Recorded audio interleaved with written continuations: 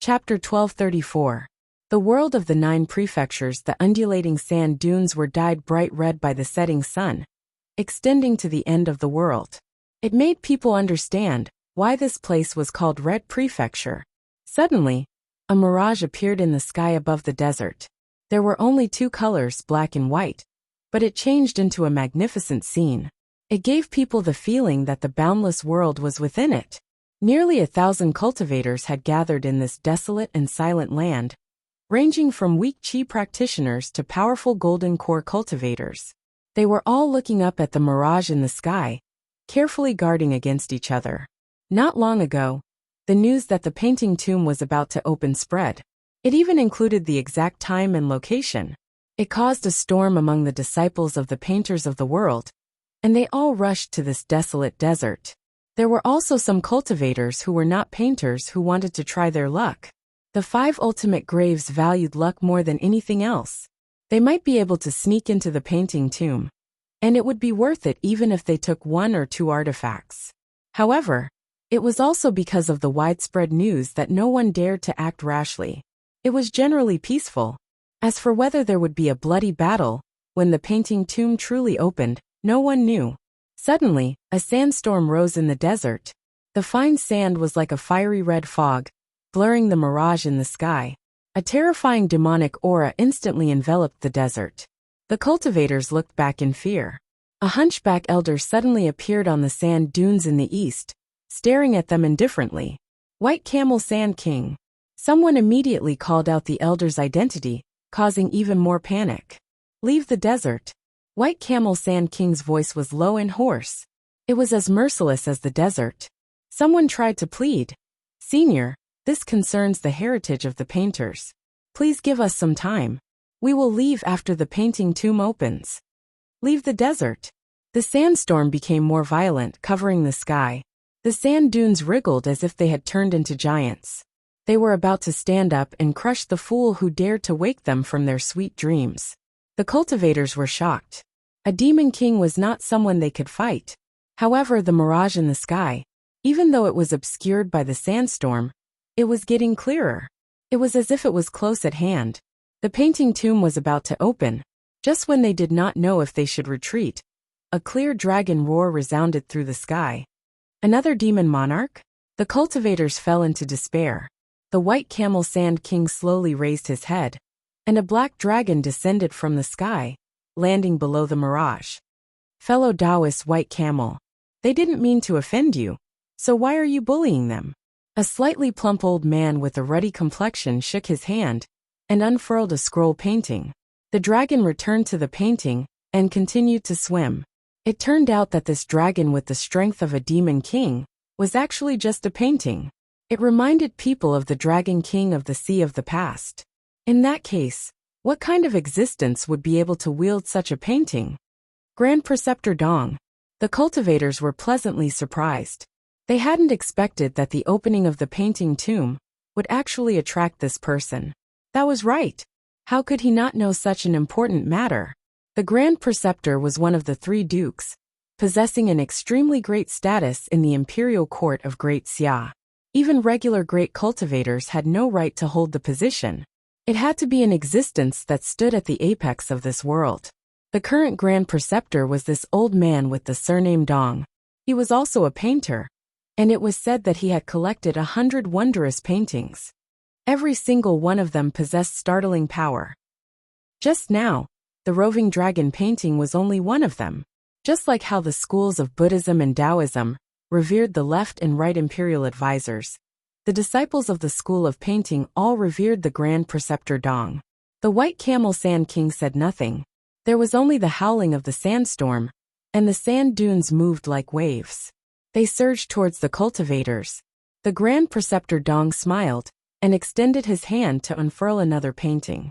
The painting was dripping with ink, and the bamboo forest was rustling, but they all bent over deeply. A gentle breeze blew through the painting, stopping the sandstorm and blowing away the sand dunes. The painting was called the Bamboo Wind Painting. It was not a painting of bamboo, but wind. The White Camel Sand King suddenly turned around and gazed into the distance. He frowned deeply, and as a result he withdrew the sandstorm and descended the sand dunes. Everyone let out a sigh of relief. They admired the Grand Preceptor Dong's methods even more. He could even force the White Camel Sand King into retreat. A few young men and women followed behind the Grand Preceptor Dong. They all gave off a noble aura, and they all praised him. Master sure is impressive, using the light breeze to suppress the sandstorm. Even the White Camel Sand King was helpless against him. All he could do was retreat. Master is a mighty Grand Preceptor. Becoming enemies with Master is becoming enemies with Great Xia. He only retreated when Master took action. The White Camel Sand King sure is stubborn, just like the rumors. As for the others, they did not even have the right to praise him. They went up and clasped their hands in thanks. The Grand Preceptor Dong stroked his beard gently and said modestly, "We've all been conferred by Great Xia, so we can be regarded as subjects of the same court. Our statuses are about the same. He's just doing me a favor." Master resides in the center of the Dragon Province. The White Camel Sand King is just a demon king. I heard he's even colluding with the rebel Banyan Tree King. How can they be mentioned in the same breath? Said an arrogant young man. He had already undergone the second heavenly tribulation, so he had the right to be arrogant. Don't speak nonsense. This is his territory after all. If you piss him off, it'll be no good for anyone. The Grand Preceptor Dong reprimanded him, but he did not stop smiling. At this moment, the mirage in the sky became clearer and clearer. It conjured mountains, rivers, people, flowers, birds, fish, and insects. It was the wondrous art of the school of painting. Even the Grand Preceptor Dong sighed in amazement when he saw it. The Five Absolutes Immortal truly was an astonishing figure. He could actually use the path of painting to such a degree. If he could enter and see what it was like, it would definitely benefit his cultivation greatly. Master, the painting tomb is about to open. What do we do with these people? The arrogant young man pointed casually. His face was filled with disdain, as if he was looking at a group of ignorant dogs. Grand Preceptor, we'll leave right now, someone said in a hurry, being sensible. The opening of the painting tomb is a grand occasion for us painters. Everyone has come from far away, so how can I just chase everyone away like this? Whether or not you can enter the painting tomb will completely depend on your luck. It doesn't depend on your status, so there's no harm in waiting a little longer. However, those who are not of the school of painting should leave. The Grand Preceptor Dong waved his hand, and nearly 100 cultivators hurriedly dispersed. The ones left behind were the disciples of the school of painting. They all praised the Grand Preceptor Dong's magnanimity, and only hoped that they could be the lucky ones to enter the painting tomb. The Grand Preceptor Dong smiled faintly. Not many people knew that this news had been spread by him in the first place.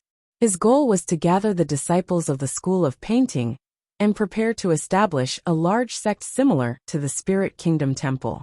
They could be the patriarch of a family and also the sect master of a sect. With the world in such turmoil, and the Great Xia dynasty on the verge of collapse, just the position of the Grand Preceptor was no longer secure enough. And when the painting tomb opened, who would be able to compete with him? In order to obtain this news from Prince Si Qing, he had sacrificed a wondrous painting. He would definitely not allow others to encroach upon it. However, that Chu Danqing who possessed the jade blood of vermilion painting had not come. Presumably, without the support of that freak Li Qingshan, he did not dare to come. As he pondered, his gaze focused. A white figure was standing on the sand dune where the White Camel Sand King had left. She wore a moon-white monk's robe that fluttered in the night wind, yet she had long hair that reached the ground. Even though her face was expressionless, she still caused others to sigh in admiration. Yet, there was a pair of terrifying eyes embedded within. If one were to say that the White Camel Sand King was like this desert, there was still vitality and hope beneath his indifferent appearance. Countless beings lived in the desert. An underground river surged beneath the sand dune, ready to transform into an oasis at any time. He had also acted as a guide countless times, giving people hope amidst the storm. Yet her eyes were empty. Not to mention this desert, even the hungry ghost realm, where only the dead existed, appeared excessively noisy in her eyes. There was too much pointless greed, resentment, and hope, and she would use great mercy to bestow great destruction. The Grand Preceptor Dong actually did not know when she had arrived. Even though he had seen her with his own eyes, he could not sense any aura. Yet he suddenly thought of a term, foe of Buddha. His expression changed greatly, and he immediately understood why the White Camel Sand King had retreated. However, he was absolutely unwilling to retreat just like that. He opened his mouth and said, "Fellow Taoist, are you?" Before he had finished speaking, her figure had vanished, and a voice that was devoid of sorrow and joy rang out beside his ear. "Yes." The Grand Preceptor Dong immediately felt that he could not move, and it was difficult for him to circulate his magic power. Yet that beautiful face was already within reach, and the white bone sword pierced straight for his chest. Chapter 1235. What a formidable foe! The Grand Tutor was both surprised and furious. He sensed death that he had not felt for many years. His blue robes suddenly swelled up, turning ice as he forcefully blocked the Buddha-slaying sword. As it turned out, the robes were a painting, depicting 1,000 years of ice and 10,000 years of frozen earth. Little and twisted her sword, shattering the ice and ripping the robes. The Grand Tutor retreated in a sorry state, greatly shocked. His frigid cloak was a defensive treasure, yet it could not even block a single strike from her. However, it managed to buy him some time. Suddenly he unfurled his arms and bellowed, "Myriad paintings!" Swish! 100 paintings unfurled together. There were mountains, rivers, people, flowers, birds, fish, and insects, as well as demons in wondrous realms. Every single painting had their own uses. It could depict powerful existences of the third heavenly tribulation, or it could conjure powerful techniques of ice, fire, and lightning. It could change and interweave into a myriad of colors. However, when 100 paintings fused together, it could form a domain of its own, encompassing everything. Just his strength alone was enough to rival several dozen great cultivators working together. The Grand Tutor definitely lived up to his reputation as the leader of the three dukes. As soon as the paintings were unfurled, there was a flash of blood-red light, and they all vanished, landing in a long blood-red banner. A spatial treasure. The Grand Tutor's face changed. Little and wielded the sword in her right hand, and the banner in her left. She remained expressionless, as if she had already expected this. A string of skull prayer beads flew out from her wrist, turning into skulls that bit at the Grand Tutor's entire body. Their sharp teeth quickly tore through his protective true chi, before tearing at his flesh. However, strangely enough, no matter how the skull demon bit, the wounds on the Grand Tutor's body would always heal quickly. Not a single drop of blood flowed out, and the samadhi flames of white bone were unable to set him alight. It was as if there was only a portrait of a fleshless puppet there. The Grand Tutor allowed the skull demon to bite him, as he stared at Little and coldly. At this moment, in the distant Dragon Province, a self-portrait of the Grand Tutor hung in the very depths of the Grand Tutor's estate. It was exactly the same figure and expression. Wherever the skull demon bit, the portrait would be damaged. This was the supreme technique of the school of painting, soul substitution. As long as the soul was not destroyed, the substitution would not die. At the same time, he was immune to many special attacks. Both the Vinaya Sect's decree and the samadhi flame of white bone were restrained. A painter's weakest link was his own body. Even if he could control many powerful scrolls, if his body was destroyed, everything would be for naught.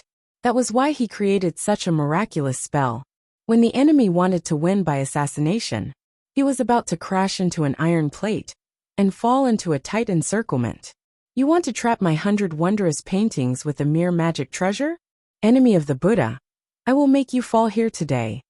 Grand Preceptor Dong activated the 100 scrolls of wondrous paintings, the Blood Sea banner surging with brilliant colors as he was about to break out. Little and abandoned the Blood Sea banner and gripped the hilt of his sword with both hands, his bare feet so white that they were almost transparent. He stepped lightly on the yellow sand, but did not leave any marks. He swung his sword again. This sword was like the horns of an antelope.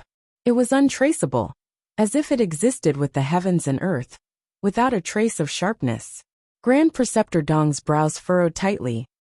This Buddha enemy's sword Tao was unimaginably strong, and he had all sorts of methods that were powerful and bizarre.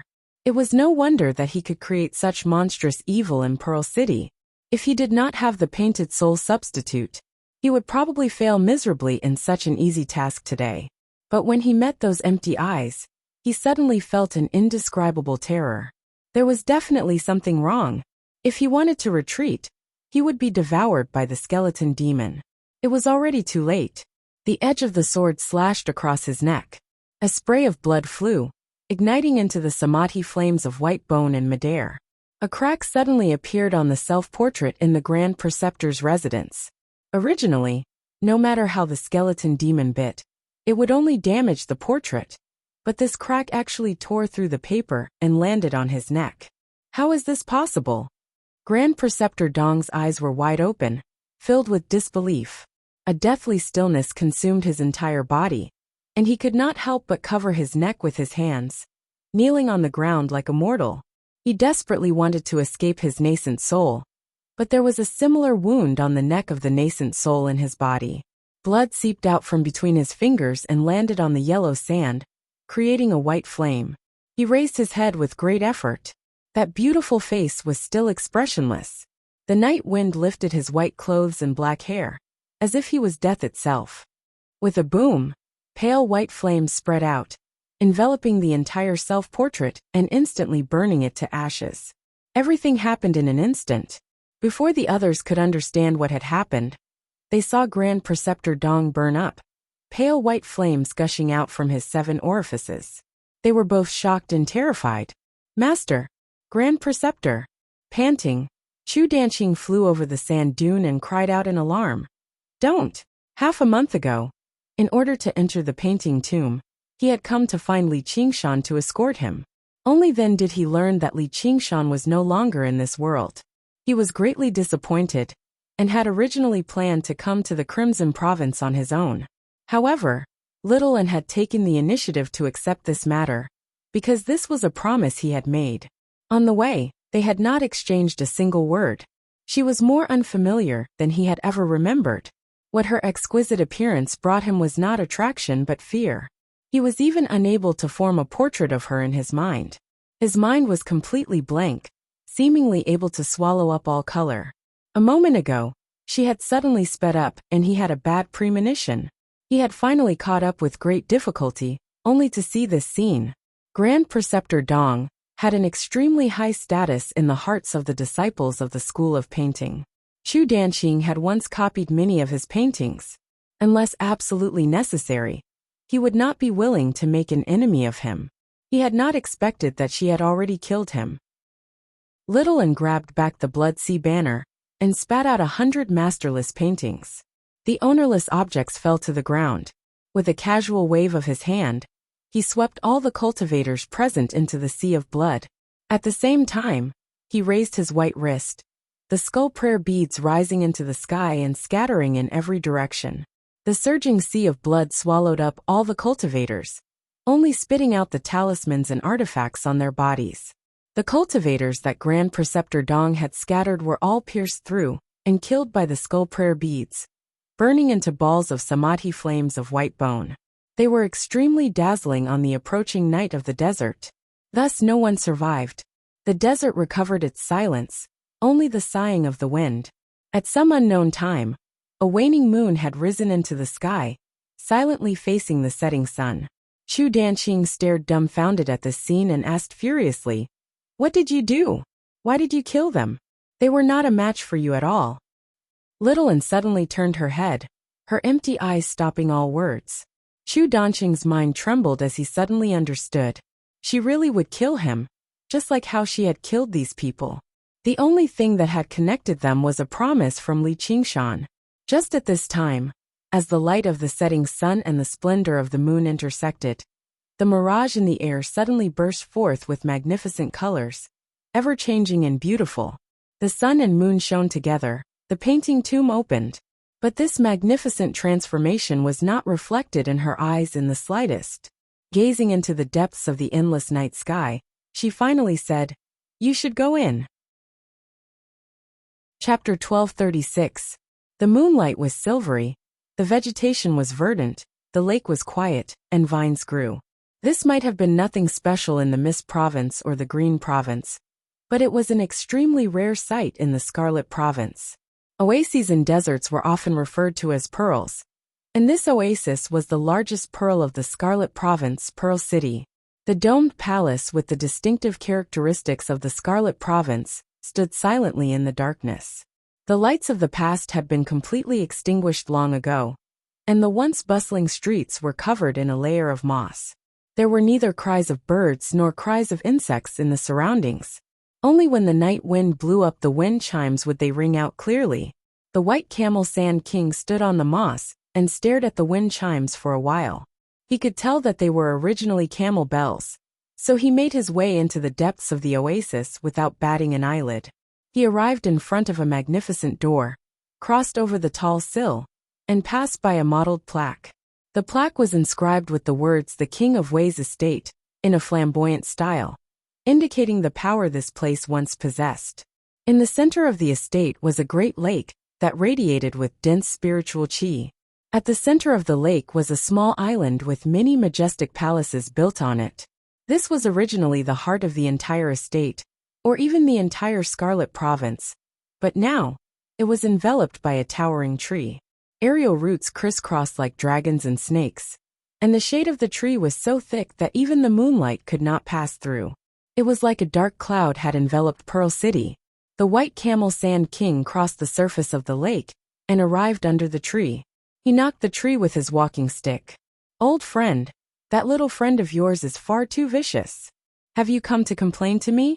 The Banyan Tree King's simple, elegant face appeared on the tree, and his gaze became even more vast and profound.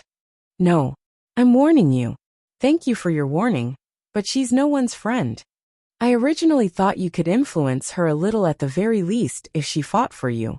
She's not fighting for me but for a promise. Apart from that person, no one can influence her. One of the 3 ministers has died here.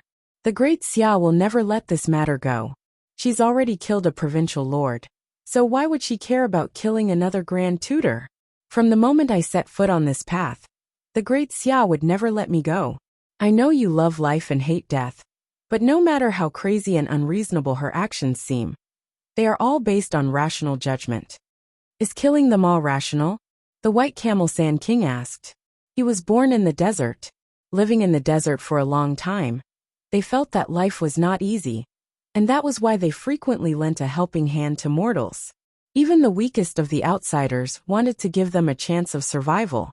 Just now in front of the painting tomb, he tried to give those cultivators blinded by greed a chance of survival. Tell them not to face her. However, he was disturbed by Grand Preceptor Dong's attack. Moreover, he did not want to face her, so he could only retreat. How could he be forced to retreat by a painting of Grand Preceptor Dong? However, the result was worse than expected. She did not even spare those who had left the painting tomb. "You think that Grand Preceptor Dong should retreat?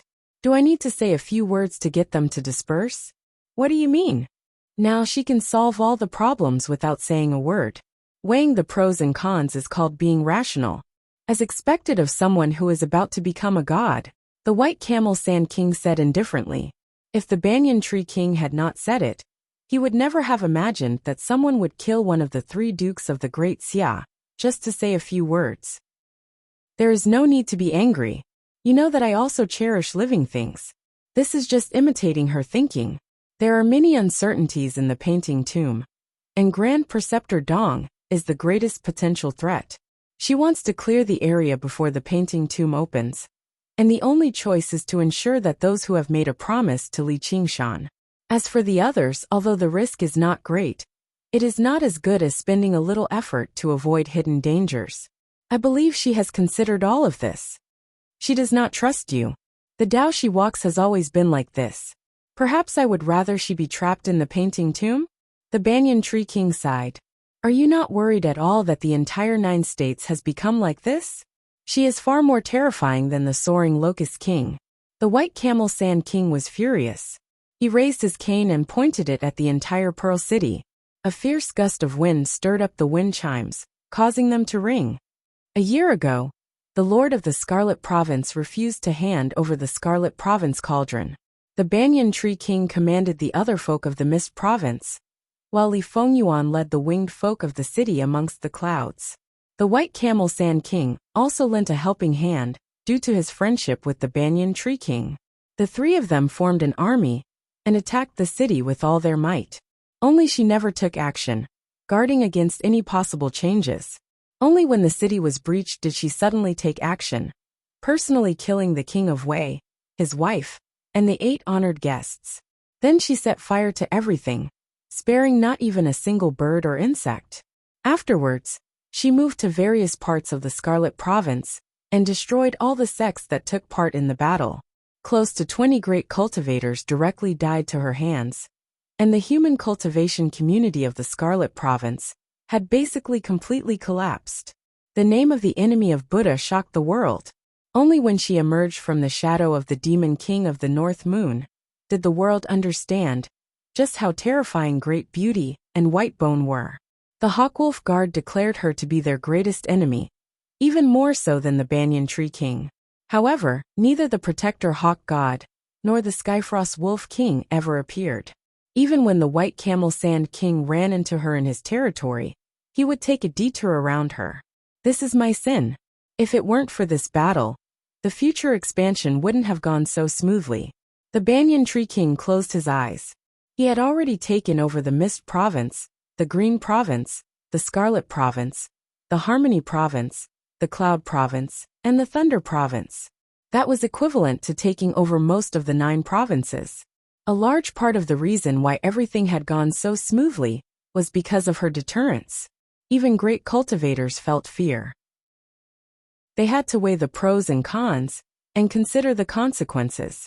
Afterwards, the various estates all accepted the Banyan Tree King's conditions and gave up the 9 cauldrons. None of the guests were willing to fight her. When he opened his eyes again, his face was already filled with worry. I've never been so worried. No one understands her terror better than me. She helped me take the 9 cauldrons for a promise, as well as to borrow my power to suppress the hungry ghost realm. I don't even dare to disappoint her, or she'll come up with something herself. The White Camel Sand King's heart shivered. He was unable to imagine what the outcome would be, but he understood one thing very well. The greatest threat to this world was neither the invasion of the demon domain, nor the devouring of the hungry ghost realm, but her. You should feel fortunate that she hasn't slaughtered just for the sake of power. I hope Qingshan can return soon. The Banyan Tree King sighed from the bottom of his heart. Before Chu Danqing could say anything else, he was sucked into the painting tomb. Little and followed closely behind, but the painting tomb closed before her. She grabbed the forsaken immortal sword with a flip of her hand and cut through it. She sensed something and glanced in the direction of Pearl City. Chapter 1237. Igniting 30% of the living beings in this world would basically be enough to suppress the ghost tower. This was the result of her calculations.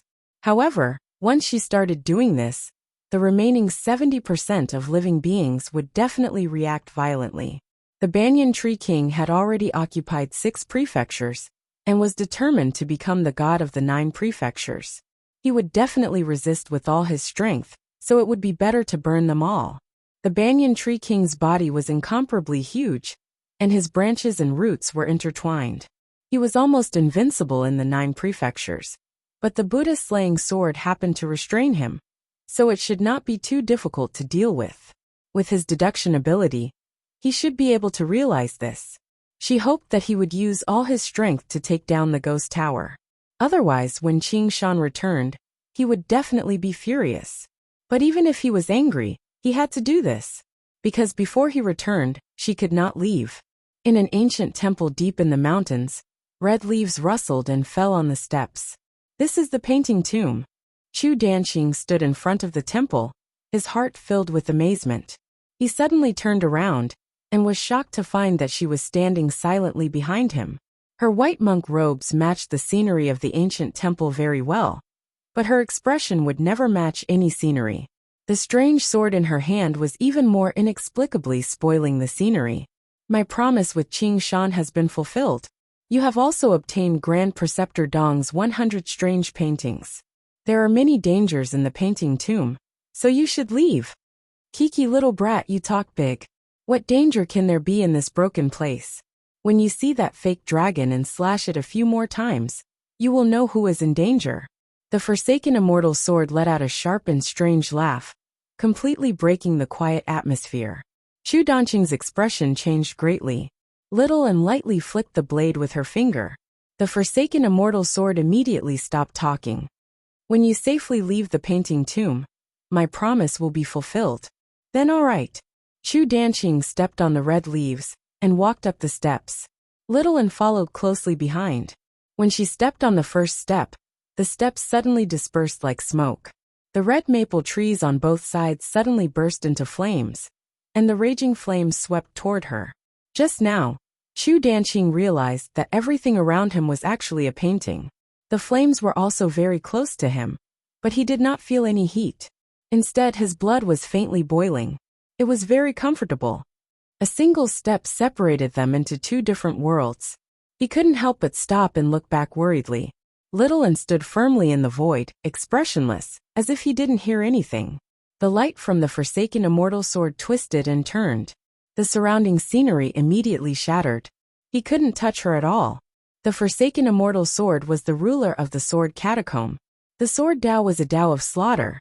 Regardless of whether it was destructive power or lethality, it was far from what the painting tomb could compare to. I don't need your protection. I beg you, little, and get out. Chu Danqing's face was full of bitterness as he cupped his hands and bowed. It was to protect the painting tomb.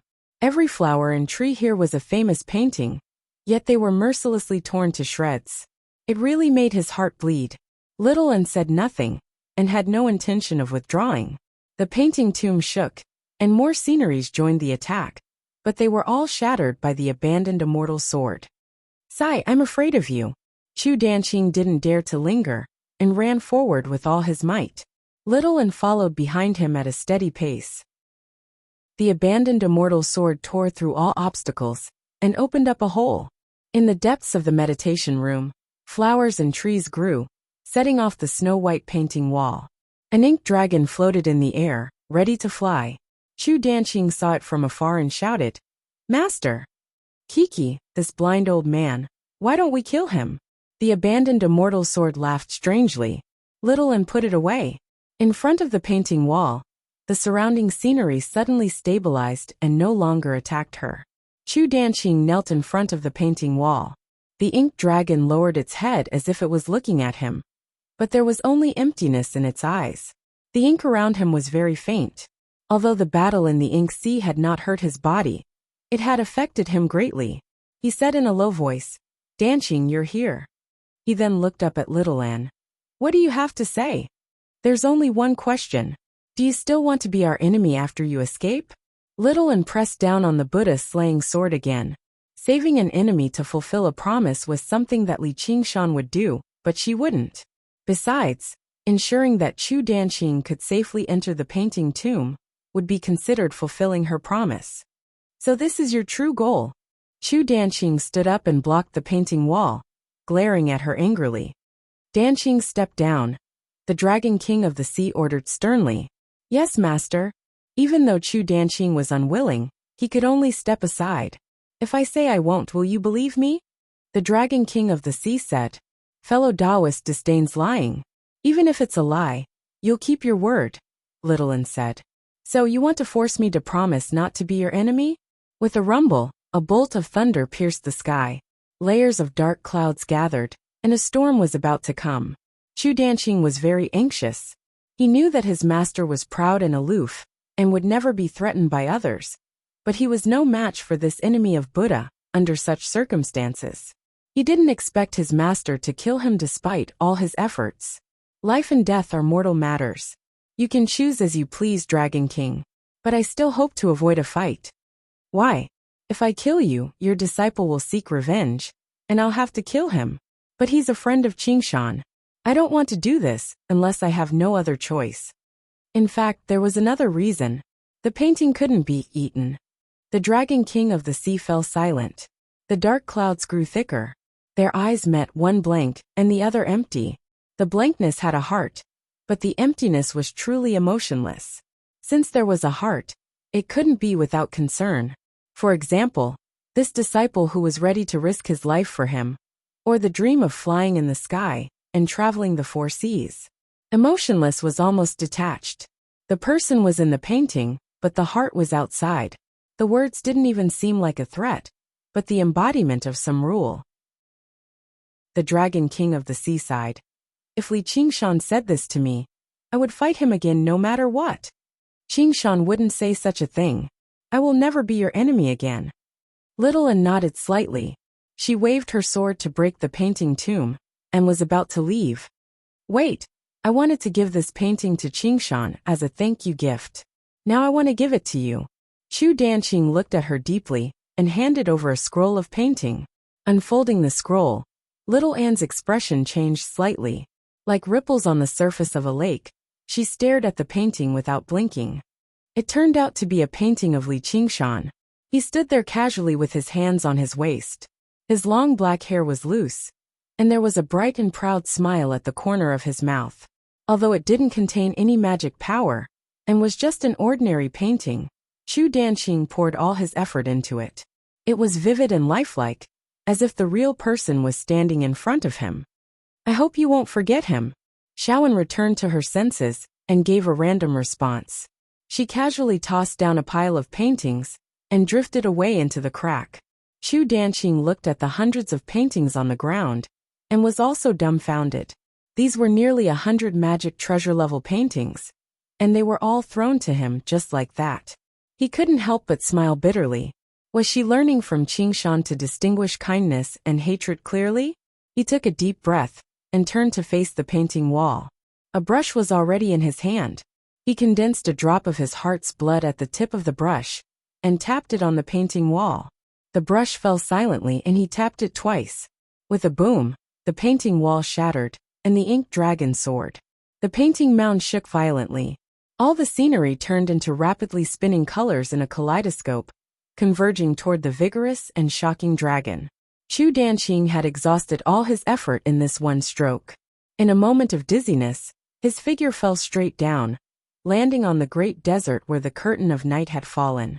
In the ever-changing mirage, the shadow of a dragon shuttled back and forth. Each time it shuttled, it grew larger. At first, the body could still be seen, but later, only scales and claws could be seen. Finally, a huge dragon's head poked out, followed closely by a slender body. It seemed to be soaked in the brilliance of the mirage. In the inky darkness, there were changing colors and more texture. A dragon's roar resounded through the desert. The ink dragon soared into the sky. The painting mound no longer existed, merging with him. The fake thing trapped in the painting could finally roam the world like a real dragon. The stone door of Qing Zhao's abode opened. A ray of moonlight shone into the hollow and dark belly of the mountain, outlining her figure. The abode that she had carefully opened back then seemed so simple and crude. She floated down and unfurled the painting again. Her hand gently brushed past the painting. Even with the profoundness of white bone and great beauty, there was still an aspect that could not be understood. It made one frown involuntarily, and tears welled up in their eyes. The moonlight shone, and clear tears fell like rain. Chapter 1238. Little Anne. Li Qingshan mumbled to himself as he woke up from his dream. The night sky was boundless, and the stars were vast. He couldn't help but press his chest. There seemed to be a hole there, making him feel very empty. Although he was already the ruler of the world, and had everything a man wanted: power, women, wealth, and so on, he even had a long enough lifespan for him to slowly enjoy all of it. But he often felt as if he had just been reborn. He was so lonely and had nothing. When he was fighting for the world, he could finally be distracted and temporarily forget his current situation. Now that the world was unified and peaceful for many years, there was no longer any opponent. Even his greatest enemy, Heaven's will, seemed to have given up. Gu Yinying told him that it was because he became the son of heaven. Li Qingshan's reply at that time was, "I don't have such a stupid father." A more accurate explanation was that as the ruler of the world, he ruled over all living beings in this world. Everyone in the world was his supporter, and he received the blessings of all living beings. Even the will of heaven could not punish everyone. He didn't want to continue sleeping, So he got up and paced around the room.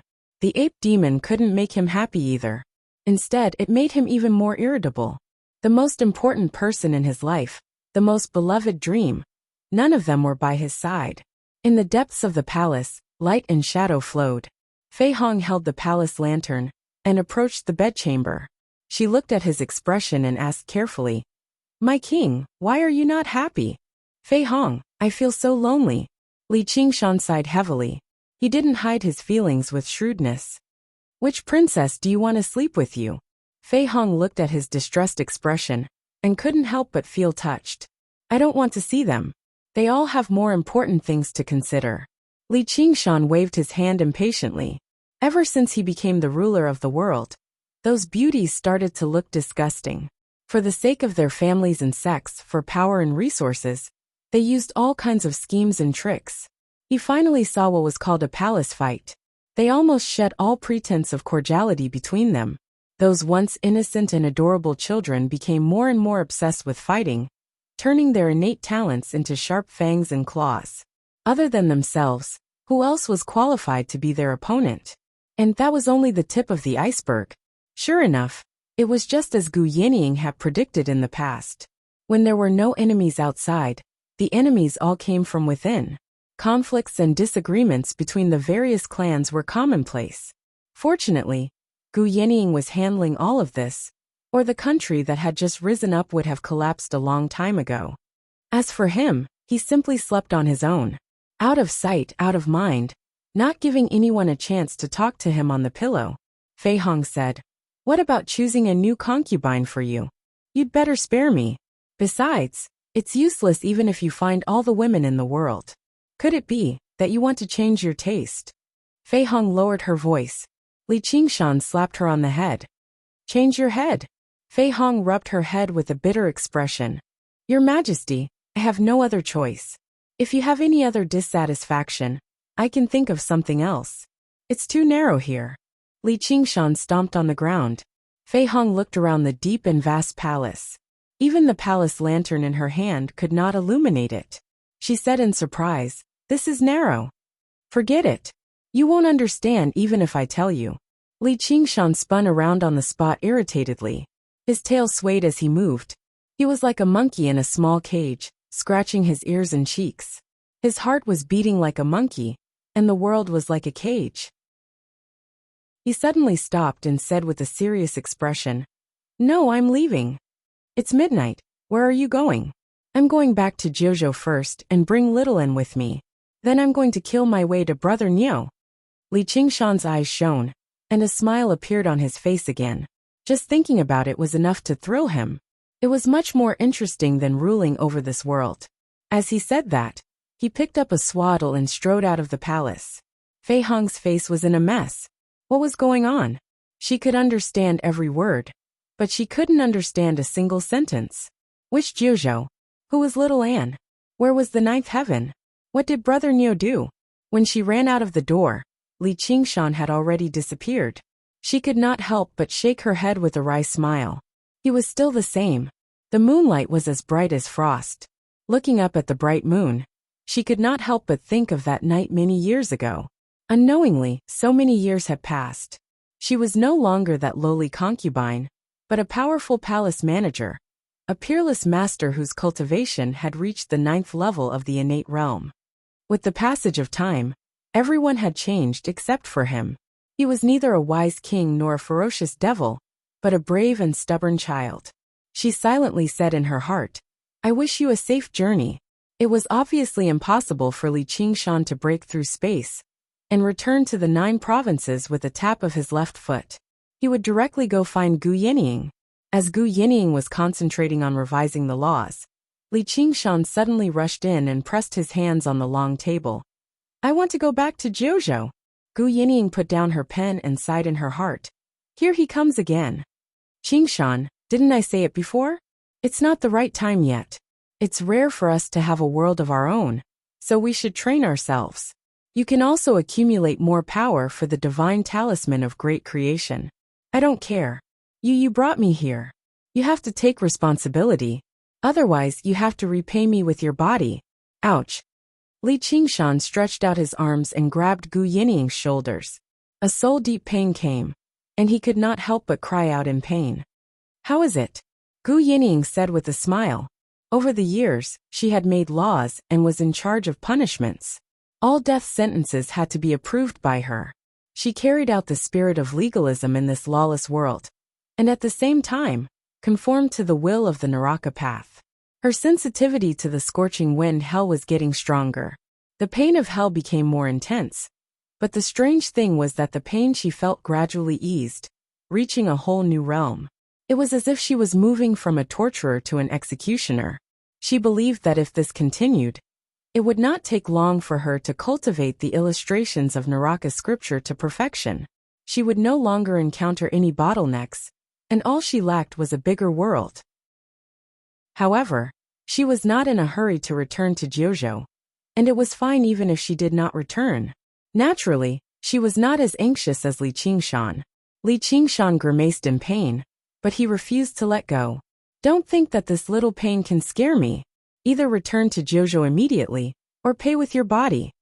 Gu Yining stood up, opened her arms, and asked with a smile. If I agree, are you willing to wait until the time is right? I don't want to. Li Qingshan answered without any hesitation. As expected, Gu Yining shrugged.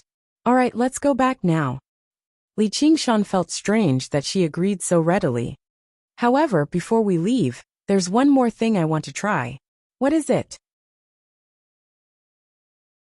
Chapter 1239. Become a god? So that's what you're planning. But how are you going to become a deity? This world can't even condense the mountain river divine seal. So how are you going to comprehend the laws of heaven and earth? And even if there is a way, once you become a god, you will have to merge with the world. Wouldn't you be trapped here forever? Li Qingshan frowned, not knowing what she was planning. You have the divine talisman of great creation, which can create all kinds of things. Can't you create a substitute? Even though it will consume some power of will. This is a complete set of the laws of heaven and earth of this world. It's definitely worth a try. Li Qingshan could not help but nod. Even the Banyan Tree King was unable to fully comprehend the laws of heaven and earth of the entire 9 provinces. This was indeed a rare opportunity. Gu Yining smiled. As for the divine seal of mountains and rivers, don't you have it? You mean the Frost Prefecture Cauldron? After pondering for a moment, Li Qingshan realized that the Frost Prefecture Cauldron he had obtained from the Skyfrost Wolf King was forged from the divine seal of mountains and rivers. Before he could hand it over to the Banyan Tree King, it had been tossed into this world. Exactly. That's the 9 prefectures' divine seal of mountain and river. What does it have to do with this world? Even though there are differences in size between worlds, there are still similarities. The vastness of Shuang Province is far beyond this world. How would we know if we don't try? The Frost Prefecture Cauldron has promised to be handed over to the Banyan Tree King. If we can have a complete set of the world's laws as a reference, I believe that the Tree King will be willing to pay this price. All right. Li Qingshan was also persuaded. It had been a long time since he had encountered such an interesting situation. He immediately activated the divine talisman of great creation and forcefully opened the Sumeru ring. He took out a small cauldron. The mountain, river, and grassland of Shuang Province were depicted on it, as if it was enveloped in a layer of frost. It was the Frost Prefecture Cauldron. The cauldron emitted a myriad of light rays and began to expand rapidly. Wait, put it back. Gu Yining tried to stop him, but it was too late. Try putting it back. Li Qingshan couldn't hold the cauldron even if he tried, so he threw it to the ground. A loud bang shook the entire palace. What happened? Fei Hong frowned. He hurried over, only to see a huge cauldron crashing into the palace. And it was still growing. Outside the palace, Gu Yining looked helpless while Li Qingshan said excitedly, "Big, big, big." The cauldron broke through 100 palaces, and the sound of houses collapsing and collapsing could be heard. When the cauldron finally stopped growing bigger, it could be seen from every corner of the city. It was like a mountain peak. The mouth of the cauldron continuously spewed out rainbow-colored sparks. Streaks of sparks soared into the sky, stirring up halos of light before slowly dissipating. It was like a gorgeous firework, dyeing the sky colorful. So beautiful. Li Qingshan shaded his eyes with his hand and exclaimed in admiration. Guild leader, what's going on? After a moment of consideration, Fei Hong still decided to ask Gu Yinying. After all these years of experience, she was much more reliable than him most of the time. Fei Hong, evacuate everyone in the palace. Take my seal, and order the imperial guards to maintain order in the city and prevent any disturbances. Yes. A moment later, dark clouds suddenly gathered in the sky and turned into a huge whirlpool. Under the illumination of the rainbow-colored light, it looked like a kaleidoscope, faintly showing all kinds of scenery. Rumble, rumble, rumble. Lightning flashed and thunder roared. It struck the mountain-like Shuangzhou cauldron, as if it was about to shatter. Gu Yinying's expression changed. Qingshan, quickly create a substitute. This world is digesting the Shuangzhou cauldron. Digesting? In the past, Li Qingshan had also tried to take out pills and treasures from his Sumeru ring, but they were all suppressed by this world. He didn't expect the Shuangzhou cauldron to have such a big reaction. It seemed like Gu Yinying was right. There was some kind of connection between the worlds. The spirit qi of other worlds would be strongly rejected by this world. However, the divine seal of mountain and river, which had condensed the laws of heaven and earth, was like a glutton encountering a delicious meal. It immediately swallowed and melted, becoming a part of this world. What kind of substitute do you think can block the lightning? Li Qingshan pointed upwards, and the huge cauldron was filled with exploding thunderbolts. Millions of electric arcs shot out, and any one of them could kill a Xiantian realm expert. Due to the restrictions of the laws of heaven and earth, the strongest substitute he could create was only at the Xiantian realm 10th stage. It was simply a fool's dream to want to enter the cauldron safely. The cauldron was filled with thunderbolts and turned into a real pool of thunder. Not to mention the substitute, even the real body couldn't withstand it. If this world was so serious about them when they descended, they would have died decades ago. Now, it seemed like they were two little bugs that landed on a fat man who was sleeping soundly. Although the fat man would subconsciously wave them around, he eventually got used to it and simply went back to sleep. After all, although the little bugs were annoying, they didn't bring any harm or benefit to this world. When the Shuangzhou cauldron appeared, it immediately seemed like it was going to wake up. I miscalculated. I have never tried this kind of thing. Then we can only wait for this world to digest the Shuangzhou cauldron, and then we can slowly go to the world to collect it. Gu Yinying sighed. It was not a simple matter to extract and condense the divine seal from the mountains and rivers. Although this world wasn't big, it still had thousands of mountains and rivers. Moreover, it was still unknown whether they could successfully condense the divine seal. Li Qingshan, who was anxious to return to the 9 prefectures, was probably going to go crazy. Women, oh women, they are usually smarter than the other, but when it comes to the crucial moment, they are unreliable. Li Qingshan shook his head, and his face showed a look of exasperation. Fei Hong rushed back to report, and his mouth twitched as he listened. If it wasn't for guild leader Gu, how could you be so lazy and content all these years? Gu Yinying was too lazy to argue with him, and asked in surprise, You still have a way? Ha, I have a way. Li Qingshan closed his eyes and opened them again. The smile on his face had disappeared, and his eyes glowed with a faint blue light. It was as tranquil as the deep sea, and he said softly, Flower in the mirror, moon in the water. Even though he was confined by the laws of this world, the divine talisman of great creation could help him break the confinement and activate his supernatural power. In Fei Hong's surprised eyes, a phantom emerged from Li Qingshan's body and gradually became clear. It was facing him, and it had the same appearance and expression, just like looking into a mirror. It was the mirror doppelganger that he hadn't used for many years. Gu Yinying said, the doppelganger technique. You do have this move, but your doppelganger seems to be too weak. You might as well use a substitute. Li Qingshan and the mirror doppelganger turned their heads at the same time and smiled at her. You will know when you see it. The mirror doppelganger immediately rushed to the big cauldron, and it was immediately struck by several thunderbolts, but it was blocked by a rainbow light. Divine talisman of great creation. Gu Yinying's eyes narrowed, and she immediately understood. The mirror doppelganger was almost equivalent to an extension of Li Qingshan's body, so it could naturally activate the divine talisman of great creation to protect itself. The willpower he had accumulated over the years was as deep as the sea, and even if it was struck by lightning, it would not be easy to break this barrier. The mirror doppelganger finally climbed to the top of the big cauldron and jumped into the pool of thunder. Aren't you afraid of not succeeding and losing the divine talisman of great creation for nothing? Gain and lose, there is no need to worry about it. But this is all your wicked idea, and prepare to pay with your body. Chapter 1240. Li Qingshan no longer spoke. He closed his eyes and focused on controlling the mirror image clone. Greetings, my king. Greetings, guild leader. What's going on? Figures gathered from all directions as they stared at the mountain-like cauldron in astonishment. No need to say more, just watch. Gu Yinying waved her hand, and everyone stood solemnly behind them. As they listened to the rumbling thunder, they shivered. They couldn't help but look at Li Qingshan's back. Was he the one who triggered this heavenly might? The Frost Prefecture cauldron was extremely sturdy and was not restricted by the laws of heaven and earth. It stood firmly under the bombardment of the thunder. The earth shook violently.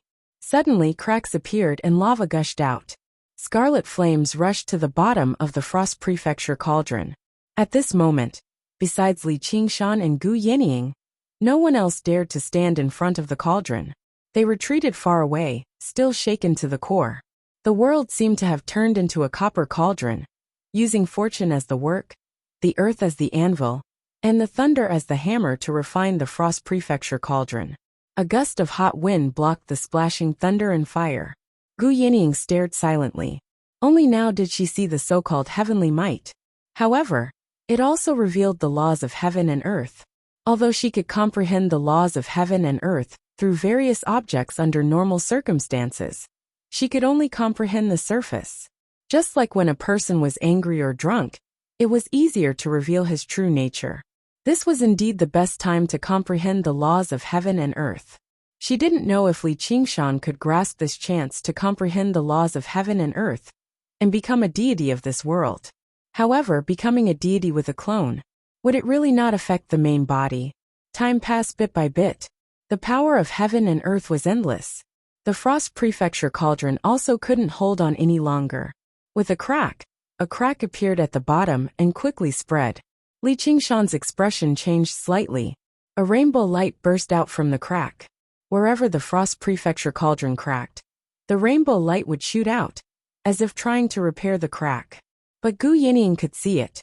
He was fighting against time with this world, to refine the Frost Prefecture cauldron first. Finally, the Frost Province cauldron was covered in cracks. Millions of rainbow-colored lights shot out from within and dyed the entire cauldron red. Time seemed to stop for a moment, and then there was a loud bang. The huge cauldron exploded into pieces and ring-shaped shockwaves swept out for thousands of miles.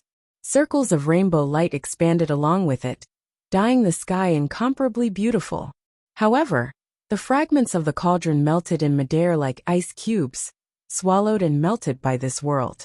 The sky began to brighten, and the heavenly thunder and earthly fire gradually subsided.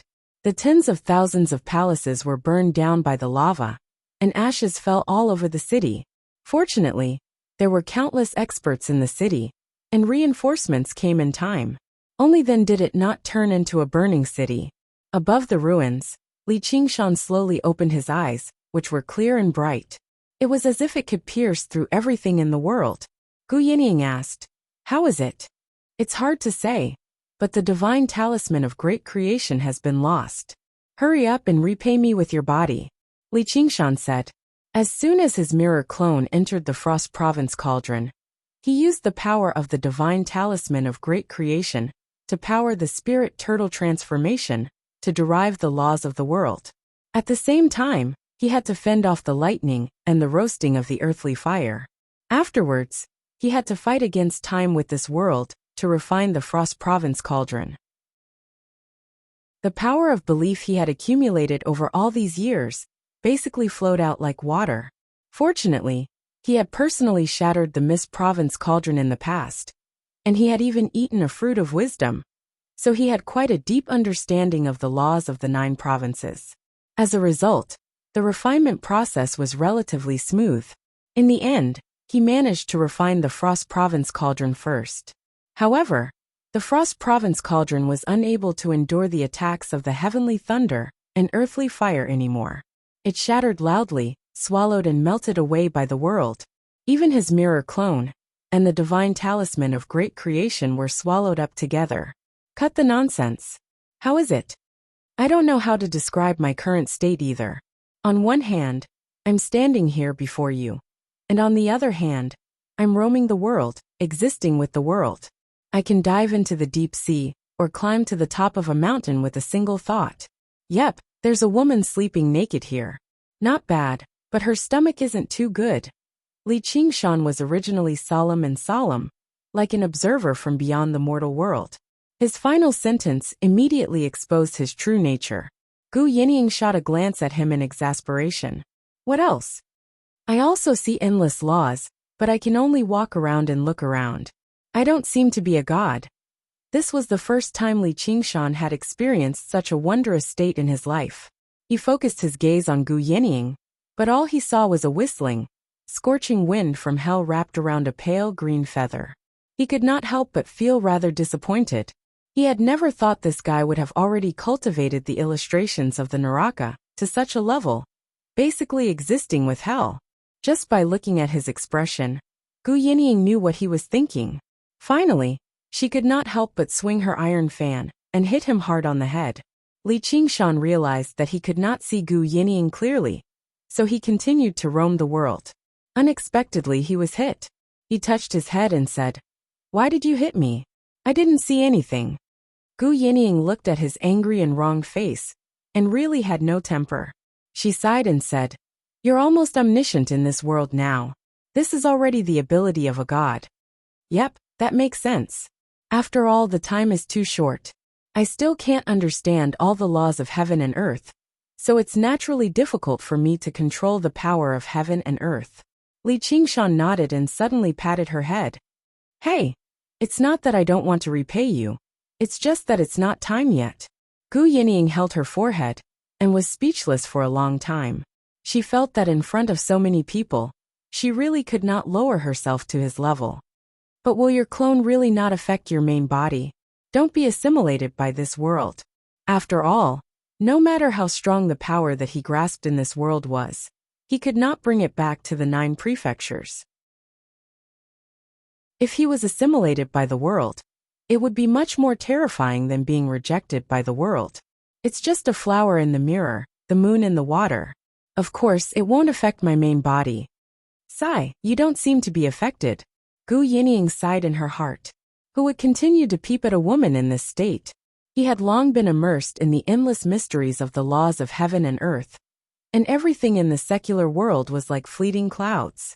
She really admired his temperament. How could he be so stubborn? But you don't know, this is really very interesting. It's like playing a game. Li Qingshan thought of the sandbox games in his previous life. However, the largest of those games was only a city, and the degree of realism was also very limited. This was an entire world. It was so detailed that every grain of sand and every grain of dust was detailed. I've never heard of such a game, but your magical power is really mysterious. Gu Yinying praised. Is that so? Li Qingshan was slightly surprised. Apart from being able to conceal his identity in the beginning, Moon's reflection actually became less and less useful to him later on. As his identity was exposed, the enemies he faced became stronger and stronger. His doppelganger could only be used as a shield. He really felt that it was of little value. This was because he lacked understanding. In fact, the doppelganger technique was not a particularly advanced spell. There were even some chi practitioners who were able to use them, but they could only be used in battle. There was a limit to how far they could go, making them more like puppets. Only extremely powerful cultivators. Only then would there be a true doppelganger that could replace the main body and travel the world. However, such a doppelganger would definitely affect the main body. and there was a risk that the will of the main body and the doppelganger would not be in sync. It could even create a will that would separate from the main body, and that would be a huge loss. His mirror avatar, on the other hand, was almost an extension of his body, so there was no problem of coordinating his will. Instead, it had a strange self-protection mechanism to prevent the main body from being affected by the doppelganger. No matter how much the shadow was distorted by the mirror and water, the flower and moon would remain unaffected. If his true body became a deity, his mind would definitely be greatly affected. How could the vastness of the world not have an impact on a person's mind? This was a talent passed down in the bloodline of the spirit turtle race. When the spirit turtle hid in the deep sea and controlled the doppelganger to travel, if the doppelganger casually separated from the main body, or if someone injured the main body through the doppelganger, then what was the point of the doppelganger? What was the point of having a doppelganger? How could he not nip such a risk in the bud? Only by creating such a mirror avatar. Only then could he ensure that he was always in the safest position. If Li Qingshan knew about this, he would definitely sigh. The spirit turtle really was a natural-born shut-in. This water mirror was basically like a computer screen, forming a barrier that completely isolated the world. Everyone gathered again and asked what was going on. A young man stepped out from the crowd. His back was slightly protruding, and his figure was broad. His face was extremely handsome, and he bore some resemblance to Li Qingshan. He clasped his hands and said, "Father, Mother invites you to the Xuanqi temple." "What is it?" As Li Qingshan asked, he already saw Yang Miaozhen in the Xuanqi temple. He already understood the answer. Someone was finally leaving him. As the world changed, people's hearts changed. He was not the only one who could abandon others. Suddenly, Yang Miaozhen's heart skipped a beat. She stood up and looked around. How sharp. Is it because she's about to ascend? Li Qingshan praised inside. Among the girls, Yang Miaozhen was undeniably the best in terms of talent, comprehension, and willpower. She had been focused on cultivation all these years, without a single day of rest. She did not care about the struggles of the world at all. Even Hu Xian, who did not have a family or sect to hold her back, felt jealous. Only she had always been very indifferent. However, it was precisely because of this indifference that they had gradually drifted apart. Even when Li Qingshan summoned her, she often refused. She had reached the 10th level of qi refining, the highest realm, and was only a step away from ascending. The change in the sky last night had given her quite a bit of inspiration. She had glimpsed a trace of the laws of heaven and earth. She was about to ascend, so she ordered her son to invite Li Qingshan. The Black Tortoise city of the past, the Zhongdu city of today, was not far from the Xuanqi temple. Li Qingshan did not make her wait long. The sky had just brightened when he stood in front of her. He said with a smile, "Congratulations, congratulations. You really haven't changed at all, but I've aged a lot." Yang Miaozhen gazed at the man in front of her. He did not seem to have changed at all from many years ago. Not only his appearance, but even his mood was the same. However, her heart already felt many vicissitudes of life. Li Qingshan also said, "And you've aged a lot." In reality, her appearance had not changed much. Due to the effects of the Ewood vitality art, there was not a single wrinkle on her face, and there was not a single strand of white hair on her head. Her figure was still as tall and slender as before. However, she was still old. After all, she was only a mortal, and did not have a powerful bloodline. This world did not have that many elixirs that could extend one's lifespan. Once one aged to a certain extent, that was death. Even if her appearance was still that of a young girl, death was still death. Chapter 1241. Li Qingshan still had a faint smile on his face. Even though he was a little sad, he did not feel sad. The ape demon fishing for the moon was destined to be an illusion. Why should he be sad for the moment when the moonlight flowed into his palm? "We are husband and wife. Don't you have anything to say to me?" Yang Miaozhen could not help but ask.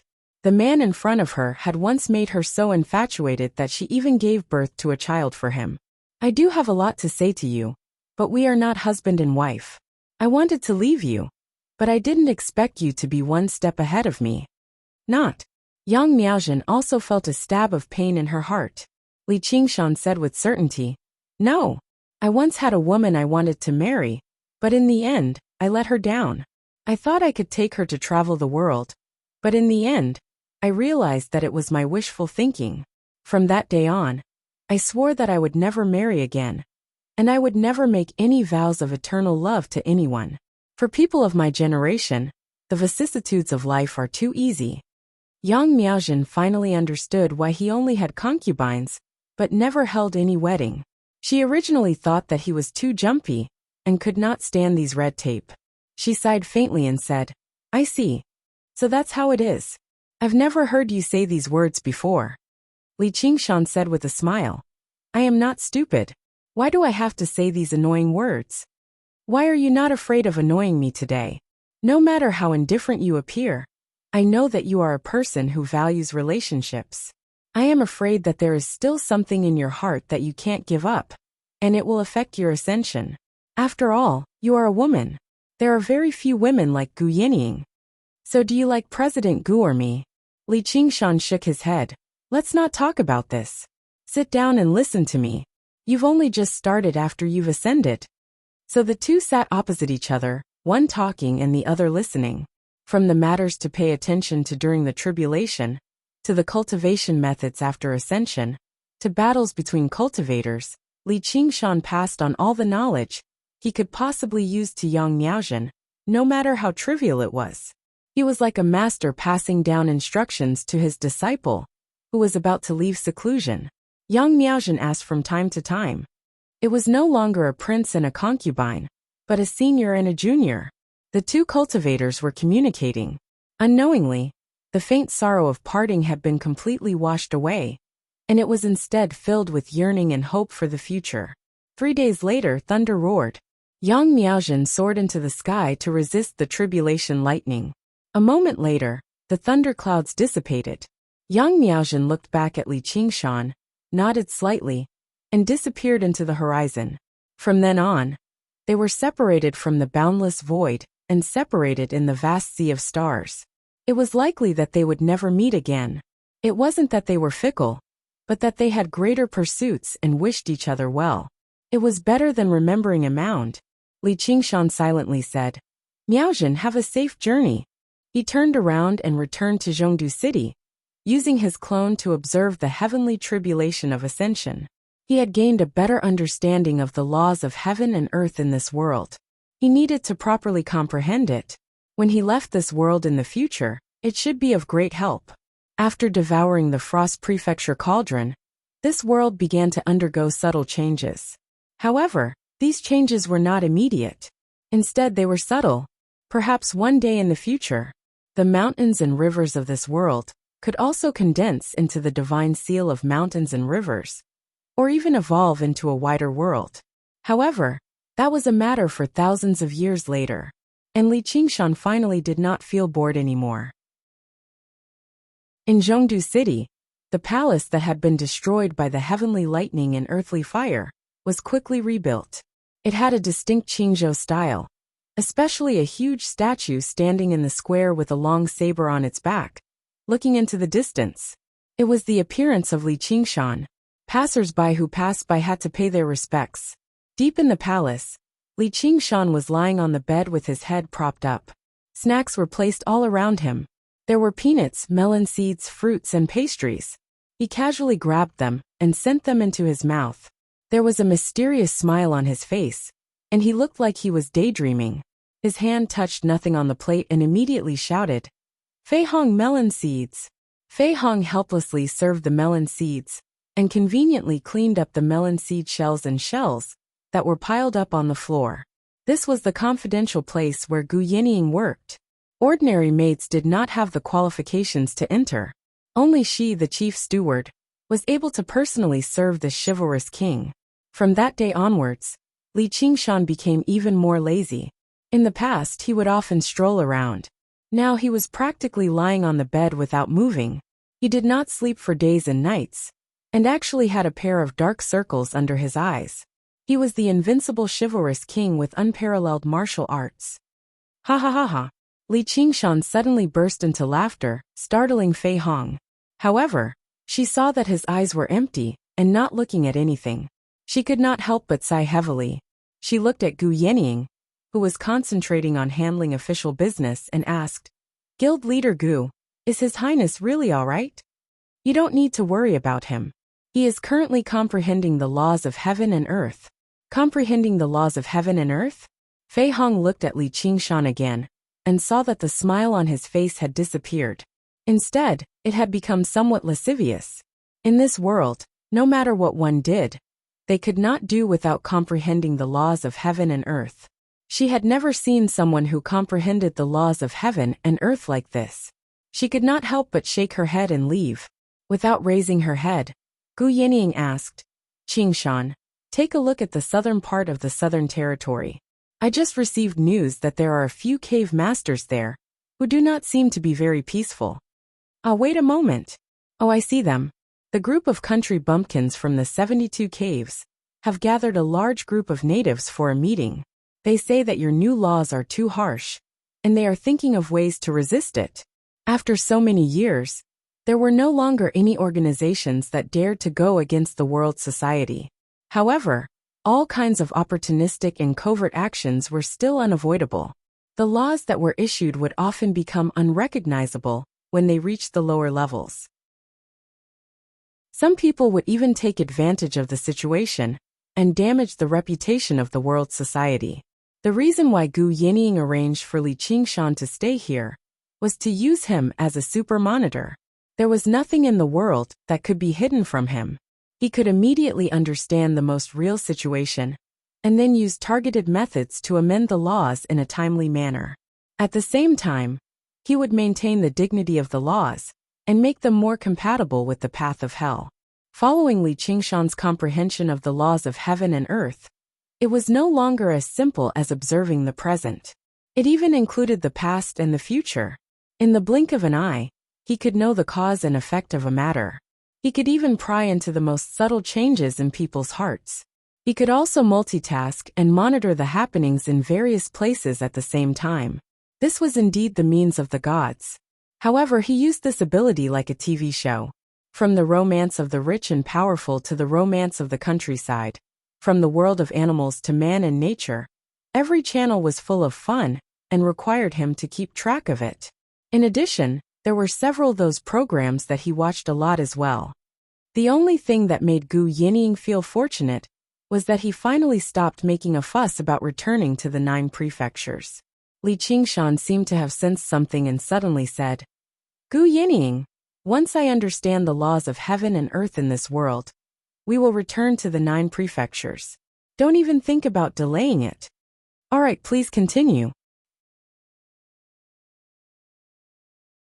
Chapter 1242. Spring rain, summer thunder, autumn wind, winter snow. The 4 seasons changed. Amidst the tribulation lightning, Li Qingshan saw off his old friends one by one. He asked the infant Rahu and Xiaoming, "Where do you think they'll ascend to?"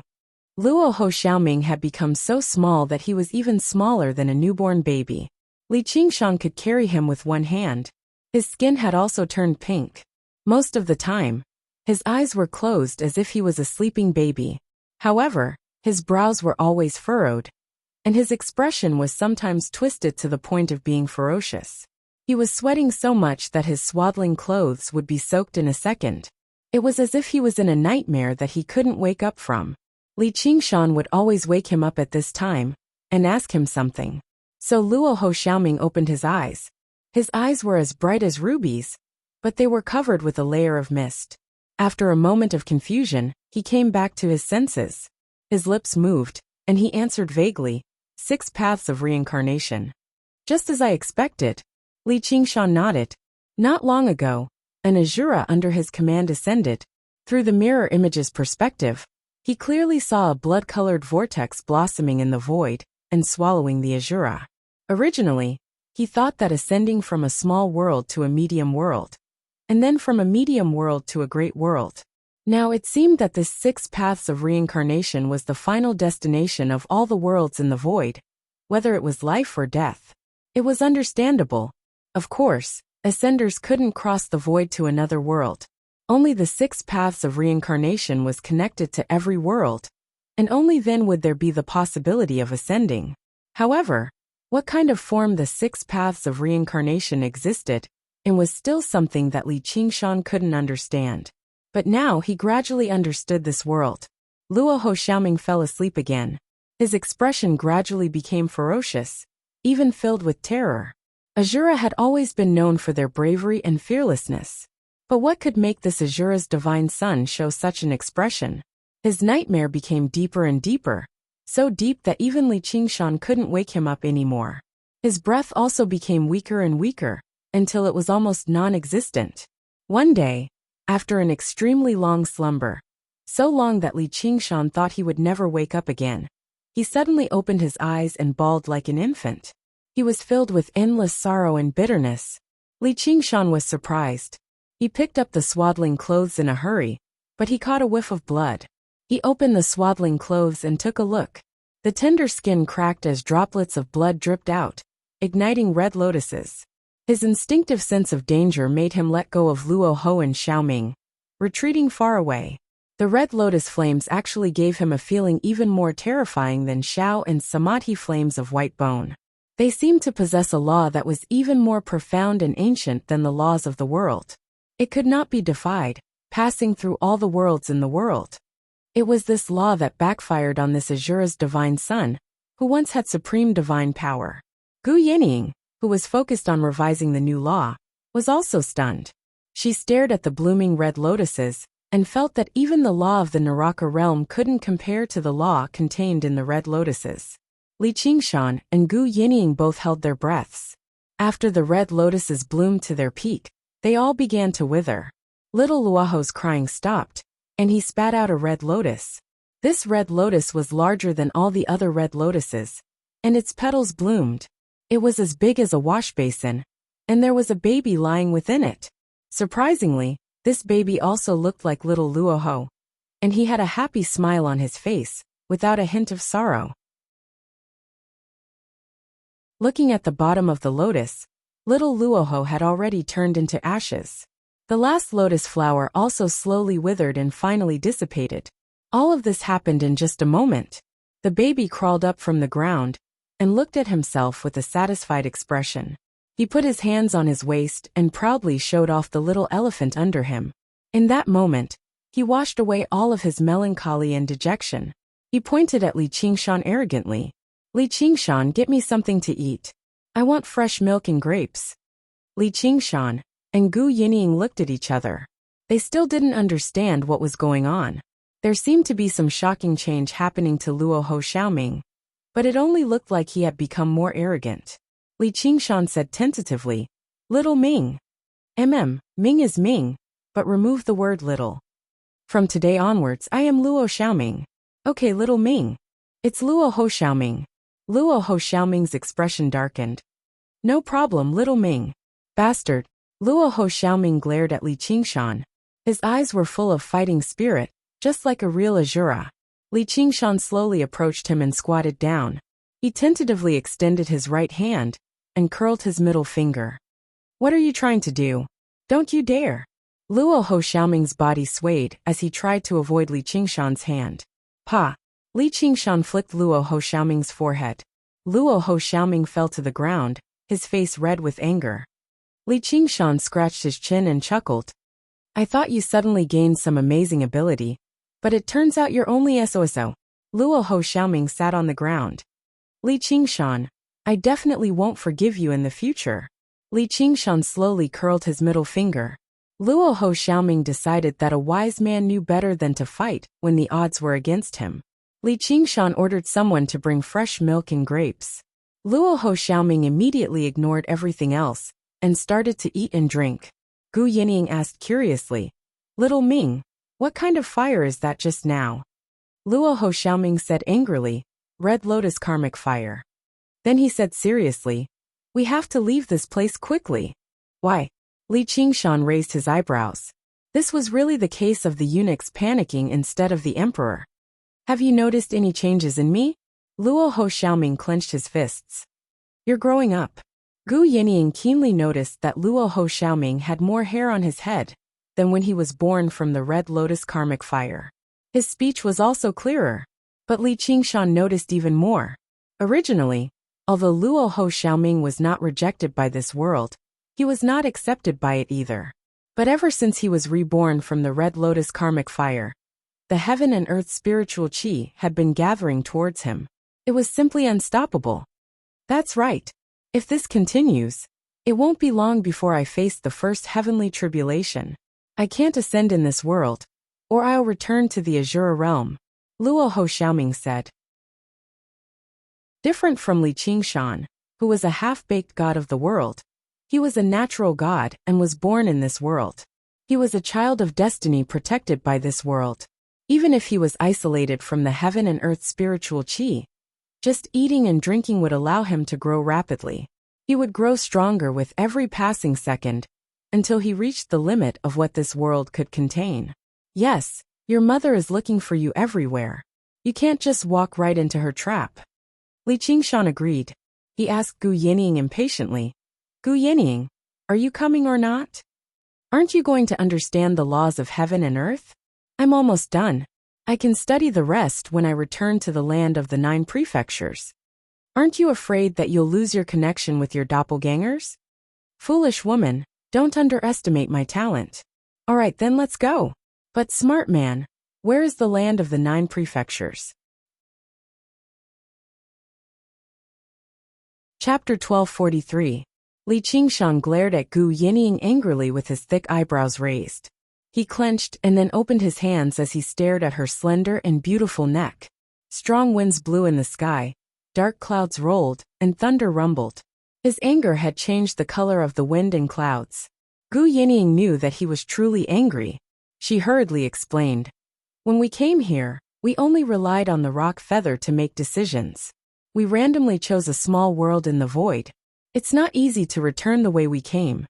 Then why don't you let the Kunpeng's feather make the decision again? Li Qingshan barked. Thunder suddenly boomed outside the room. Gu Yinying smiled bitterly. Although the rock feather is a spiritual object, it doesn't have any intelligence. Now that I've inherited part of its inheritance, it can't make decisions on its own. So, you've been fooling me all this time. No wonder you've been delaying your return. Gu Yinying. Oh, Gu Yinying, I've trusted you all this time. How dare you treat me like this? Li Qingshan took a step forward. His fangs were protruding, and his face was full of ferocity. The thunder rumbled, and the lightning flickered on his face. A few tiger stripes were faintly discernible. It was obvious that he really wanted to kill her. Gu Yinying sighed in her heart. She knew that if she didn't deal with this properly, her life might be in danger. No matter how casual he seemed to be, there was a fierce tiger in his heart. If he was really angered, he would not be soft-hearted. By then, paying with my body would no longer be a joke. She would really have to pay with her body. If she passed through the void and overcame all the hardships, it would be a great tragedy if she died in his hands in the end. Qingshan, I only found out about it not long ago. I didn't mean to deceive you. I originally wanted to wait for you to become a true god of the world. Then, I might be able to completely inherit the rock's inheritance and find the way back. Hey, he can wait, but I can't. Luo Ho Xiaoming knew the origin of that feather.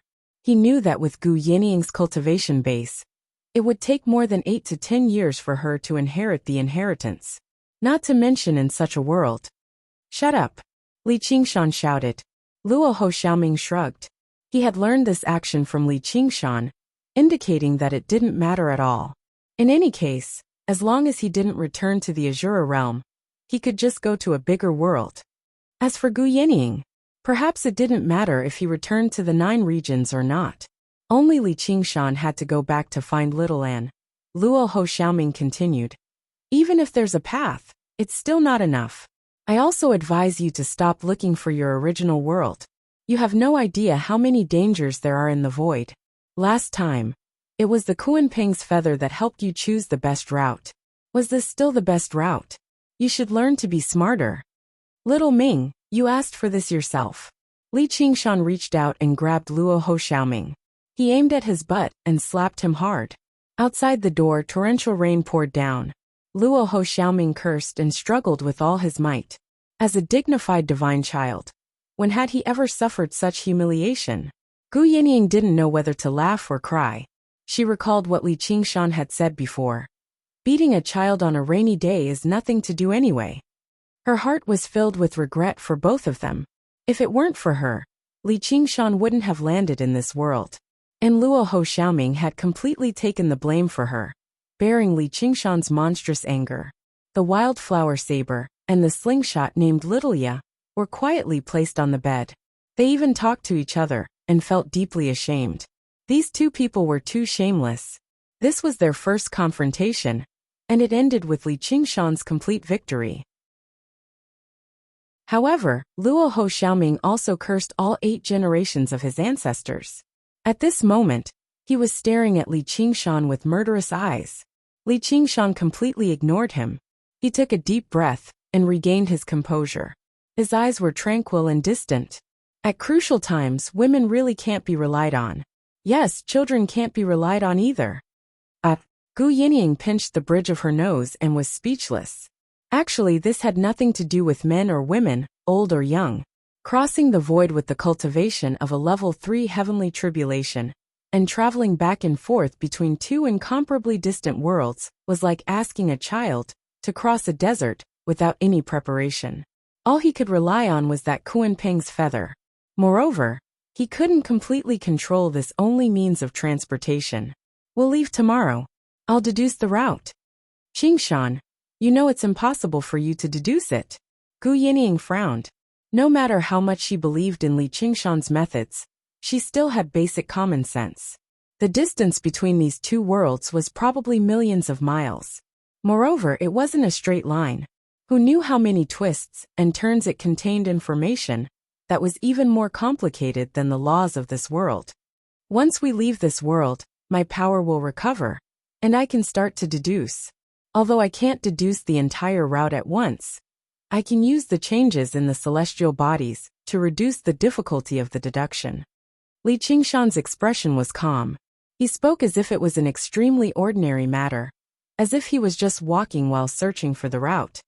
This is practically suicide. Gu Yinying couldn't help but comment like this. With such a great distance between them, as long as there was a slight deviation in the deduction, they would never be able to reach their destination. Moreover, deduction consumed a large amount of spiritual power. The void couldn't supply it at all. This is what you promised me. Li Qingshan raised his eyebrows. Then he retracted his expression and said, If you don't want to leave, I can't force you. Let's just say that our fate has come to an end. From now on, you walk your own path, and I'll walk mine. Let's part ways here. Gu Yinying felt as if her heart was stabbed. But without the Kunpeng's feather, how are you going to? Li Qingshan said with determination. I will return to the 9 continents through the 6 paths of reincarnation. Luo Ho Xiaoming couldn't help but mock him. Ha, what a joke. This plan is even more stupid than the one just now. Do you know how big the 6 paths of reincarnation is? Do you think that just because the 6 paths of reincarnation is connected to the other worlds, you can use it as a bridge? No matter how dangerous it is, I must return to the 9 continents. Little An is waiting for me there. I've made her wait for too long. Li Qingshan strode out of the door. The thunderstorm came and went quickly. In the blink of an eye, the clouds had dispersed, and the vast Star River became even more dazzling. At this very moment, she was waiting for his return somewhere on the other side of the Star River. He had never doubted this. Thus, this endless river of stars gained meaning and merged into his chest. Suddenly, Gu Yinying's voice sounded behind him. Then let's go. Li Qingshan turned around and saw a smile on her lips. She was as graceful as the wind, so he smiled back. Have you gone mad? Luo Ho Xiaoming was shocked. If he wanted to leave this world, his biggest reliance was Gu Yinying. If she left this world, he would have to follow her. Li Qingshan asked, Are you afraid? Luo Ho Xiaoming's eyes moved back and forth between Li Qingshan and Gu Yinying. They seemed to be glowing with a light that even he, a former god, had to face. You 2 damned bastards. Chapter 1244. In the deep winter in the north, the night sky was clear as if it had been washed, and the moonlight was as bright as frost. It shone on the vast forest, and the snow was surging. A lone peak stood on the snowy plains of the forest. The words World Sword Sect were deeply engraved on the precipice, overlooking the world in the south. There was a commotion in the forest, and a young man jumped out of the forest. He looked up at the four big words and smiled scornfully. His face was handsome, and his short black hair was mixed with golden luster. His eyes were round, and he seemed to be quick-witted. Then, he landed lightly on the snow without leaving a trace. His eyes fell on the back of a tall man at the bottom of the precipice, and he showed a complicated expression. There was kindness and respect from the bottom of his heart, but there was also resentment and dissatisfaction. But there was one thing that was beyond doubt. In his heart, this man was far more lofty than the lone peak, and even somewhat unattainable. So he walked forward and bowed. "Father." Li Qingshan looked back and smiled. "My son, you are indeed the first to come." This young man was his youngest monkey child. "How could I not come early when father summoned me? But if it was in the past, you would definitely jump on my back." There was a hint of nostalgia in Li Qingshan's eyes. Humans were not plants, and how could they be emotionless? "Father, are you really going to leave?" The young man was suddenly filled with reluctance. The person in front of him was not only the world-famous hero king, but also his father. Li Qingshan waved his hand. "I'm afraid your brothers and sisters will only arrive after a while. Go and catch some game. I want a drink." The young man responded, turned around, and went into the forest. After a while, he came back carrying a big brown bear. There were 3 more people next to Li Qingshan, and they all smiled and greeted him. One of them said, "The youngest, you are so attentive." The young man snorted and went to deal with the bear meat. Li Qingshan then ordered the 3 people to find some firewood. When the bonfire was lit, and the bear meat was still emitting a fragrance, there were already people at the bottom of the precipice. There were men and women. They were all outstanding people, standing or sitting. They kept their distance from each other. They were all princes and princesses who had inherited the most outstanding bloodline in this world. They possessed miraculous powers that ordinary people did not have, even if their cultivation was higher than theirs. It was also very difficult to defeat them, not to mention that there were many of them. He had already reached the pinnacle of cultivation, and would definitely become the ruler of this world. The only reason he wasn't yet was because he was a paragon. Their father was still sitting there, and everyone knew that he wouldn't stay here for long. Half a year ago, the leader of the world society, Gu Yenying, handed over the reins of power and ended the rule that had lasted for decades. Then she announced that she was going to leave this world. The world was in turmoil because of this. Fortunately, the laws that she had spent decades establishing ensured basic stability. Moreover, the Hero King was still around, so who dared to cause trouble? However, the work that was once done by her now required the cooperation of dozens of people. Most importantly, there was a lack of a decision-maker. The world needed a new king. Those who were qualified were among them. It was not just because of their status. After all, this was a world where the strong ruled. If one did not have enough power, no matter how virtuous he was, he would not be able to sit firmly on the throne. Therefore, they were the only ones who could compete for this position. As a result, not to mention half-sisters, even brothers of the same father and mother, were wary of each other. They also believed that the reason why Li Qingshan had gathered all the disciples tonight was to choose one of them to inherit the Hero King's position. They were even more displeased with the others. Li Qingshan seemed to be unaware of all this. He smiled and ordered, "Hu Chen, cut the meat. Feng Xian, come and pour some wine for your father." A bare-chested man with a curly beard came forward. He pulled out a long knife from his waist and cut out the bloody heart of the bear, offering it to Li Qingshan. Then, he cut off a bear's paw and began to chew on it, as if there was no one else around. Other than Li Qingshan, no one was qualified to have his service. The others showed dissatisfaction, but they knew that his temperament had always been like this. Although his cultivation was not the best among his siblings, no one had the confidence to defeat him in a one-on-one fight. A girl wearing a pure gold phoenix crown and a gorgeous dress walked over with her mouth pouted. Obviously, she was not willing to do this kind of thing. Anyway, She did not want to be the hero king, so she was not willing to suck up to the old man. Li Huchun and Li Fengxian inherited the bloodline of the tiger devil and the phoenix respectively. They were unique among all the disciples. They were also the most arrogant, so Li Qingshan loved to order them around. He said that he wanted to get rid of their arrogance, but no one believed this explanation. From the bottom of their hearts, they thought that the old man was just bullying them. Their youngest son had already grown into a teenager and had a rebellious heart. Many of them, using the lifespan of mortals, had already entered middle age. They were no longer the innocent children they used to be.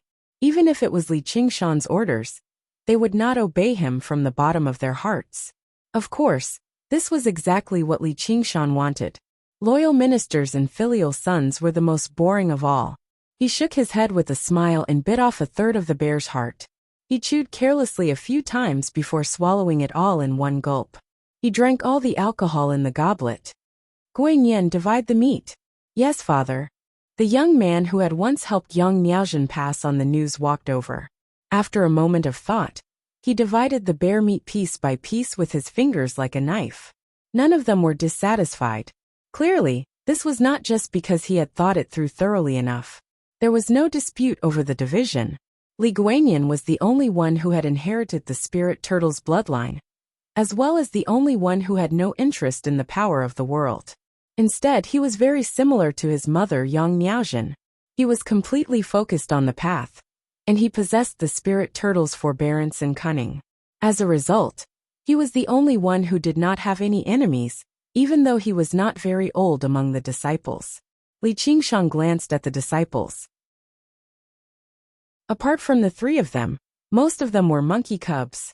This was obviously because the demonic ape bloodline had the absolute advantage, and their personalities were free and unrestrained. The remaining few were calves. Their personalities were much calmer, but they were all very stubborn. One of them was bareheaded. He was the only one who did not receive the bear meat, because he wanted to become a monk. Who knew how many times he had been beaten by Li Qingshan? But in the end, he still became a monk. He was very strict with his precepts. Currently, he was chanting scriptures with his palms together, helping the poor bear to ascend to the afterlife. Li Qingshan suspected that he was fated with Buddhism, but he failed to convert to Buddhism in the end, which was why he gave birth to such a freak. He picked up a ball of snow and rubbed his hands. He stood up and gazed at the peak of the mountain. Children, eat and drink your fill. Warm up. Prepare to climb the mountain with me. Be careful not to fall. Do what you can. If you can't go up, then stay here. If you fall to your death, don't blame me for not warning you. The disciples thought he was joking again. It was just a mountain. How could they fall? Even the youngest one had the lowest cultivation. His cultivation was also the lowest, so he didn't find this difficult. He had grown up climbing mountains and climbing trees. Li Guanyin suddenly looked to the north. He lowered his head and said, "Royal father, I want to stay here." Son of a turtle, you have always been the smartest. Li Qingshan still treated him like a child. He patted his head. But not everything can be divined. If you blindly seek good fortune and avoid disaster, you will miss out on a lot of wonderful things. Li Guanyin was deep in thought. He suddenly looked up at him, as if he had understood something. Then I will go too. Simply climbing the mountain was not a problem for him. But as he spoke, a dark cloud swept over from the north. It covered the stars and the moon, and snowflakes drifted down. Let's go. Li Qingshan climbed up the precipice. The disciples followed closely behind. Only Li Fengxian spread her wings and fluttered around. She was proud of being able to fly. But when the light snow turned into heavy snow, then into a blizzard, and the wind howled between heaven and earth, she could not fly like this anymore. After all, she was not a real phoenix. With her current cultivation, the human body was still too heavy.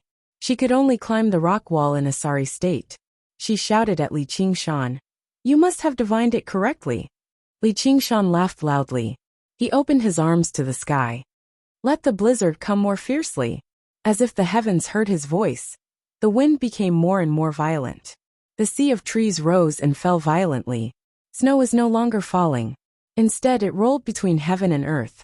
Even the thick layer of snow was swept up. With a crack, a towering tree that towered above the sea of trees was actually snapped in half.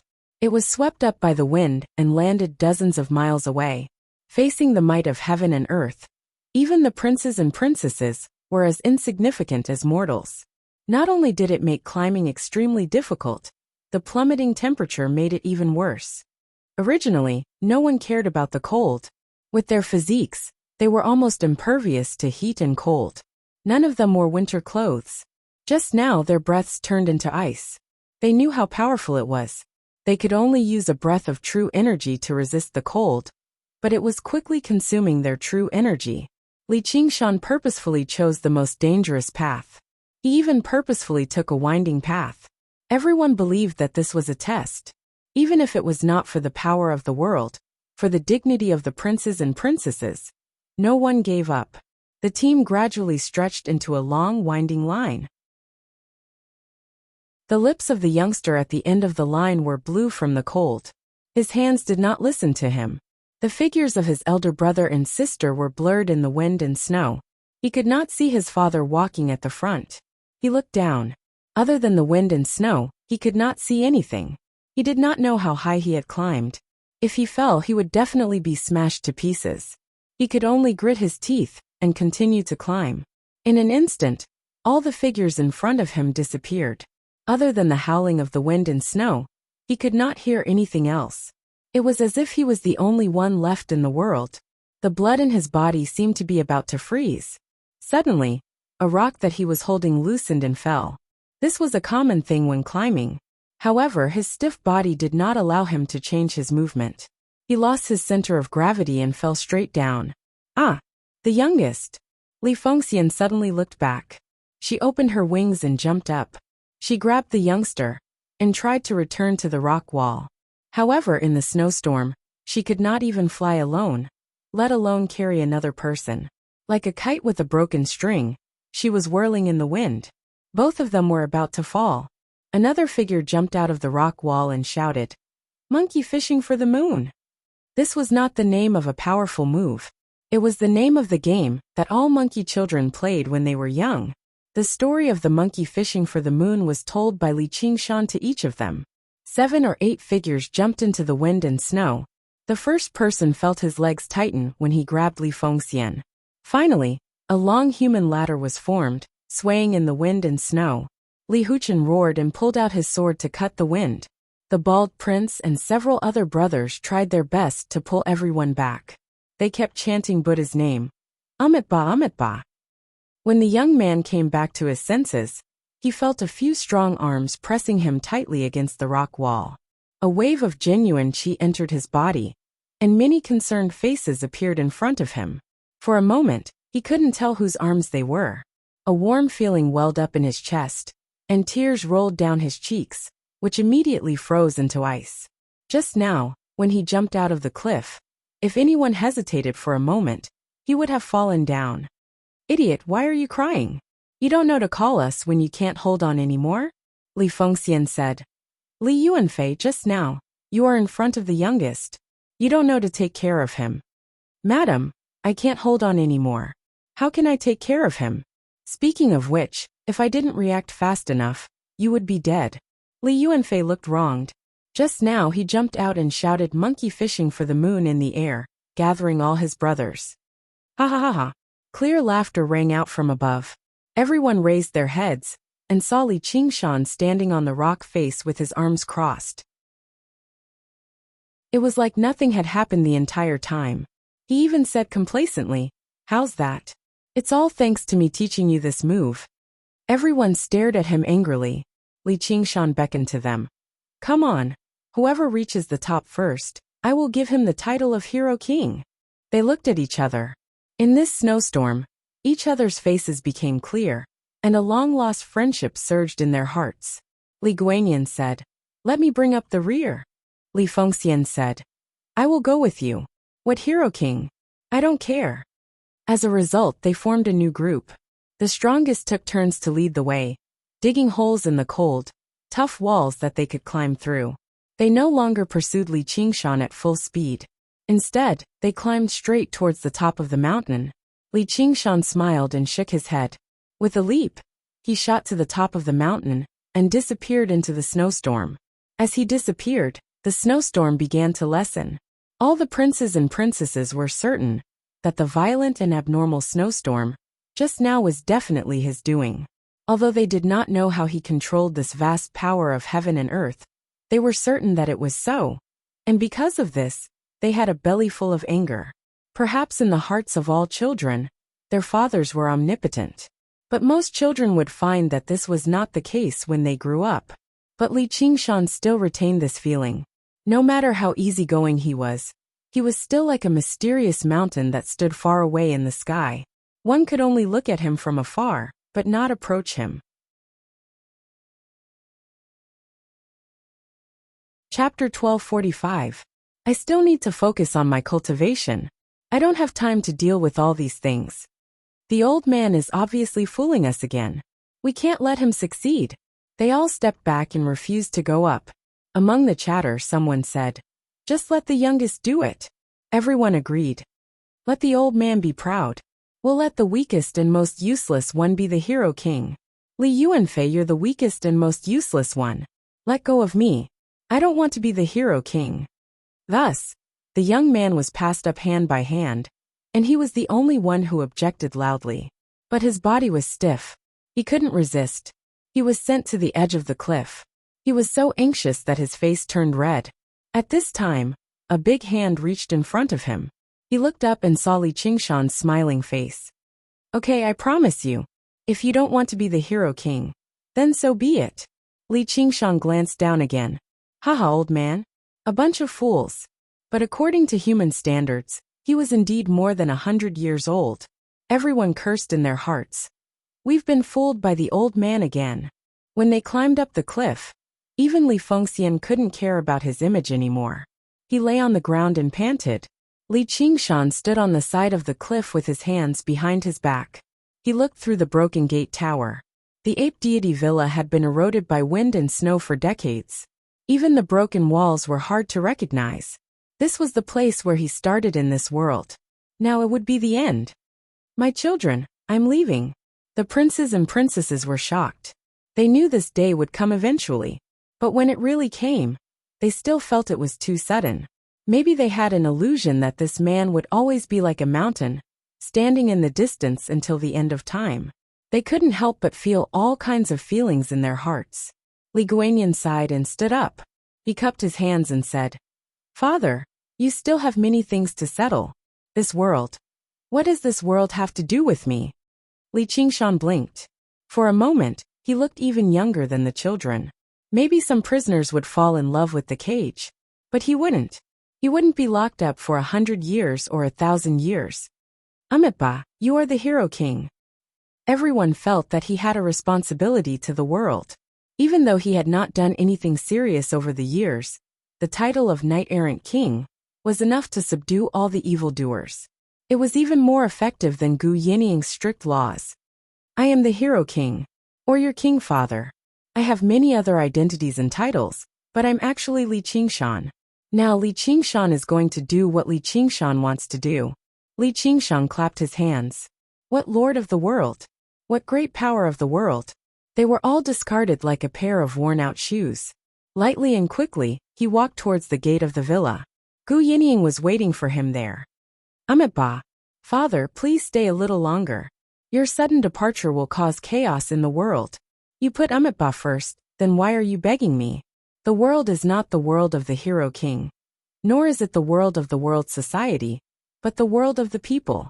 If the people of the world think that the world should be in chaos, then let it be. In fact, Li Qingshan didn't think much of Gu Yinying's strict laws. Although it made the world peaceful, it was normal to not pick up lost items on the road, and not to close doors at night. And it even almost achieved equality for everyone. Was it really reasonable for a prince to break the law, and the common people to be punished the same? The strong could not bully the weak, the wise could not play with the fools, and the group gave in to the individual? Although everyone liked and hated good and evil could not explain everything, and there was never an absolute standard. A world of peace and prosperity, like this, was merely a great dream, that they had created using methods that surpassed this world. It was a dream that belonged to Li Qingshan and Gu Yenying. Now they were finally going to wake up from this dream. He never thought about keeping the world's society for thousands of years. There was nothing in the world that could not be destroyed. He also never thought about letting his children and grandchildren love each other and coexist peacefully. They loved each other like poisonous insects, so they could kill each other and walk their own path. And he had given everyone a chance. All kinds of martial arts manuals, cultivation methods, and unique skills were widely spread in this world, almost to the extent that they could be found everywhere, and no one could block them anymore. My children, change what you want the world to become with your own hands. If you want to do good, do good. If you want to do evil, do evil. I will look at you from the sky and laugh at your stupidity. Li Qingshan laughed and stepped into the gate of the villa, disappearing into the ruins. The children looked at each other and didn't know what to say for a moment. Suddenly, a dark blue cloud crossed the sky and fell beyond the horizon, from the northern territory to the middle territory, and even to the southern territory, covering the sky with a wonderful and even texture. The children looked up in surprise. Everyone in the world could see it if they looked up. An indescribable long cry resounded through the world. The dark blue cloud suddenly fell, giving people the feeling that the sky had collapsed, and those who were timid were already lying on the ground. A great wind rose. It wasn't as cold and fierce as a snowstorm, but rather hot. It was like the summer wind in June, melting all the ice and snow in the sky, whistling and surging between heaven and earth. The vast sea of trees revealed a verdant color, bending down like grass. Monstrous waves were stirred up in the eastern sea. The children also found it hard to breathe.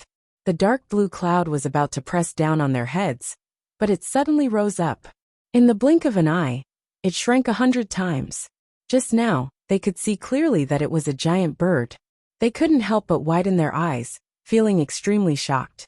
Their hearts felt like they had been broken through, and they could feel the boundless vastness of the world.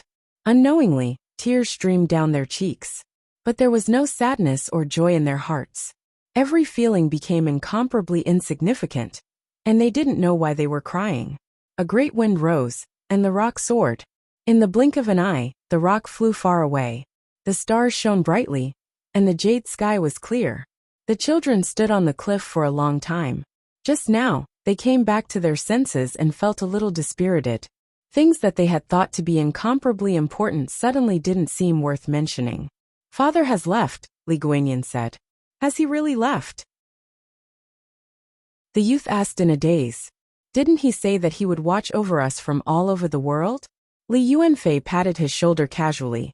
"The youngest, you're really too young. How could you believe such words? It's more likely that he will forever live in our hearts." As soon as they finished speaking, the wind and clouds in the sky suddenly changed.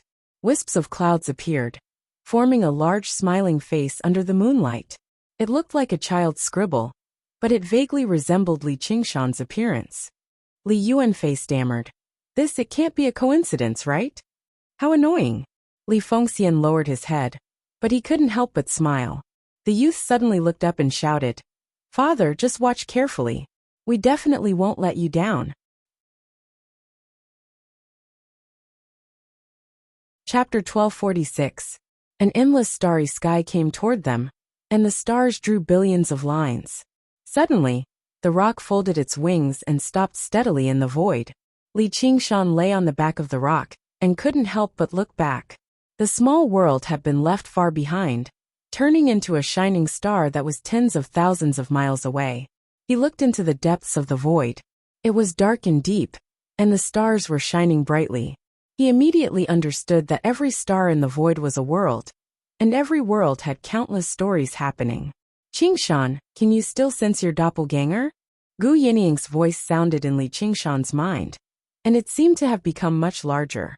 Although she had decided to fulfill her promise to send him back to the land of the 9 prefectures and accompany him in this gamble, she didn't want to risk everything. The key to whether Li Qingshan could deduce the way home was whether he could maintain a connection with his doppelganger and obtain the support of spiritual power. Otherwise, the spiritual power would constantly dissipate in the void, and the deduction itself would consume a lot of spiritual power. I'll say this one last time. It's not too late to turn back now. Luo Ho Xiaoming's voice sounded. He was not far from Li Qingshan. He had already grown to the age of 2 or 3 years old, and his body was full of fat. He had become a little chubby boy, and even though he had a serious expression, he couldn't be serious.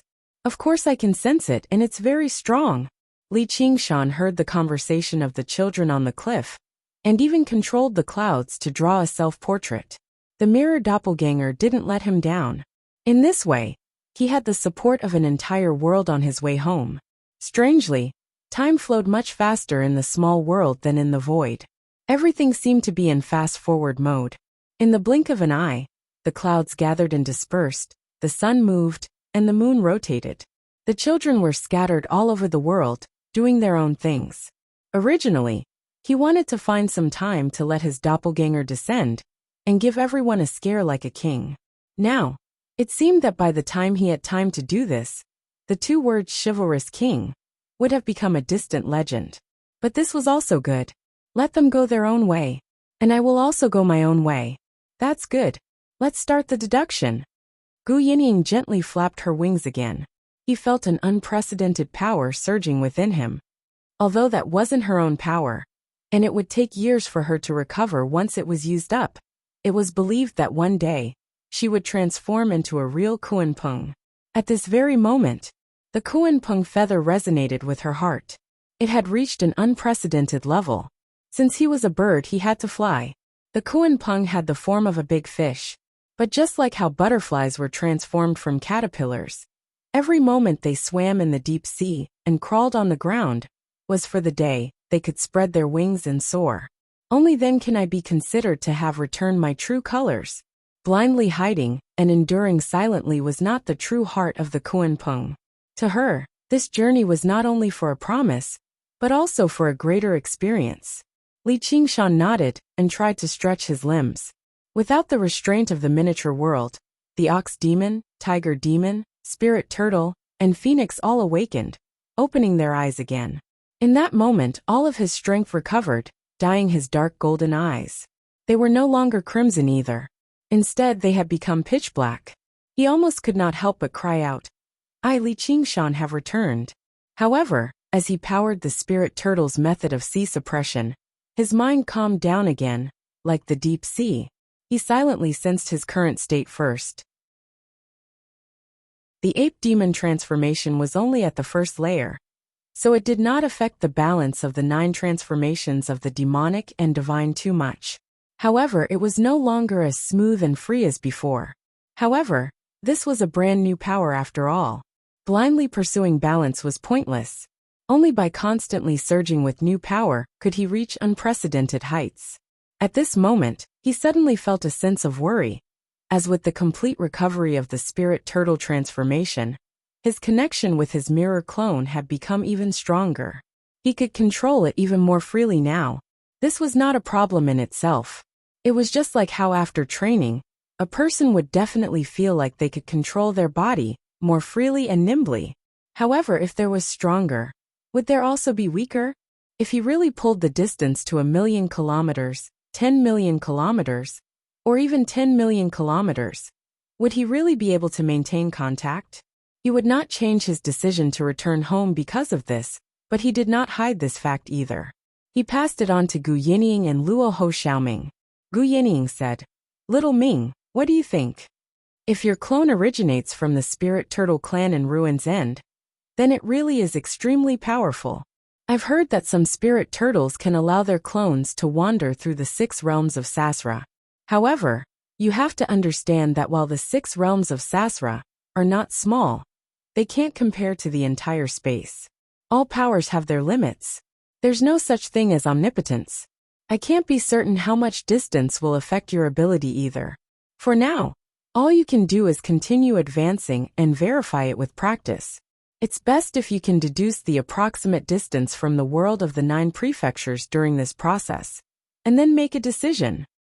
Although Luo Ho Xiaoming did not agree with this voyage, just now, since he said it was the last time, then it really was the last time. Since Li Qingshan did not change his mind, he would not say any more nonsense. Instead, he would give his full support and use his experience to provide the best advice. As a former god, he was the one who understood this space the best among the three. Although he was still very weak in this situation, knowledge was more important than power. Just like how Li Qingshan would not eliminate Luo Ho Xiaoming just because he wanted to take revenge on him. They all had their own temperament and courage, which was why they were able to help each other in the same boat. Yes, I will do my best and try to deduce the pattern. When the Kuanpeng flew over, it did not move in a straight line at a uniform speed. Instead, it was full of twists and turns. With the speed of the Kuanpeng, the difference between speed and slowness could be unimaginable. Whether or not he could deduce the pattern, he was not sure. But even if I lose contact with my doppelganger, I will not turn back, Luo Ho Xiaoming said. It will be too late to turn back then. We have to find another world to settle down, accumulate strength, and wait for the next opportunity before we lose contact with our doppelganger. You have all crossed worlds, so you should know the risks. Gu Yining, do you have this ability? If the distance is not too far, I am confident that I can take you there. But I can't screen the world. The first time they flew to a small world, it was because the Kuanpeng feather was influenced by her will and chose the safest world. Even so, it still had to go through many difficulties to settle down. If it was not for Li Qingshan's divine talisman of great creation, it would have probably died in the small world. But now, the divine talisman of great creation was left in the small world, and it could no longer be used as a life-saving straw. The choice of the world became even more important. If they were not careful, their lives would be in danger. That's good. I will screen the world. I am very good at this. Luo Ho Xiaoming laughed at himself and touched the slingshot at his waist. All right, then I will have to trouble the two of you to support me, Li Qingshan said sincerely. With such companions, there was no need to worry about not being able to achieve great things. Don't talk nonsense. Leaving the small world is something I must do anyway. In this void, my position has been locked down with great difficulty. Luo Ho Xiaoming thought to himself. I am really lucky to have met these two fellows. Little Ming, then I will make another promise with you. If you can help me return to the 9 provinces, I will definitely help you beat up your mother. Li Qingshan's words were like a mountain. He did not care that there was another powerful god among his opponents.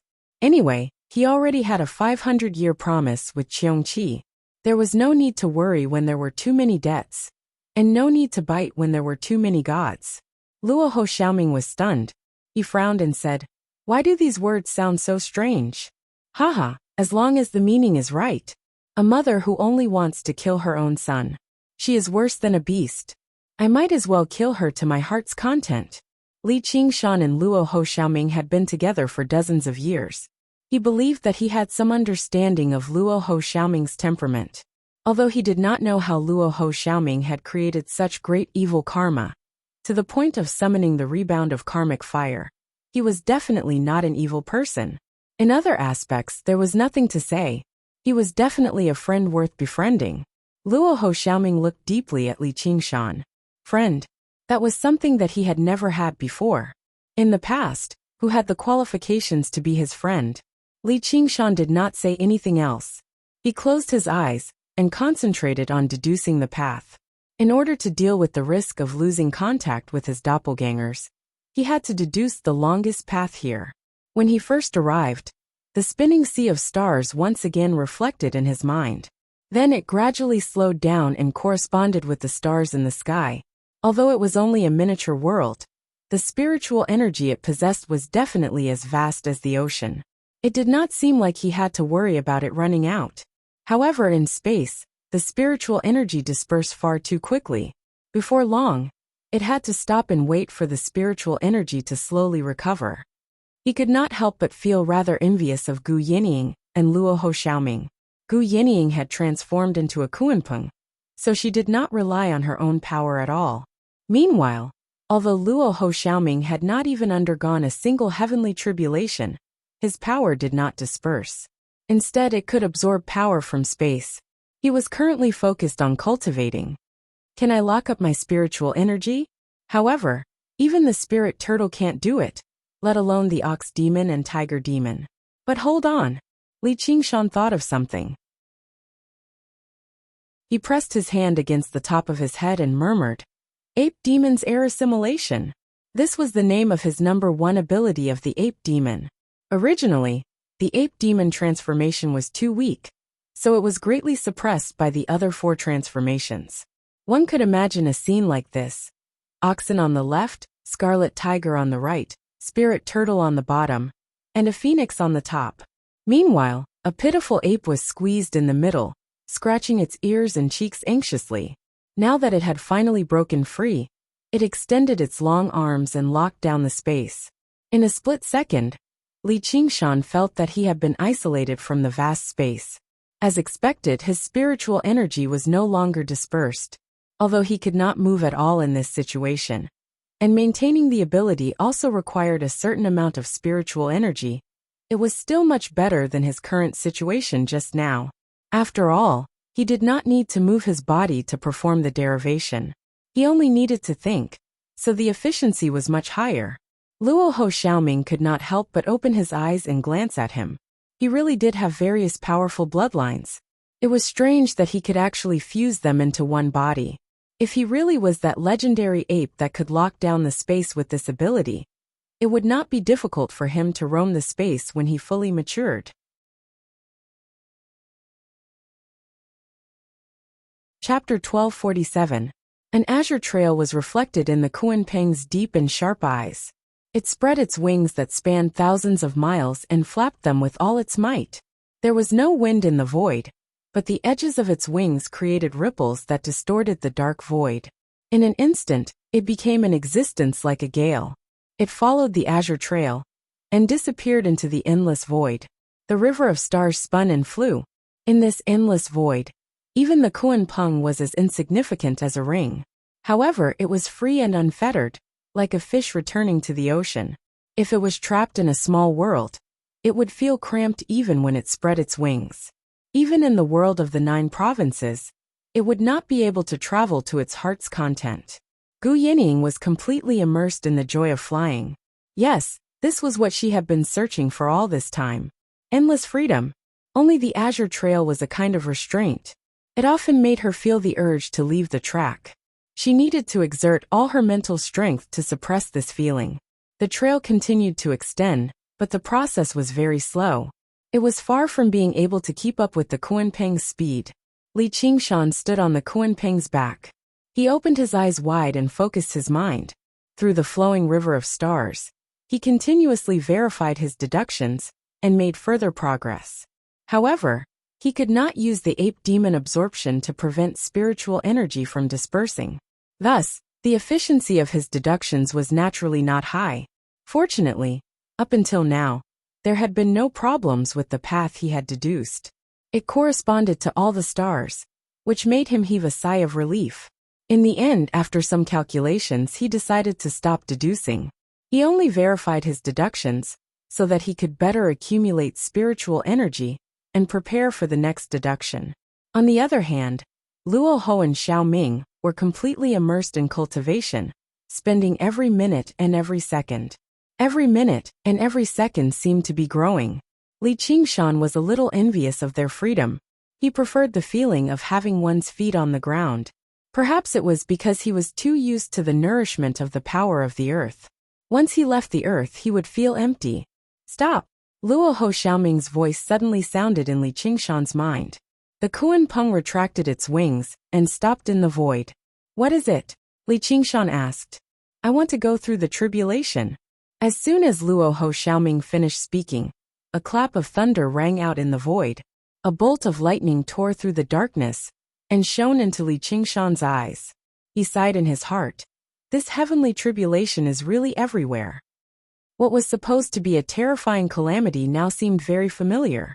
However, he felt that it was a little strange. Luo Ho Xiaoming must have gone through many heavenly tribulations in the past. How could he do it again? Even if a phoenix was reborn from nirvana, the heavenly tribulation it had transcended from the egg would not come again. Luo Ho Xiaoming leaped up and faced the heavenly tribulation. Not long after, he returned to the rock's back. His body became thinner. Furthermore, he had grown a lot taller. He looked 5 or 6 years old again. The process of transcending the tribulation was nothing to write home about. It was as easy as eating and drinking. The tribulation lightning was in his hands. Just like a tamed puppy, it could only bite him gently a few times and leave some teeth marks. Let's go. Li Qingshan asked the question in his heart. Luo Ho Xiaoming smiled and said, "If I couldn't even deceive the heavenly tribulation, I would have been burned to death by the karmic fire." Asuras were originally immortal and could be reborn continuously, let alone the divine son of Asura. As for the karmic fire, not to mention nirvana rebirth, even reincarnation would not be able to escape. Qingshan, you are going to undergo the tribulation soon, right? Gu Yining suddenly asked. Yes. Li Qingshan nodded with a serious look on his face. Every cultivator dreamed of going through the tribulation. Every time he underwent the tribulation, he would be reborn from the cocoon. Not only would his power increase, but his nature would also change. He could go from a mortal to a deity. However, he definitely could not undergo the fourth tribulation now, because it was beyond the limit of what the 9 prefectures could accommodate. The 9 prefectures was not a small world. It would not be as gentle as confining power and misfortune. He had seen with his own eyes the scene when Qiongqi's incarnation descended. It was truly like being struck by lightning. Strong winds and earth fire came together, and it would not stop until the invader was destroyed. After balancing the 4 transformations of the ox, tiger, turtle and phoenix, he was only one step away from the 4th tribulation. Now he had activated the ape demon transformation. Fortunately, the ape demon transformation was only at the 1st level, so its power was very limited. It also broke the original balance and did not immediately attract the tribulation. However, with the degree of compatibility between him and the ape demon transformation, once he broke through the boundary of the small world, the following cultivation would not be too difficult. He had gained a lot from the training in the small world. First, he comprehended the power of the earth from the confinement of the world. Only the ox demon had this ability, so it naturally laid the foundation for breaking through the 6th level of the ox demon. He could even try to break through. Among all the transformations, the ox demon transformation was not only the foundation, but also the most suitable for his temperament. Even the ape demon transformation was inferior. After several decades of fighting against the heavens, the tiger demon's fighting spirit had awakened a long time ago, constantly being tempered and tested. However, the tiger demon transformation had always focused on explosive power. If he wanted to break through to the 6th layer of the tiger demon, he still needed a great battle as a fortuitous encounter. After becoming a god of the world, observing everything in the world and comprehending the laws of the world would benefit the spirit turtle transformation no less than the ox demon transformation. In fact, it would even last longer. Both transformations just happened to focus on accumulation. Breaking through to the 6th layer of the spirit turtle transformation was only a matter of time. Currently, devoting all his efforts to deriving the path of cultivation was also a form of cultivation. Even with the shortcoming of the phoenix transformation, he experienced a rebirth of lust after going through the process of entering the world and emerging from it.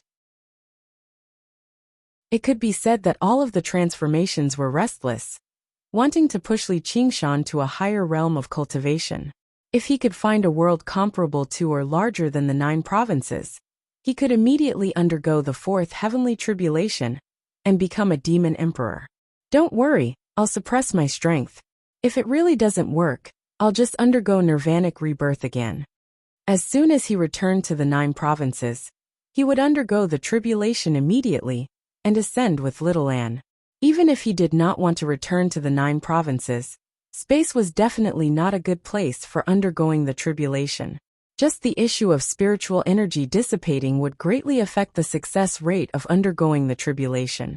He was confident, but he was not arrogant enough to believe that undergoing the 4th heavenly tribulation would be as easy as Luo Ho Xiaoming undergoing the 1st heavenly tribulation.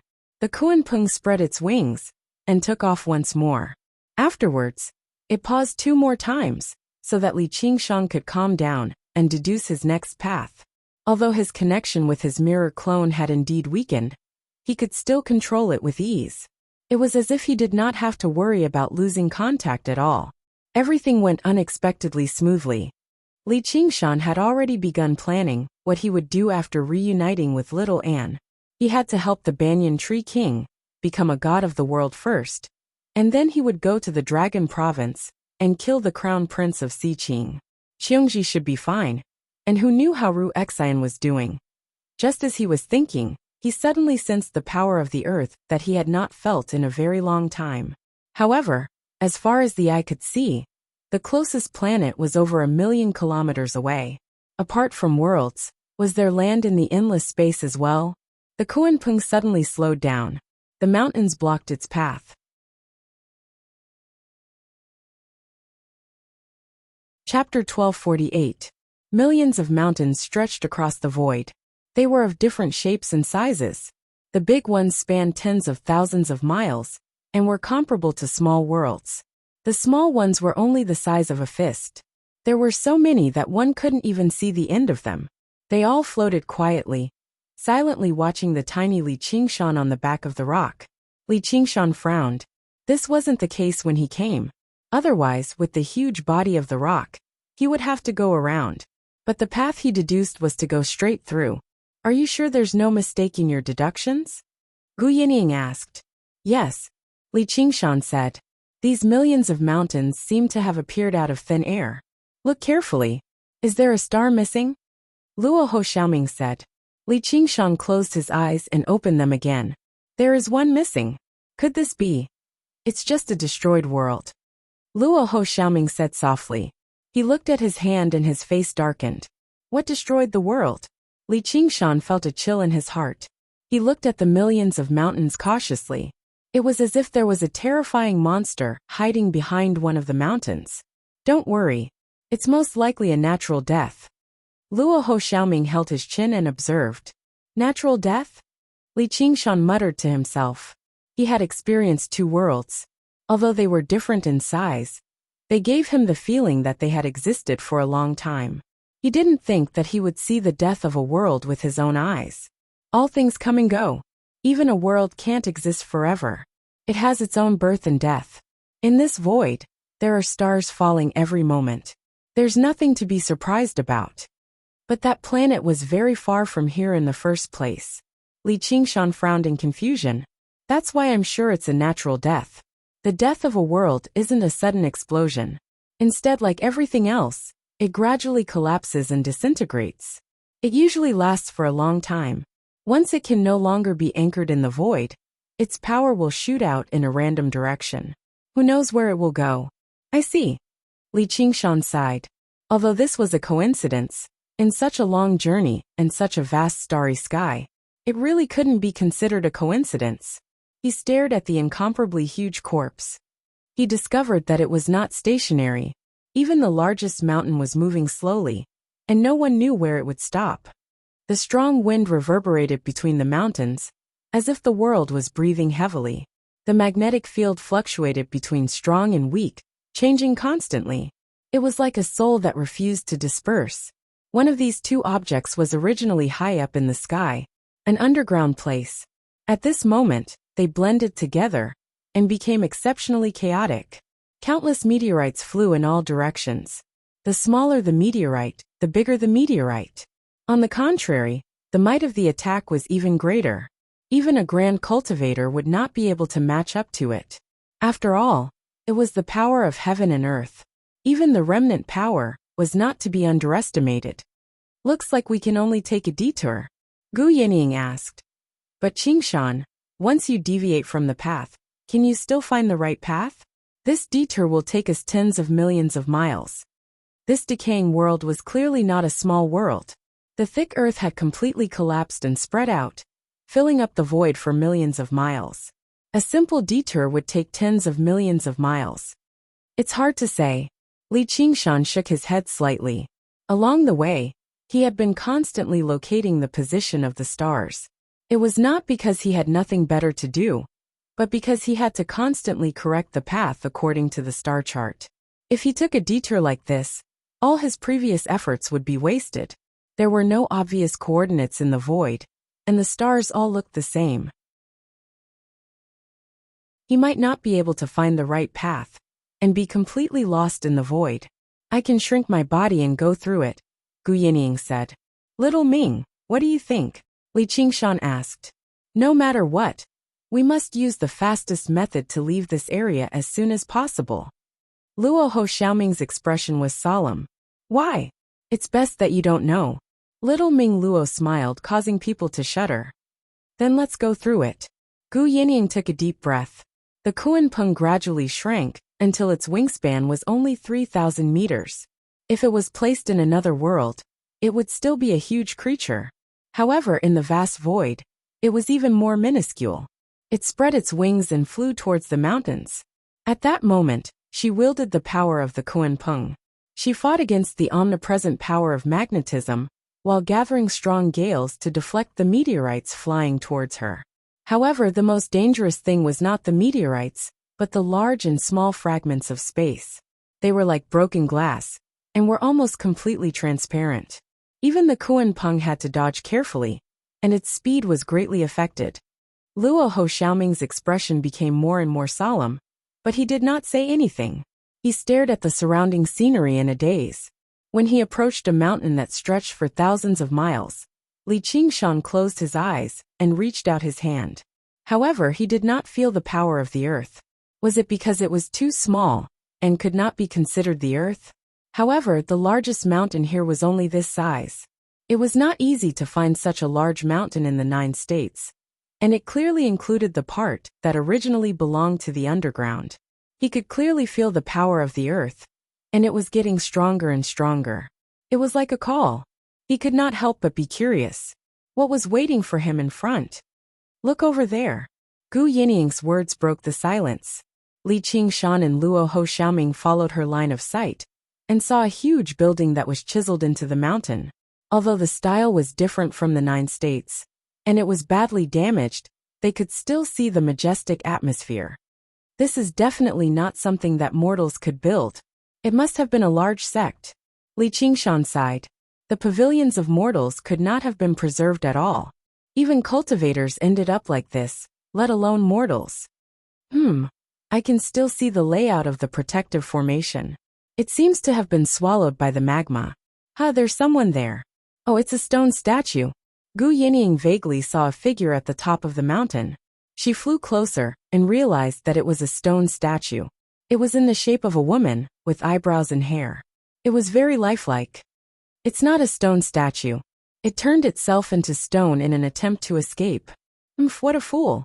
If it had killed itself earlier, it would have had a chance to enter the cycle of reincarnation. Luo Ho Xiaoming looked disdainful. When the world declined to a certain extent, the connection with the 6 paths of reincarnation would be severed. However, normal people would not know about this. Li Qingshan and Gu Yinying then noticed the despair on the woman's face. She clearly understood that this was just a struggle before death. The void would not only swallow spiritual qi, it would also swallow souls. What was the use of turning the body into a stone statue? Gu Yinying said. Maybe she is also waiting for someone. Li Qingshan stared at the woman's face and was speechless. Gu Yinying said, I'm sorry. It's fine. But the 9 states is not so easily destroyed. I think the scale of this world is no smaller than the 9 states. Do you think there will be any treasures left behind? Li Qingshan felt the calling of the power of the earth becoming stronger. When the world is destroyed, the spiritual qi will disperse. Everything attached to it will also die. Luo Ho Xiaoming thought of that scene again. On the blood-red land, a child, under the guidance of his mother, shot the stars with a slingshot. Floating astronomy.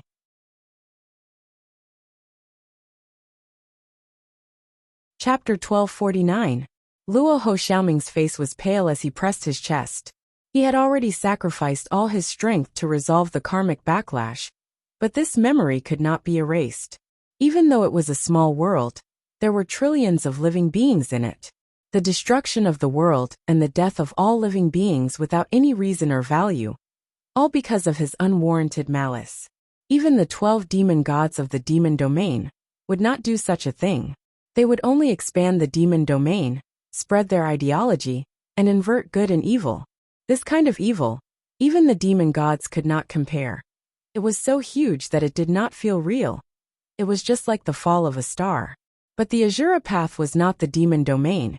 It was one of the 3 great paths of good and the 6 paths of reincarnation. And Azura was not an evil god. The world in front of him seemed to be destroyed by him. The millions of mountains pressed on his chest, making it hard for him to breathe.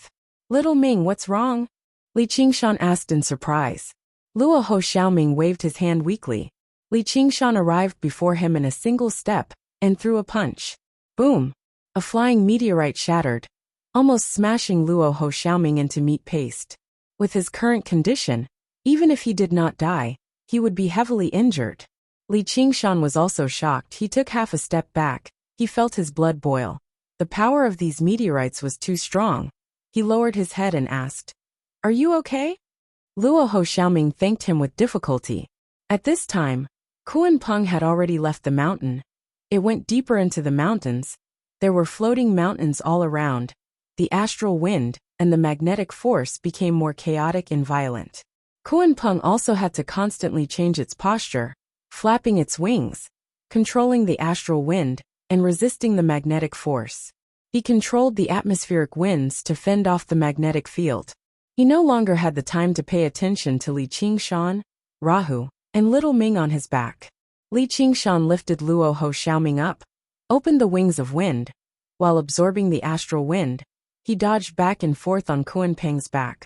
When he could not dodge, he used the force field of the earth to change the direction of the meteorites. The only thing worth rejoicing was that the power of the earth was getting stronger and stronger. It provided him with an endless supply of life force. Seeing Luo Ho Xiaoming's dispirited face, Yang Kai said, as if he had returned to the state before his rebirth, he asked intentionally, "If you can survive in the void, why don't you just stay here and cultivate in a remote corner for a few thousand years? My strength should have recovered by then." We belong to the world. It didn't belong to the void. Mortals can survive on grass roots and tree bark. Spiritual energy was an indispensable resource, so he had to choose a suitable world. This is more important than anything else. The higher the level of a life form, the closer the power it grasped was to the origin. However, the closer the power was to the origin, the harder it was to absorb and transform it. For cultivators, spiritual power was equivalent to food for mortals. Even if some talented beings could break away from the need for food and absorb sunlight like plants, it was still not as convenient and fast as directly absorbing spiritual power. I see. If you return to the Azura realm, your strength should recover much faster. Li Qingshan said. The Azura realm was much larger than the 9 provinces, and the will of the world was even more powerful. As the beloved son of the Azura realm, he could receive unimaginable benefits. It was completely a blessing from the heavens. If I return before I make a full recovery, I'll be courting death. Though if I can get a few more Azura fields, it'll be extremely useful. Luo Ho Xiaoming hesitated before making a rare request. Once I return to the 9 provinces, I'll help you get a few.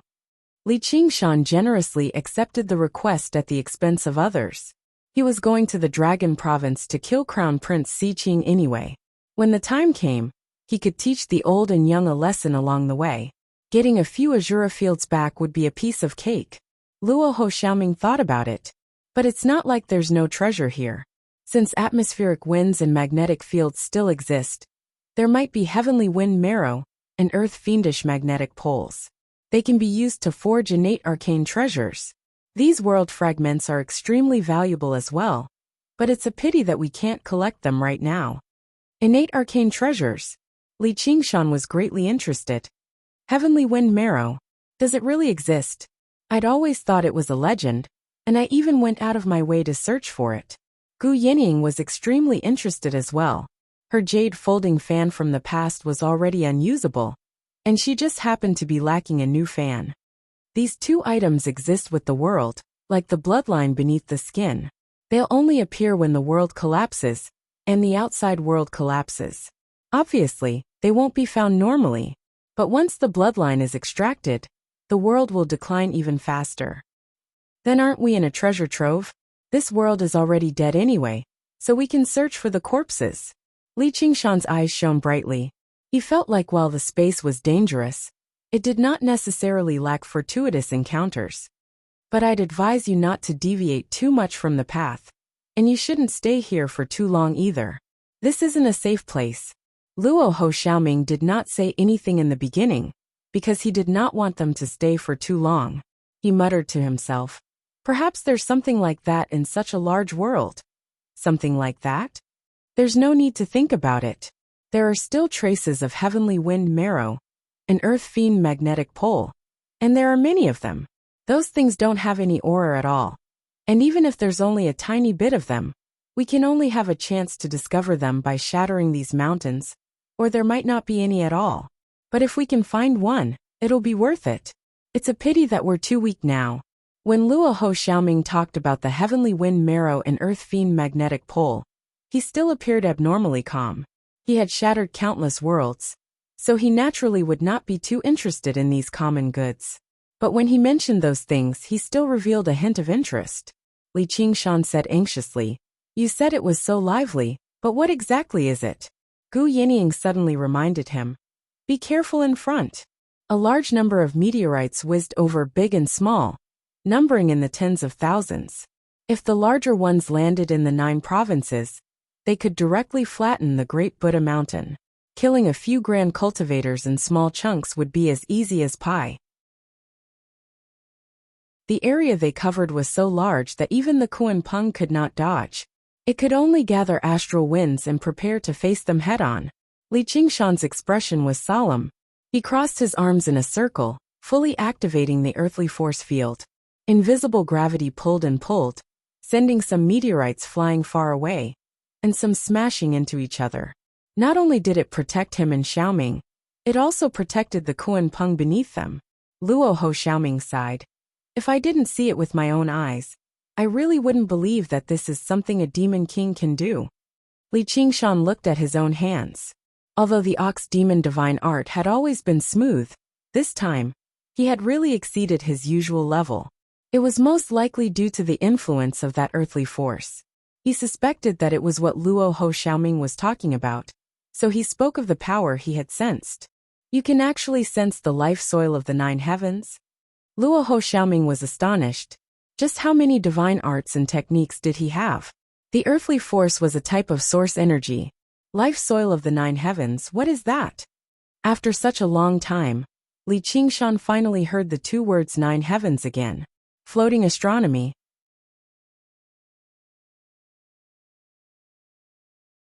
Chapter 1250. Luo Ho Xiaoming said, it's a type of soil. It doesn't have any spirituality, and it doesn't glow either. In fact, it looks no different from ordinary soil. However, it can grow endlessly, so it's called living soil. What about the 9 heavens? Li Qingshan asked. Even in this empty and desolate void, it made his heart burn with passion. Don't you want to go above the 9 heavens? That was the first world among the 10,000 worlds. Legend had it that the 3,000 worlds were separated from that place. Therefore, the living soil is also known as the origin of the earth. Hence it is collectively known as the 9 heaven living soil. Luo Ho Xiaoming said, where do you feel the direction is? If we haven't deviated too far from our course, we'll head over now. Didn't you say you wanted to leave this area as soon as possible? If I can get one, the risk will be worth it. Alright, it's not far ahead. It's less than 100,000 kilometers away from the route. Li Qingshan closed his eyes and deduced. Within this range, there was basically no need to worry about getting lost. Luo Ho Xiaoming said sincerely, you're really a lucky guy. But in this way, there's no need to deliberately collect the astral wind pith and earth fiend magnetism. It's best if we can encounter them on the way. But if we don't, then forget it. This is strength. Li Qingshan calculated the route again, drawing a long arc in the void, which was reflected in Kuan Peng's eyes. Kuan Peng gently flapped its wings, gliding away. Mystic light illuminates all. Li Qingshan waved his hand. and pieces of the spirit turtle's profound shell dispersed, illuminating several hundred images in the surroundings. They were not as sharp as the Kunpeng's eyes. However, the advantage was that it wouldn't be obstructed by vision, so it would be easier for him to search for what he wanted. Sure enough, not long after, a strange gust of wind could be seen.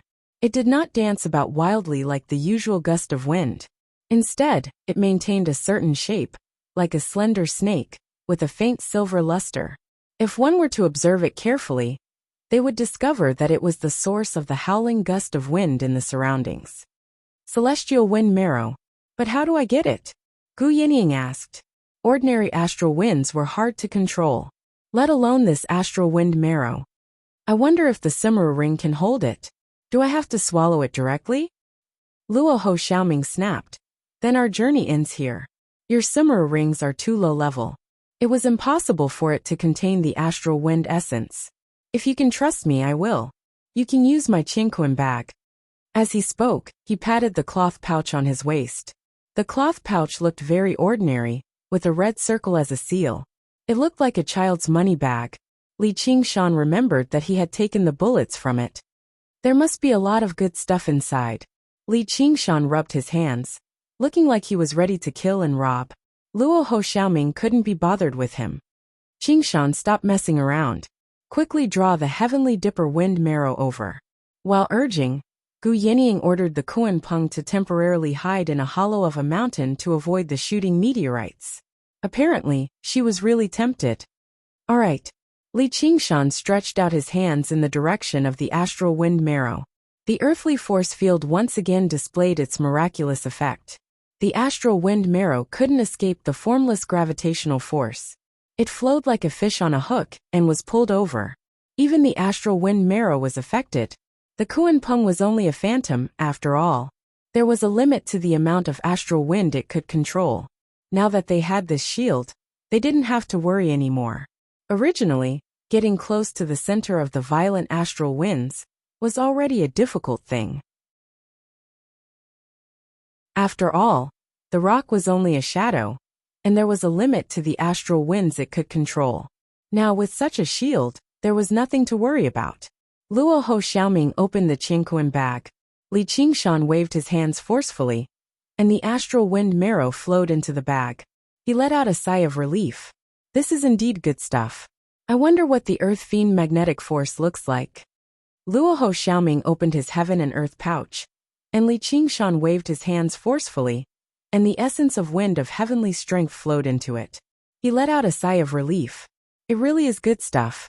I wonder what the earth fiend magnetic field looks like. However, in the following journey, they didn't even see the astral wind marrow, much less the earth fiend magnetic force. This filled him with regret. According to Luo Ho Xiaoming, as the world was destroyed, the astral wind marrow and the earth fiend magnetic force would disappear as well. There were many world fragments floating around, and they wouldn't be melted by the void. However, it was also because of this that even the Qingquan bag couldn't store them. Perhaps only another world could devour and digest them. Li Qingshan asked curiously, "You said that every moment in the void is a world being destroyed. In that case, there should be world fragments everywhere. However, we've been flying all the way here. But why haven't we seen a single piece? Also, although the world's collapse would cause the spiritual qi to dissipate, such a large amount of earth and rocks wouldn't disappear for no reason. We haven't seen any meteors either. Things that the void can't digest will naturally be digested by other things. Void-devouring beasts?" Gu Yinying asked. "You've even heard of the void-devouring beasts. With your cultivation, you're really knowledgeable." Gu Yinying smiled and said, "I've even seen an eyeball of a void-devouring beast. A corpse king from the hungry ghost realm once used it to invade the 9 states. It sealed a large region and was almost devoured by the hungry ghost realm." Luo Ho Xiaoming said with certainty, "That must have been obtained by chance. Even the weakest void-devouring beast isn't something a mere corpse king can deal with." Li Qingshan also recalled the devastation of that battle. That was the first time he came into contact with the 6 paths of reincarnation. He smiled and said, "If we can kill 2 more void-devouring beasts and play with a few eyeballs, That would be even better. Let's hope your jinx doesn't come true. The void-devouring beasts are the scavengers of the void. They can devour anything, and world fragments are their favorite food. It won't be long before more void-devouring beasts are attracted here. Let's quickly take the living soil of the 9 heavens and leave. The Kuan-Pung flew for another hundreds of thousands of miles and stopped, staring at a small mountain 10,000 miles away. Even though Gu Yenying and Luo Ho Xiaoming didn't have the ability to sense the power of the earth like Li Qingshan did, they could still confirm that the living soil of the 9 heavens was right there. A small mountain wasn't anything special, but within a 10,000 miles radius, there were no other mountains, not even a single meteor. Strands of heavenly astral wind marrow coiled around the mountain, turning the void into an ocean of astral winds. Be it the mountains or the meteors, they were all crushed into dust. In the ocean of astral winds, there were specks of light flashing and moving without any pattern. They weren't affected by the astral winds at all, yet they never left the small mountain. From such a long distance, Li Qingshan could already feel the monster aura dispersing. That was the most direct effect of the magnetism. These specks of light must be the earth malevolent magnetism that Luo Ho Xiaoming mentioned.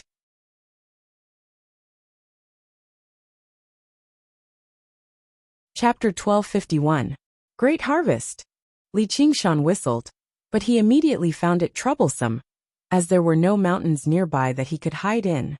Even if he went a little further away, the gravitational effect would just be slightly weaker at worst.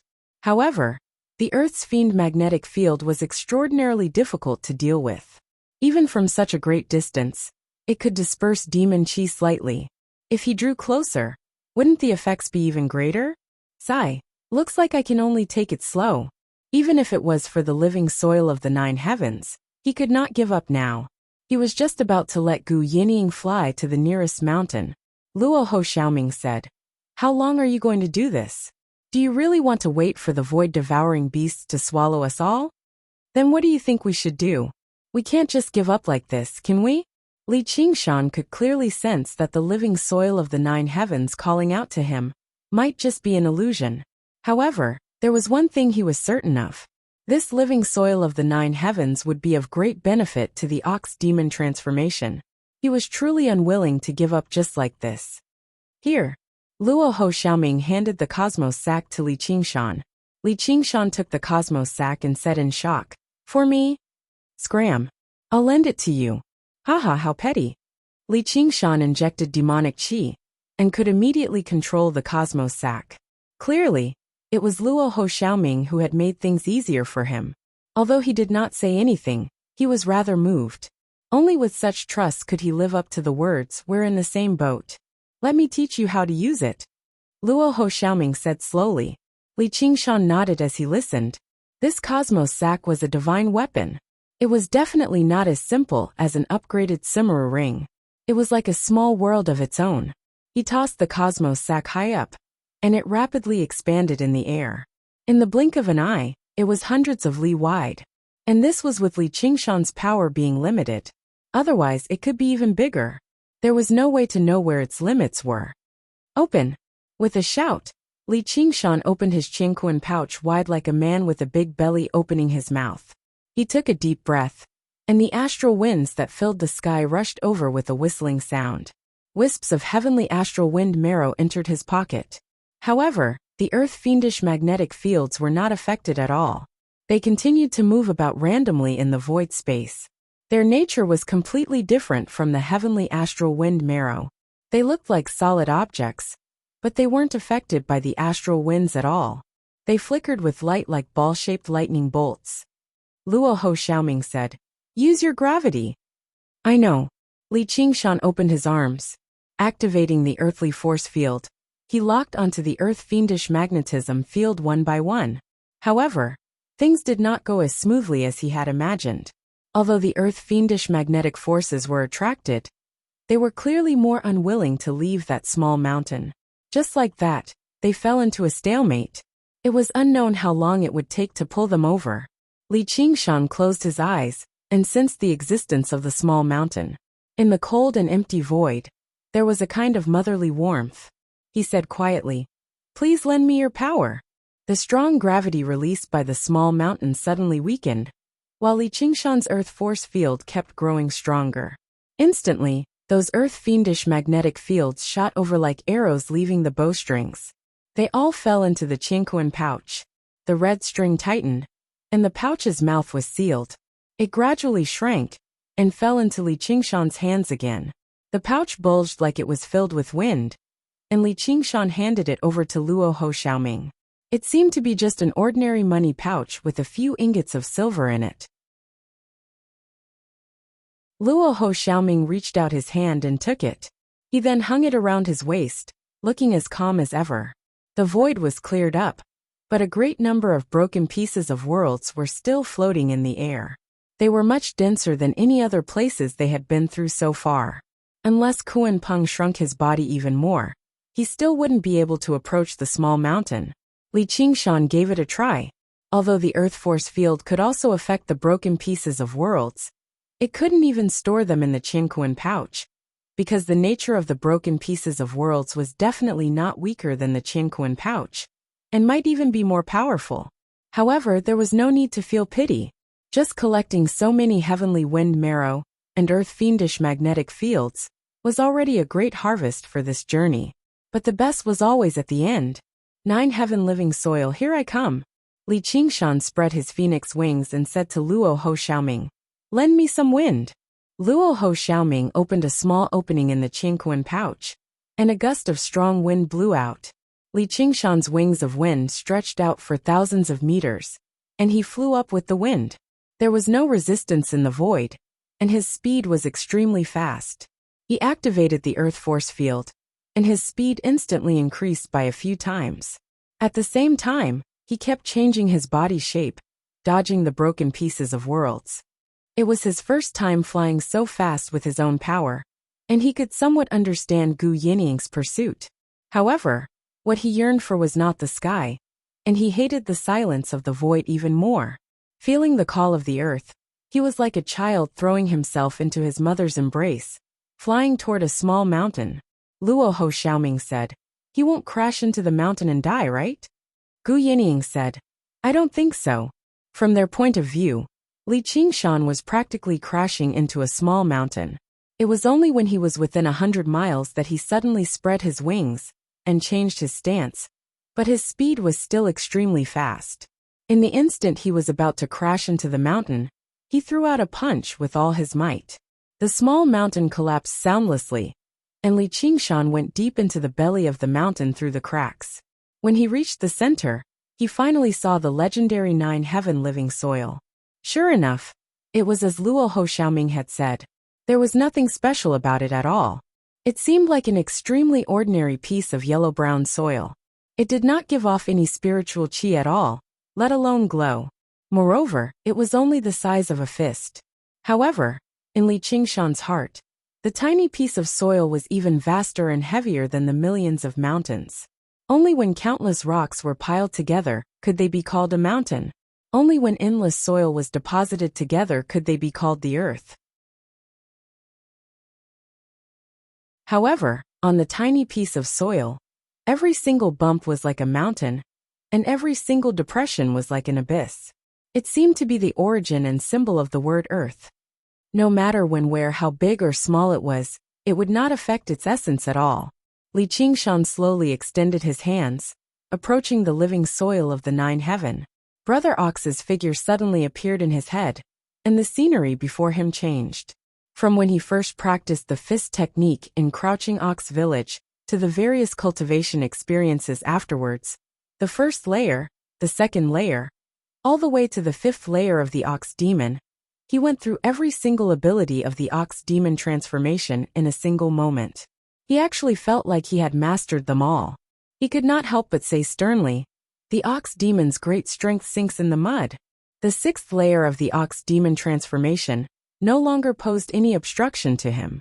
As a matter of fact, he could break through right now and obtain the unprecedented strength of the Ox Demon. He sucked in a deep breath and held back his excitement. He never thought just seeing the living soil of the 9 heaven would bring him so much benefit. It was like the spirit turtle obtaining the power of Ruin's End. The power of ruin's end was vast and boundless, so how could it be mentioned in the same breath as the living soil of the nine heaven? A world no smaller than the 9 provinces only possessed a tiny piece of the living soil of the 9 heaven, and it might not even exist. Just how precious and rare was it?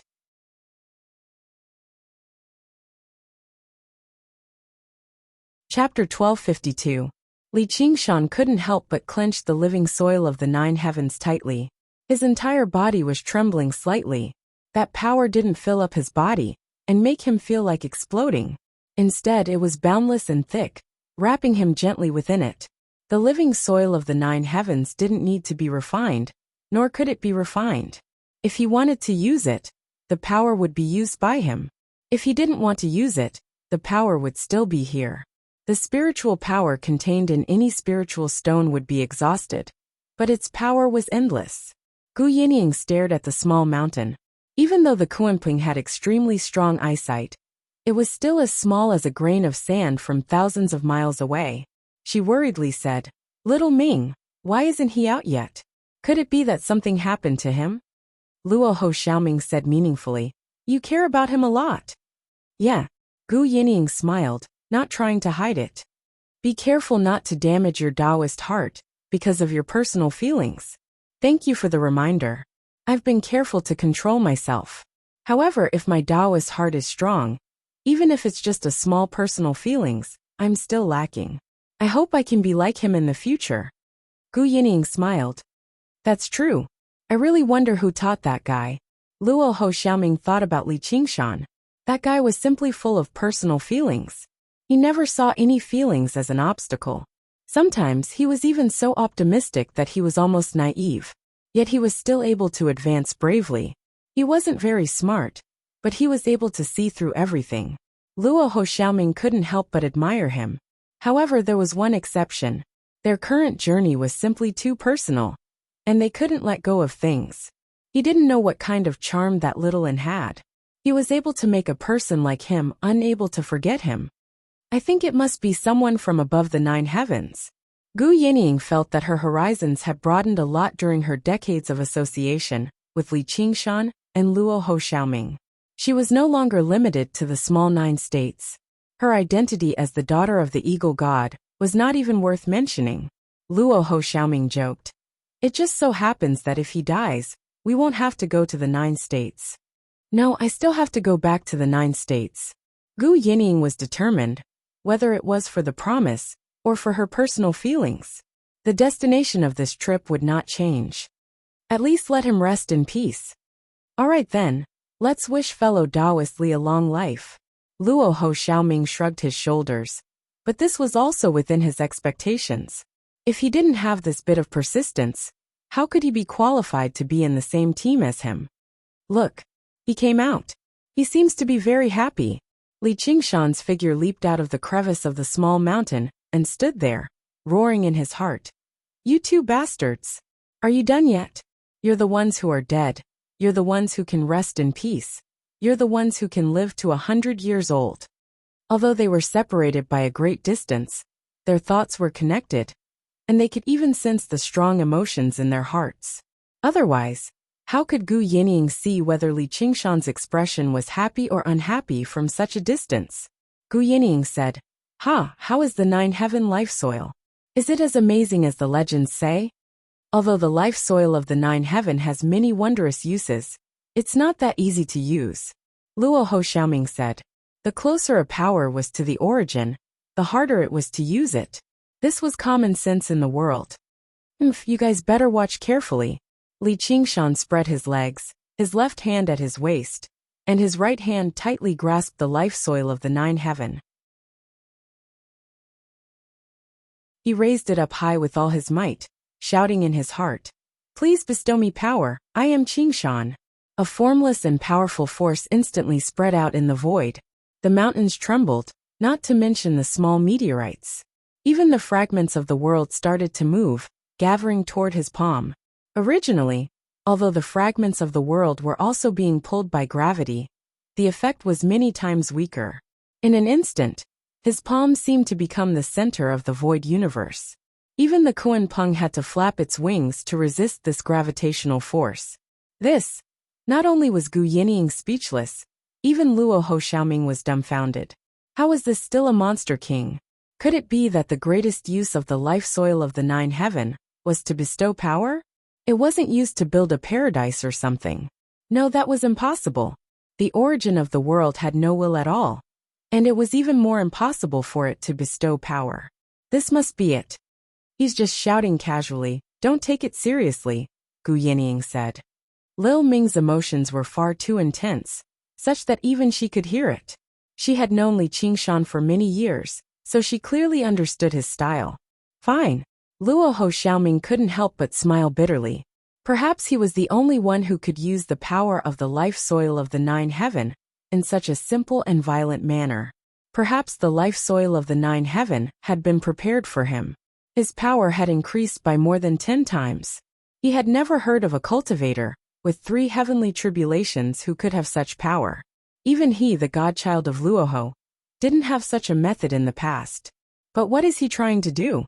The endless gravitational force pulled everything in the void, whether it was the stellar wind marrow, the earth-fiendish magnetic force, the millions of mountains, or the fragments of the world. Why don't you just ask him? "Hey Qingshan, we've already witnessed your power. We can continue our journey now." Gu Yinying called out in her mind. She hid behind a large mountain to resist the violent meteor shower. This is just the beginning. Li Qingshan wasn't just trying to show off his power. When the first meteor flew in front of him, he said in a deep voice, "Flowers in the mirror, moon in the water, real and illusory at the same time." Under his feet, the mirror-like water surface instantly expanded for 1,000 miles. The meteor fell into it, creating a ripple before disappearing. At the same time, in the small world, a meteor streaked across the sky. The friction with the air caused sparks to ignite, causing everyone to raise their heads and look up. In the mysterious void temple, Li Guanyin stood up and went to the courtyard. He frowned and fell into deep thought. Was it a normal meteor or a fiend star? Not only could flowers in the mirror create clones, but it could also transfer items between the main body and the clones. However, as the clones became more and more useless, this ability became useless. It wasn't until the clone became a god that it was finally reactivated and used to transfer spiritual power. Everyone in the small world who was looking up at the night sky was stunned, because before the first meteor landed, hundreds, tens of thousands, hundreds of thousands of meteors flew over at the same time, drowning out the original river of stars and filling the entire night sky. This magnificent and glorious scene was like a dream. It was as if they had returned to 10 years ago, when the Kuan Peng spread its wings and soared high. Above Hua City, Li Fengxian watched in a daze and muttered to himself, "Royal father, is that you?" On the top of a big tree, Li Yuanfei scratched his head. What the hell is the old man doing now? Other than him, who else could make such a big scene? On the great snow mountain of the northern region, Xue Bing was dressed in white. Her hands were empty, and she didn't hold a sword. She was surrounded by a stream of water, as she fought against the tribulation lightning. She was continuously defeated and recovered, displaying the way of water softness to the fullest. Sometimes she would freeze into ice. As the hall master of the Snow Mountain Hall, she had to be responsible for many things. Unlike Yang Miaozhen, she didn't pursue Dao wholeheartedly, so her cultivation speed was much slower. However, after so many years of accumulation, she had finally reached this step. She had completely mastered the Gui water condensing qi method and added her own changes to it. This time, she had a 60% chance of passing the heavenly tribulation and ascending. At most, there was only a 60% chance. In the eyes of mortals, she was already old. Although she had a technique to preserve her youth, there was already a lot of white hair on her head. If she waited any longer, she wouldn't even have a 60% chance of success. She couldn't help but envy Huxia, although her cultivation speed wasn't fast, and she hadn't ascended yet. Her long lifespan wasn't something Huxia could compare with. The changes in the heaven and earth also caused her to be slightly distracted. She felt that the heavenly tribulation had suddenly changed, but she didn't have time to think too much about it. She focused on passing the heavenly tribulation. Gu Yinying said in surprise. He wants to become a void-swallowing beast. Luo Ho Xiaoming frowned and said, everything else is fine, but the world fragment isn't that easy to deal with. Do you know how many magical powers he has? Don't a demon king only have 4 magical powers? Gu Yinying spread out her hands and said, if you, a god's son, don't know, how would I know? At this time, the first world fragment was finally brought to Li Qingshan. His expression also became solemn. He wasn't going to put on a fireworks show in the small world. The crux of the matter was this world fragment. Could it pass through the obstruction of the distant space and transport the world fragment back to the small world? When the world fragment landed in the water mirror's image, it immediately caused an unprecedented ripple. It did not sink into the water mirror's image immediately like a meteor. Instead, it became stuck there, presenting a strange sight. Half of it was in space, while the other half was in the small world. So it really doesn't work? But it shouldn't be impossible. It's just that my spirit turtle transformation is still too weak.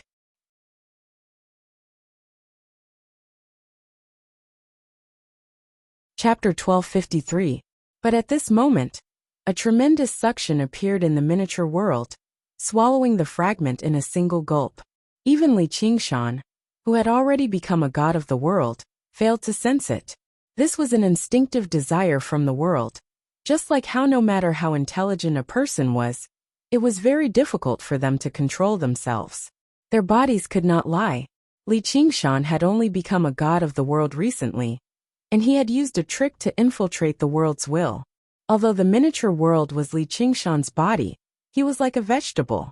Although he was the only clear consciousness, he could not even control the movement of his pinky finger.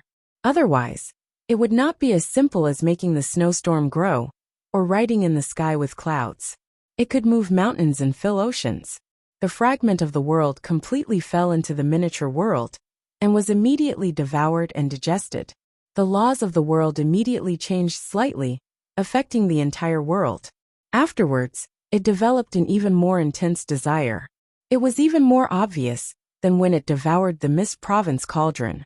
The Mist Province cauldron was merely condensed from the laws of the world, while the fragment of the world was the laws of the world themselves. And it was several grades higher than the miniature world. It was basically the best nourishment. As a result, under the miniature world's cooperation, when the second fragment fell into the water mirror's image, it was basically absorbed without any delay at all, becoming a delicacy for the miniature world. Li Qingshan had been planning all along. If he could send these fragments of the world into his miniature world, it would assist the miniature world in its growth. Perhaps it would provide him with even more spiritual qi. And in the long run, the value of a world could never be underestimated. As the fragments fell into the miniature world, Li Qingshan felt his will rapidly expand. In the past, he had to move through various places to observe everything in the world, but now, his vision became wider and deeper. It was like a vegetable could finally move a finger, and the entire world was responding to him. In the past, he was just a thief who had snuck in, but now, he had reached a higher level, gradually becoming a true lord of the world. He only needed a single thought, and spiritual energy would surge over. And the connection between his main body and his clone, that had gradually weakened, cleared up again. It was no longer just his main body trying to sense it. Instead, it was in the endless space. A star shone brightly for him, starting from the smallest meteor, moving on to boulders and hills. The meteor shower in the miniature world had already become burning stars, reflecting off one another in the dark sky. It looked even more magnificent and glorious. The mountains that stretched for thousands of miles were also a problem. Li Qingshan held the 9 heaven living soil tightly. With a slight tug from the earth force field, the mountain was torn apart. He asked in his heart, Little Ming, do I look like a god to you? Like my ass. You can only do whatever you want in the void. Luo Ho Xiaoming said snappily. But he had to admit that it was too shocking. In the 6 paths of reincarnation, there were plenty of people who possessed such power. Even when he was at his peak, he was much stronger than this. However, the potential he displayed was simply shocking. He was using the omnipresent source energy of the world. In terms of age, He was merely a fledgling who had just stepped onto the path of cultivation. In fact, he had not even officially stepped into the 6 paths of reincarnation. It was hard to imagine what kind of earth-shattering changes he would bring when he officially entered the samsara. Perhaps all the rules would be rewritten because of him. Mother, oh mother, you've helped me find a rather incredible friend. Li Qingshan found that the small world also liked the mountains. Although the feedback was not as strong as the world fragments, it did not reject anything and had a great appetite. Of course, the landing point of these giant stars that could not be burned out in the air was a problem. If they were not careful, it could become the judgment day in the apocalypse. After the mountain was torn apart, it would be at least a few hundred miles away. No matter where it landed, it would cause a huge earthquake, not to mention the other effects. Be it innate stage martial artists or chi practitioners, there would not be a single living person within 1,000 miles. Hence, the sea became the best choice. And after the small world devoured the pieces of the world fragments, its size also expanded rapidly, becoming bigger and bigger. The land was not affected much, but the sea level was falling rapidly. When Li Qingshan threw the mountains into the sea, it finally stabilized. Boom, boom, boom, boom. The sea seemed to be boiling. Huge waves rose to the sky, blocking out the sun. However, he had to control the rhythm, or there would be another huge flood. Fortunately, the world fragments and the big and small mountains belonged to a complete world, and there was a certain balance, so there would not be too much of a problem. When the lightning on the snow mountain dissipated, Xuebing descended from the sky and landed on the top of the mountain. She looked around in surprise. She did not succeed in ascending, but she did succeed in passing the tribulation. Both her cultivation and strength had undergone a qualitative change. She waved her hand again, condensing water into a mirror. There was not a single strand of white hair on her head. Even the corners of her eyes and the tips of her eyebrows had faded. Her body was full of youthful vigor, and it was obvious that her lifespan had increased a lot. She was surprised. What is going on? After devouring a large number of world fragments, the small world was no longer a small world. It was enough to accommodate the existence of cultivators of a higher level. She could not ascend after passing the tribulation, but this was a good thing for her. Ordinary tribulation was naturally easier to pass than the tribulation of ascension. Her 60% chance of success had become 80%, or even 100%. This was a great thing for all the cultivators in the world. The bigger the world, the more convenient it was for cultivation.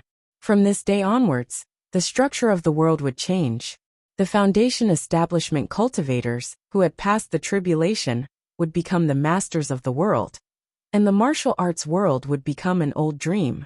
What changed was not only the structure of the human world, but also the geographical structure of the entire world. Li Qingshan scattered islands all over the sea.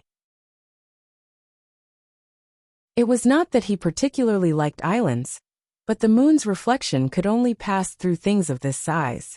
Although there were no longer any living creatures in the dead world, the corpses that were still warm still contained a lot of information. Many new strange life forms would definitely be born from these islands. However, perhaps it should not be said to be so absolute. The woman who had turned into a rock was so strong that even flames and tremors could not destroy it. Suddenly, a crack appeared on her despairing face. Even though all the spiritual chi had dissipated, there might still be a wisp of spirit or obsession left. And those medicinal pills and magic treasures that had lost their value also recovered a touch of spiritual light under the nourishment of the spiritual chi of heaven and earth. Li Qingshan's voice suddenly rang through the entire world. Do you want my power? Then go and find it, in the depths of the sea. A brand new era had begun.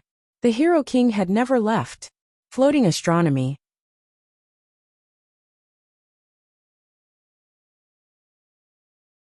Chapter 1254. Luo Ho and Little Ming suddenly looked back. At this moment, countless mountains were being pulled by gravity and gathered together, blocking their line of sight. Between the cracks, he could see a few stars embedded in the depths of space, shining silently. They were distant and silent, but he could sense a hint of uneasiness from them. Gu Yinying followed his gaze as well. Something's wrong. There's a bad omen. The first to speak was actually Li Qingshan. The spirit turtle's warning had turned good fortune into bad, and it was a very bad omen. The shadow of death that enveloped him was as dark and heavy as the void. Luo Ho Xiaoming said, "If you're done playing, let's leave here as soon as possible. Let's go." Although there were still many mountains and fragments of worlds that he had yet to absorb, Li Qingshan did not hesitate at all. With a wave of his hand, he put away the water mirror's image and reversed the force field. He pushed the mountains and meteors away and flew towards the Kunpeng. Their vision widened. Gu Yinying's eyes narrowed. Something was approaching from the depths of space. At first, it was only the size of a speck of dust, but it enlarged in the blink of an eye. She cried out involuntarily, "So fast!" That thing moved no slower than the Kunpeng. Even its body was no smaller than the Kunpeng. However, it did not resemble any bird or beast. It did not even seem like a carapace. It was a translucent green, revealing its internal organs. There seemed to be a tentacle that was even longer than its body where its head should be. It created a ripple in space as it swam over quickly. Luo Ho Xiaoming said, "It's a void-devouring beast. How powerful is this thing? How many heavenly tribulations has it undergone? Can we destroy it?" Li Qingshan could not help but ask. His strength had just reached an unprecedented level, and he could already sense such great danger. He was rather unused to it. He wanted to fight to his heart's content in space. Void-devouring beasts don't undergo heavenly tribulations, and they're different from other living beings. They're basically a natural disaster. I'd advise you to run for your life obediently. The smell of blood has spread out in the sea.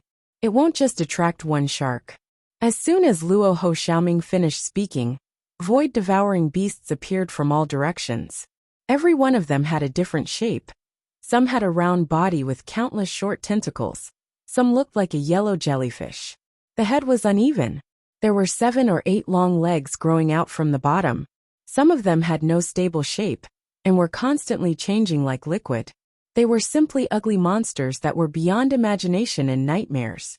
However, every single one of them was over 1,000 miles long, and the largest one was over 10,000 miles long. If this figure was a living being, then it would be extremely terrifying. Every one of them was probably a godlike existence. What the hell are these things? Let's go. Li Qingshan immediately retracted his battle intent. He landed lightly on the Kunpeng's back. He didn't want to start a fight with this group of things. "Qingshan, open a path for me." The wings of the Kunpeng spanned 1,000 miles. He returned to his original form. All right. Li Qingshan gripped the living soil of the 9 heavens tightly and activated his earthly force field.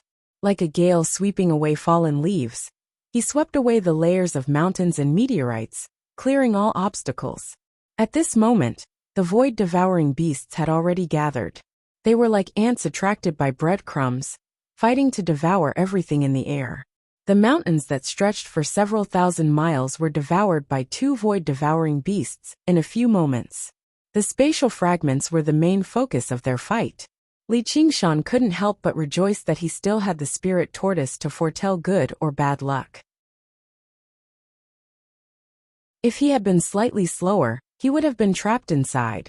The destructive power of these void-devouring beasts was truly too strong. However, he found it slightly strange. Although these void-devouring beasts were astonishingly fast, they shouldn't be this fast. At this moment, the slimy body of the void-devouring beast, that was constantly changing forms, suddenly opened many eyes of different sizes. These eyes were empty and emotionless, and they all stared at the living soil of the 9 heavens in Li Qingshan's hand. "We've been targeted." Li Qingshan gripped the living soil of the 9 heavens tightly and swung his hand as hard as he could. A mountain moved horizontally, blocking the void-devouring beast's path. Soon afterwards, the mountain was devoured and melted away by the void-devouring beast. Instead, even more eyes bulged out as if they were confirming their target. A single clump of the living soil of the 9 heavens was worth thousands of mountains, and even the Kunpeng itself was treated as food. Although it did not possess the intelligence of a living being, it quickly swam towards the Kunpeng under its powerful instincts. Li Qingshan's heart sank. The sense of danger became extremely great. This void-devouring beast was several times larger than the Kunpeng. If they were devoured, they would probably die.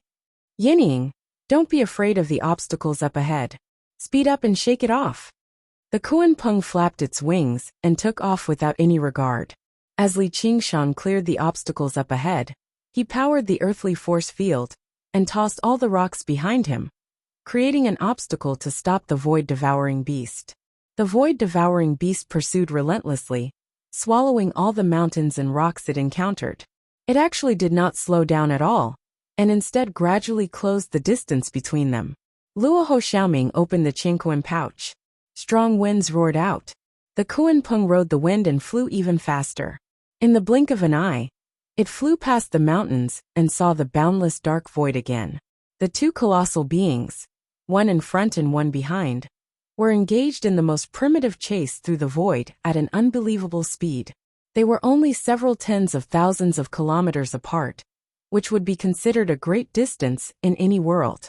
However, if their figures and speed were taken into consideration, it was almost a single step away. Gu Yinying said, Qingshan, we'll be out of the predicted flight path if we keep flying for a while longer. Think of something. Li Qingshan suddenly turned around, gripped the living soil of the 9 heavens tightly, and threw a punch at the void. Using the power of the earth from the living soil of the 9 heavens, he pushed the tremors of the ox demon to an unprecedented level. Even the dark void trembled. The Kunpeng accelerated once again, while the void-devouring beast bumped into this trembling void. Its body twisted and changed. Even though it was unharmed, its speed was greatly slowed down. Li Qingshan was delighted. It was indeed useful. Punch after punch, the void-devouring beast slowed down again and again, and the distance between it and the Kunpeng grew larger and larger. Gradually, the void-devouring beast seemed tiny. Suddenly, the void-devouring beast disappeared in the void, as if it had never existed. Did you shake it off? Gu Yinying asked. Li Qingshan knitted his brows, but the sense of danger in his heart did not disappear. Instead, the shadow of death grew heavier. Luo Xiaoming yelled, No, it's in front of us. Li Qingshan abruptly turned around, and the void-devouring beast suddenly appeared in front of him. Its enormous body filled his field of vision, and its translucent skin glowed with a green light. Suddenly, a 1,000-mile-long abyss appeared in its body, stretching across the void and waiting for the Kunpeng to walk right into its trap. Ji Hao finally understood why these void-devouring beasts were so fast, and why they could actually teleport over such a long distance in the void.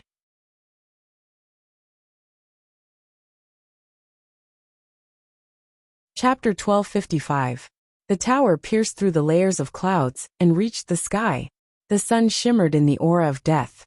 Even the sunlight seemed lifeless. Everything within a range of 1,500 kilometers had been reduced to a land of death. Perhaps this was the tallest structure in the history of this world. Ghostly flames flickered as souls of the dead wandered around the tower, making it seem even more deathly still. The corpse kings and ghost kings built the tower without any complaints, silently enduring the harsh scoldings of the overseers like lowly laborers. They suppressed all of their resentment and waited for the day the tower was completed. By then, there would be a sumptuous feast, using all the creatures in this world as food to satisfy their insatiable hunger. This day would not be too far away. At this moment, at the boundary of this land of death, in the dense forest that was eternally shrouded in mist, a green sprout burst out of the earth. In the beginning, it was very young, making it impossible to tell what plant it was, but it swelled up very quickly, growing into a great banyan tree that required several people to wrap their arms around. However, it still extended its branches towards the sky, as if it was not satisfied. Aerial roots as thick as dragons stabbed deep into the ground to support its body, that was growing more and more majestic. The laws hidden under the heavens and in the thick earth began to circulate silently. It was like a pair of invisible hands were holding this newborn child. Yes, it was the child of the world. When the great banyan tree grew to be bigger than any tree or mountain in this world, it was already big enough to stand shoulder to shoulder with the tower thousands of miles away. The milky white fog spread under his feet like a thick and soft carpet, dark green patterns embedded in it. At the end of the carpet was a deathly gray floor, scattered with many sharp black nails. It was also like a chopping board. A forest of withered leaves stood where it was in despair. A pair of dark green eyes opened on the great banyan tree, staring at the tower in the distance. The rugged tree bark was like a furrowed brow, and the drooping leaves were like a beard, vaguely forming a face. It was the banyan tree king. With his control over most of the world, he used all of his 10,000 years of cultivation and all of his strength to prepare for a great battle. This battle, it would decide the fate of the world. And his fate? He obviously was not alone. Demon chi surged into the air and gathered behind him. It was not just the demon kings of the Mist Province. There was also the Green Province, the Scarlet Province, and so on. The White Camel Sand King was among them. There were also his other old friends. He had started preparing a year ago, and sent out the summons 3 days ago. Not just the demon clan. When the Silver Dragon King flew over, the great cultivators appeared with him. The King of Southern Yu led them, but it was not just the honored guests of the King of Southern Yu's estate. The Dauntless Monk and the Unraging Monk were among them too. A white cloud descended from the sky, sweeping away the layers of gray haze. It still maintained its original white color. In the sky above this world of death, it emitted a dazzling white light. Layers of white feathers clustered around Li Fengyuan. He cupped his hands towards the banyan tree king from afar, displaying the bearing of a king, who here was not a king. Without undergoing 3 heavenly tribulations, one wouldn't even be qualified to participate in this battle. All the connections were used, and all the power was gathered, waiting for the arrival of one person. The Hungry Ghost Realm's true target, the enemy of Buddha, Little Anne. Apart from Li Fengyuan, who knew how many times older than she was, but no one felt displeased. In the past few years, she had basically killed her way through mountains of corpses and seas of blood. She had stepped on the corpses of countless demon kings and great cultivators, living up to the name, enemy of Buddha. She was even more terrifying than the demon king of the North Moon in the past. The entire ghost tower fell into an uproar. Under the supervision of the overseer, the corpse kings and ghost kings were on standby. An aura of death surged into the air as they stood as equals. It was like a siege. There was no such thing as a sneak attack. There was no such thing as a siege between the living and the dead. The ghouls instead seemed even more orderly. The corpse kings roared and bellowed furiously. Their morale was even higher. It was not just because they had an absolute commander behind them, Emperor Li. It was also because they had no path of retreat. They would either die here, or they would be devoured. The demon kings and cultivators belonged to over a dozen camps of various sizes. Even if they failed to take down the tower, they could retreat from this land of death. The Banyan Tree King was only their convener. There were not many powerful cultivators who had undergone 3 heavenly tribulations who were accustomed to following the commands of others, as they already stood at the apex of the 9 provinces. However, there were many battles of this scale in the Hungry Ghost Realm. The Corpse Kings and Ghost Kings also had to obey their superiors. The Banyan Tree King's frown deepened. This battle would definitely be fraught with danger. But why had the Dragon Province not responded at all? In his original plan, the Great Xia Empire was supposed to be the main force in this battle. This had nothing to do with personal grievances. According to his predictions, once the Ghost Tower was completed, this world would be anchored down by the Hungry Ghost Realm, unable to break free. That would be 100 times more terrifying than an invasion from the Demon Domain. If the Demon Domain wanted to invade, it would be completely up to the demon folk to fight. At most, they would have the convenience of demon caverns, but that would only be equivalent to a secret path. However, behind these ghouls was the Hungry Ghost Realm. The 6 realms of Sasra had always been closely connected to the various worlds. Once a passageway was opened, it would be a broad path. Countless ghouls could swarm in, which was why the Umbral sect treated it as a trump card to perish together with the world. And the Hungry Ghost Realm's offensive power was extraordinarily powerful. They were basically the natural enemy of the various worlds. Several decades ago, a mere corpse king, had almost ripped off a piece of the 9 provinces in the Green Province. The hungry ghost realm did not immediately launch a large-scale invasion, and instead built the tower here painstakingly, because of Little Anne's existence. They were greatly restrained. Once the ghost tower was completed, they would probably be able to use the hungry ghost realm to break through the restraints of the laws of the world and send in existences that had surpassed the 3rd heavenly tribulation. Even if that emperorly descended in person, the Great Xia Empire would be nothing. However, under such dangerous circumstances, the Dragon Province actually showed no signs of activity at all. Recently, they simply ignored the chaos in the world, allowing the ghost tower to constantly rise and defend the Dragon Province. This had completely exceeded his expectations. He had sent out a signal to work together some time ago, but it had vanished completely like a rock sinking into the ocean. Now that the ghost tower was about to be completed, he was finally forced to take action. That was because if he still did not take action, she would take action. Ding! The ethereal sound of a bell rang out in everyone's ears. It was so clear that it seemed to be right next to their ears. Their hearts rippled, basically unable to calm down. The White Camel Sand King's wooden face twitched.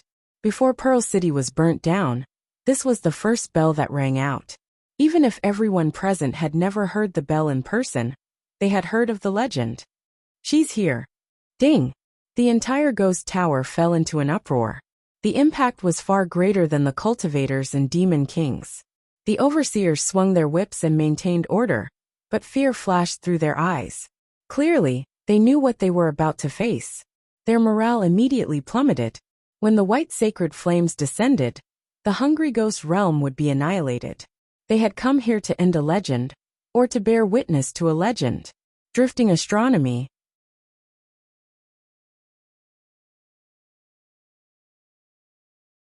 Chapter 1256. The sound of the bell was chaotic, the soul wanted to break, and the white bones turned into a beautiful face. Her skin was white as jade, her hair was black as sandalwood, and her flesh was like a lotus flower. The towering trees and the towering towers were all reflected in the netherworld eye. Life and death were both clear to him. But there was still a stubborn thought that he couldn't abandon his original intention. Suddenly, he felt his heart palpitate and couldn't help but look at the sky. Was he in danger again? Ding! The bell on her waist urged her to come back to her senses. She didn't have time to think too much. She took a few steps in the air barefooted and landed on the top of a big tree. She said softly, "Thank you, Senior." The banyan tree king sighed in his heart. It had been a long time since he had seen her so polite. He knew that she was doing this for the sake of this battle, not letting any details affect the overall situation. And if they lost this battle, this courtesy would probably turn into terrifying hostility. This battle is not just for you and me, nor is it just for anyone here. It's for all living beings in the 9 states. Fellow Taoists, please accept my control for the time being. Only in this way can we unite as one and defeat the enemy. All the demons said, "We're willing to listen to fellow Taoists' orders." The banyan tree king knew that this was his limit, but it was enough. There is no need for me to elaborate on the dangers involved. The laws of heaven and earth in this area have already been contaminated by the hungry ghost realm.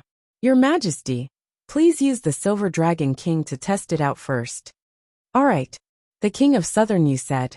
The main cannon at the front of the Silver Dragon King opened up, and specks of silver light gathered, condensing and compressing to the limit, forming a ball of light. With a buzzing sound, a magnificent silver light shot towards the ghost tower. This strike was enough to split mountains and split the earth, but as soon as it entered the land of death, the bright silver light was shrouded in a layer of gray haze, rapidly weakening. A Ghost King supervisor swung his whip. The whip cracked the silver light, and the shattered light was quickly swallowed by the gray haze, as if it had never existed. TSK, foolish creatures, you only know how to play these kinds of tricks. The ghouls roared with laughter. The King of Southern Yu's face changed slightly. Even attacks of pure energy were affected like this. If he personally entered the tower, he would definitely be greatly suppressed. The surroundings of the ghost tower were basically a forbidden zone for the living. He glanced at little Anne. She was the only exception. But in this way, this was a great blow to morale. No one knew what the Banyan Tree King was planning. The Banyan Tree King said in a deep voice, "Fellow Taoists, as you can see, do not rashly approach the ghost pagoda. You must maintain a safe distance to attack." "Grandpa Tree, but if we don't get close to the ghost tower, how are we going to attack it?" a giant lumberkin king asked. The Silver Dragon King's attack range and destructive power far surpassed that of ordinary demon kings and grand cultivators. 1,000 miles away, ordinary divine abilities and dharma spells couldn't even touch it, let alone be weakened and suppressed. "Don't worry, we also have strong reinforcements." Powerful reinforcements? Could it be the North Moon's demon king Li Qingshan? Many people did not know that Li Qingshan was no longer in this world. Li Fengyuan was high above Cloud City. When he heard this, his heart ached and he muttered to himself, "Eldest father." Qingshan. The unraging monk also sighed inside. He had specially asked little and about Li Qingshan's whereabouts, but never did he think this brilliant disciple of his would actually leave this world like this. Little Anne's clothes ruffled as she stared at the ghost pagoda in the distance, as if she heard nothing. If Qingshan were here, our chances of victory would increase drastically. The Banyan Tree King sighed in amazement. This kid could always exceed his expectations, turning the impossible into the possible. But unfortunately he can't come. The powerful reinforcements I'm talking about are not people of my generation, but this world. His voice was grand, piercing through the surroundings.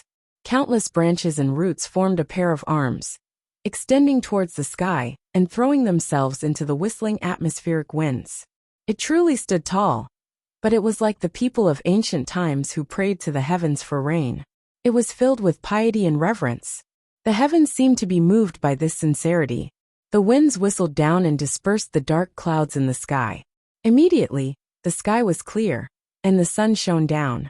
Soon afterwards, the Banyan Tree King's body straightened up again. The roots that had plunged deep into the ground split into two bundles, forming a pair of strong legs.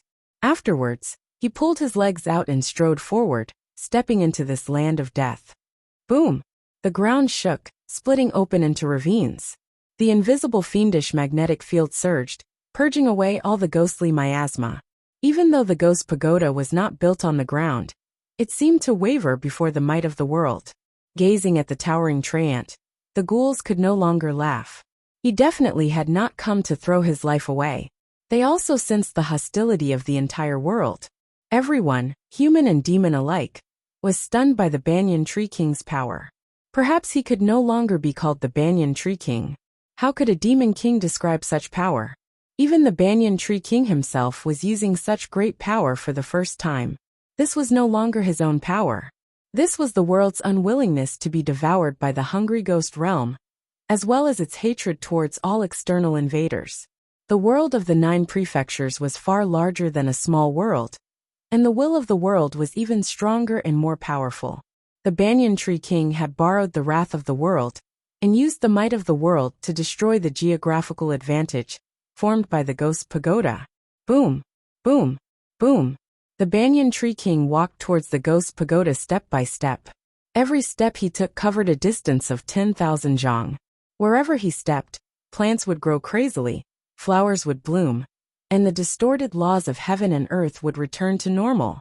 No, it was not just normal. Everyone could clearly sense the existence of the heaven's will. Surging spiritual qi gathered in his body, and he could circulate it freely like never before. The mystical abilities and techniques that originally needed to be fully concentrated could now be released at any time. Borrowing the power of heaven and earth, this battle had been blessed by the heavens. If they won, they would definitely be rewarded with heavenly merit. Even the White Camel Sand King's expression changed slightly. One of the crux to undergoing the tribulation and ascending was the heaven's will. The world of the 9 prefectures did not have an extreme expression of will like the 6 realms of Sasra, so obtaining its recognition and support was even more difficult. This was truly a rare opportunity. Morale immediately surged. They advanced towards the ghost pagoda with the Banyan Tree King's footsteps. The King of Southern Yu nodded slightly. He really was the Banyan Tree King after all. With that, everything was in place. They could capture the enemy. Little Anne's heart skipped a beat. The Banyan Tree King really was a powerful ally. Qing Shan had only agreed to retrieve the 9 cauldrons for him in the past out of a moment of impulse. He never expected it to be so important. Everyone had emotions, and the pros and cons were not so easy to calculate. However, her path was against all living things, and it was even more against all death. It was impossible for her to form any kind of friendship with others. She had to maintain her vigilance at all times. Dark Moon. A familiar but long-lost form of address rang out by his ear. The Dark Queen drifted over. Her cold, pale face was filled with joy right now. Fortunately, I made it in time. Many people secretly frowned. The Ghost Pagoda originated from the Umbral sect, and the crazy declaration of perishing with the entire world was renowned throughout the world. She had basically become the sect master of the Umbral sect. However, she ignored all of this. All she could see was Little Anne. She approached him before stopping again. "Mother." Little Anne noticed that she was alone. The Dark Queen explained, "Your father is currently in secluded cultivation. No matter what, this battle would be extremely dangerous." Chu Lai King was already close to ascending. Since even the Great Xia Empire had not responded, there was even less reason for him to get involved in this mess. For some reason, Little Anne recalled something Li Qingshan had said. Only Mother was good in the world. "Be careful," the Dark Queen warned. "Yeah." Little Anne nodded emotionlessly. At this moment, the Banyan Tree King had already approached the Ghost Pagoda. Raising his head, the pagoda seemed like it was about to collapse. The Corpse Kings and Ghost Kings were vicious and colossal. Little Anne wielded both swords. He slayed Buddhas with his left hand and abandoned immortals with his right, pointing them at the Ghost Pagoda. Drifting Astronomy.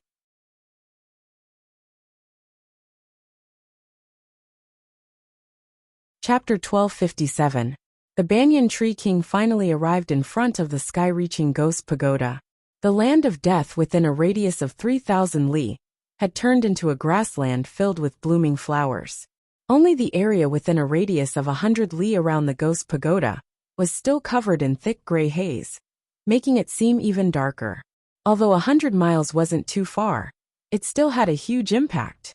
An attack launched from 100 miles away would not be able to damage this ghost tower in the slightest. The Banyan Tree King understood that the instincts of the hungry ghost realm were not to be underestimated. The world of the 9 prefectures could only give them so much help. They could only rely on themselves for the rest. "Fellow Taoist Feng Yuan, please make your move." There was only one white cloud in the clear sky. It was the city amongst the clouds, and it was currently floating above the heavenly ghost tower. Li Fengyuan nodded slightly. With a bang, he spread his magnificent wings, revealing the innate disposition of a king. He closed his eyes and gently waved his hand. The thick layer of clouds under his feet rippled with waves of light, becoming even more snow-white and bright. All of the winged people were ready. They spread their wings and glowed with radiance as they poured their power into the city amongst the clouds. The white clouds became brighter and brighter, as if they were no longer clouds, but a mass of floating white light. The defensive formation of the city vaguely appeared, and the spherical barrier was full of complicated and beautiful runes. All the light gathered at the bottom of the spherical barrier, as if a second sun had appeared in the sky. Li Fengyuan opened his eyes, which were filled with light. Sky strike! The sky darkened, and an incomparably resplendent beam of light whizzed down, directly hitting the top of the Tong Tian Ghost Tower. It was still under construction, and it was the biggest weakness of the Tong Tian Ghost Tower.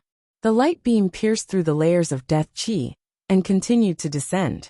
Rays of light shot out from the cracks of the ghost tower. The light shone in all directions.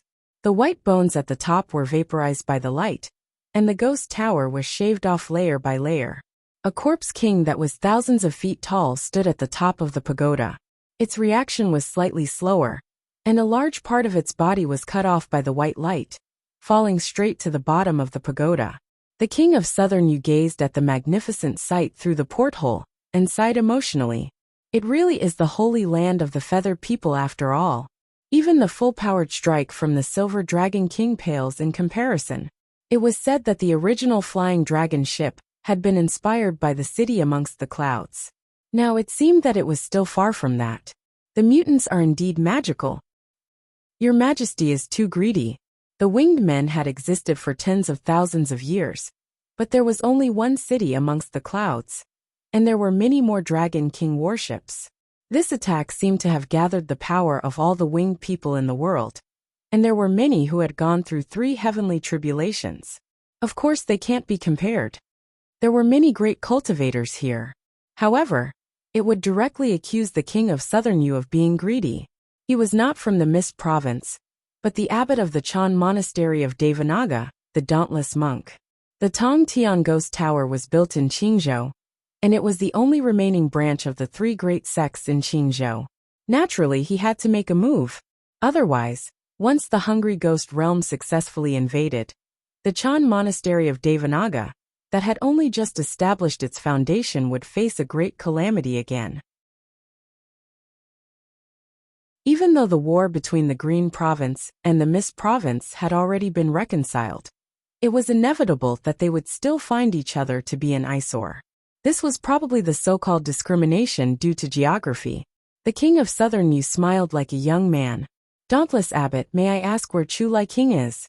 In other words, he was implying that the Azure Province was facing such a great calamity because he needed his help. The king of Chu is currently leading the way with the Banyan Tree King. The dauntless monk closed his eyes slightly and remained unfazed. The king of Chu he spoke of was Little Anne. She had indeed inherited the position of king of Chu from Chu Lai King. However, he was mocking the king of Southern Yu for only being bold enough to hide far away in the sky. The ascendant cultivators all became irritated. There had never been a lot of benevolent cultivators from the Mist province. The king of Southern Yu said, "Sai, isn't fellow Little and the enemy of Buddha?" The dauntless monk was speechless. All Buddhist disciples were absolutely irreconcilable enemies of Buddha. The intense conflict and disagreement between them were even greater than the living and the dead. However, there was nothing they could do about Little Anne, and the threat from the Hungry Ghost realm was even more pressing. I've only heard about it in the past. I never thought Qingshan's adopted son would actually be so powerful.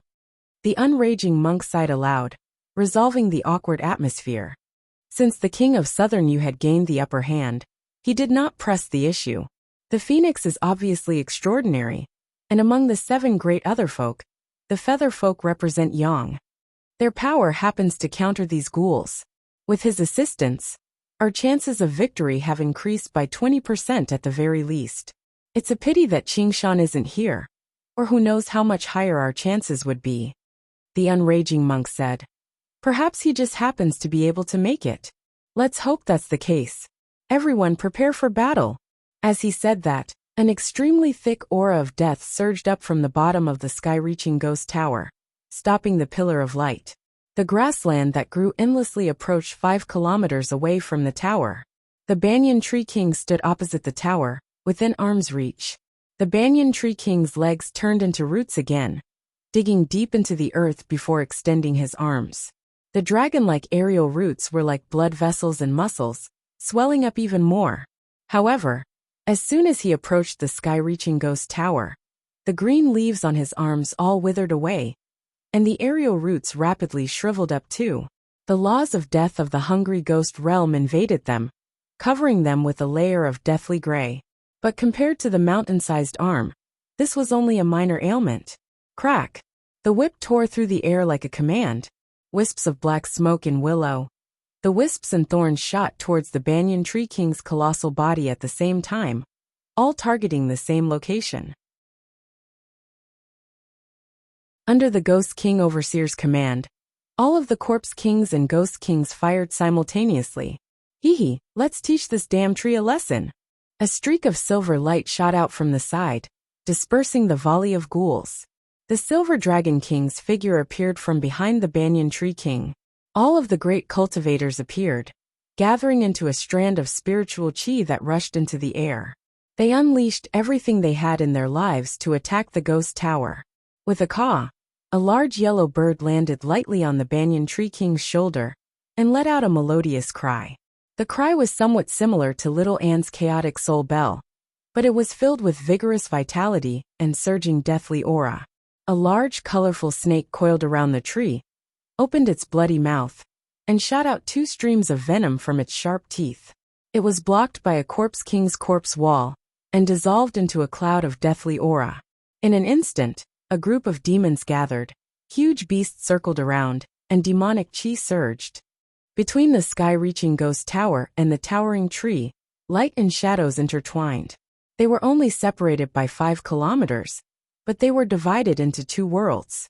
Between them, the laws of life and death clashed intensely. Both the living and the dead were unwilling to leave their own world and step into the other's world.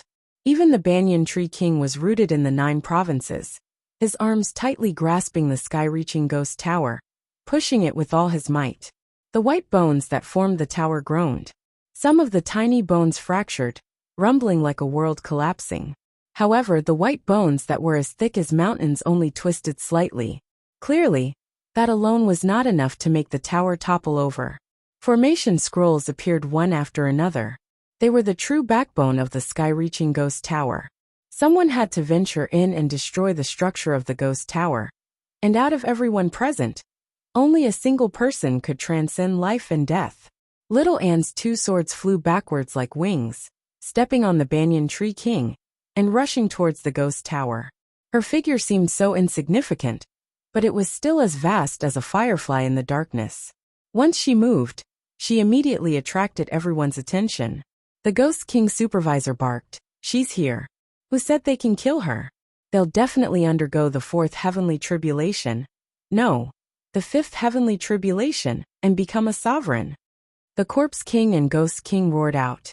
Right when the Dark Queen was about to follow, little Anne's voice rang out in her ear, "Mother, stay further away." Even though the Dark Queen had spent many years with ghosts, she was still a living being in essence. She definitely would not be welcomed by the laws of death, let alone the fact that she was venturing deep into enemy territory. The Dark Queen's heart warmed up.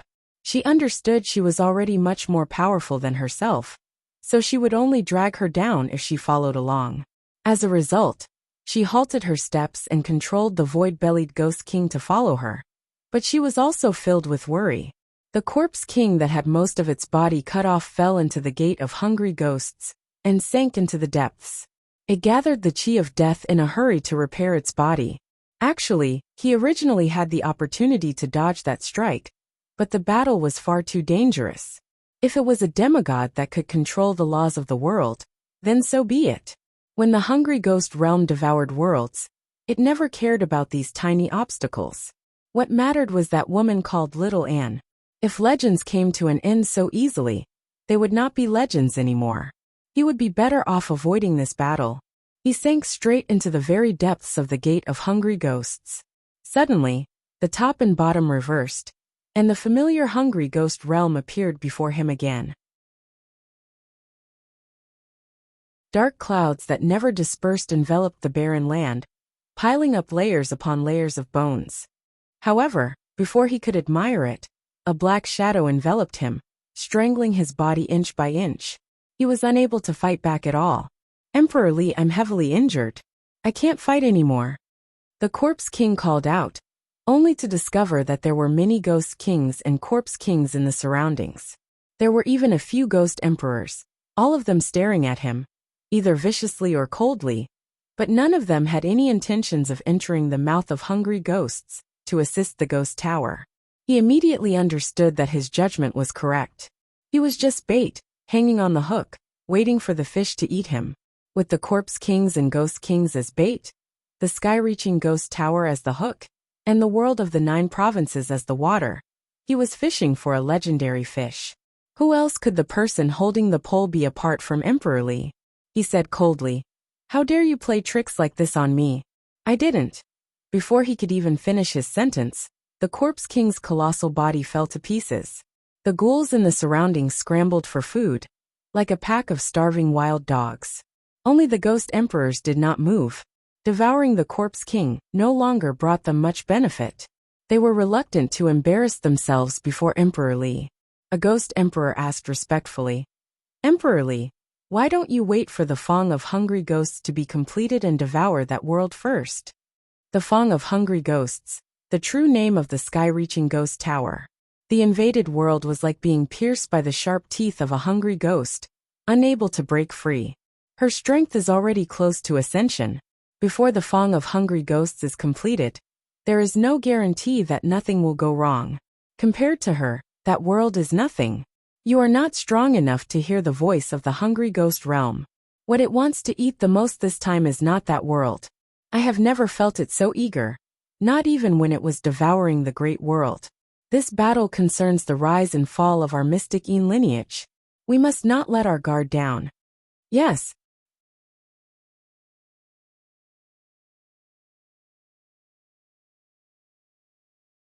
Chapter 1258. Passing through the boundary between life and death, Little Anne's body suddenly burst into flames, burning away all of her stunning beauty and skin. White bones appeared amidst the layers of flames. Forward. The Samadhi flame of white bone trailed behind it like a pale white meteor, shooting towards the heavenly ghost tower. Not only did he not feel any suppression when he entered the death domain, he even gained a hint of enlightenment about the cycle of life and death. Roar! The ghouls roared, and countless attacks came at her, covering the sky and covering the earth. There was no way to dodge.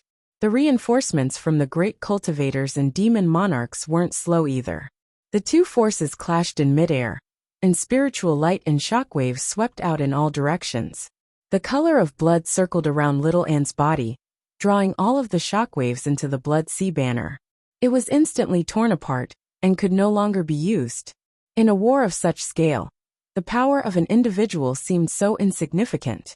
Apart from existences like the Banyan Tree King, who borrowed the power of the world, even she was in great danger. As they approached the sky-reaching ghost tower, Little Anne glanced down. The base of the tower sank deep into the gate of hungry ghosts. Layers upon layers of formations crisscrossed, forming the core of the Tong Tian Ghost Tower, which was located right on top of the Gate of Hungry Ghosts. If one wanted to destroy this Tong Tian Ghost Tower, it was undoubtedly the easiest and fastest way to do it was from below. Although there was no lack of experts among these corpse kings and ghost kings, they were restrained by her power and could not stop her. The chaotic soul bell rang rapidly, and the sound of the bell was disorderly. The ghouls were thrown into confusion. However, she changed her mind and soared into the sky along with the outer tower. She chose to launch an attack from the top. That was where the weak point of the heavenly ghost tower was. And she also had the support of the city amongst the clouds. Follow me to kill him. The Ghost King supervisor roared. Dozens of corpse kings and ghost kings rushed to the top of the ghost tower. He no longer cared about the survival of the ghost pagoda, and only wanted to kill her here. A strange echo came from the maw of the hungry ghost, and all the ghouls suddenly felt their auras grow stronger. At this moment, the will of the hungry ghost realm was undoubtedly revealed. The Banyan Tree King ordered, "Fellow Taoists, please destroy the tower with all your might." At such a close distance, no reinforcements could make it in time, except for him. Giving up on pushing the tower, one of his arms spread out into billions of aerial roots and attacked all the ghouls. Little Anne raised his arm, and the skull prayer beads scattered into skeleton demons. It landed on the ghost tower. Cackling strangely, he leaped about and blocked the ghouls.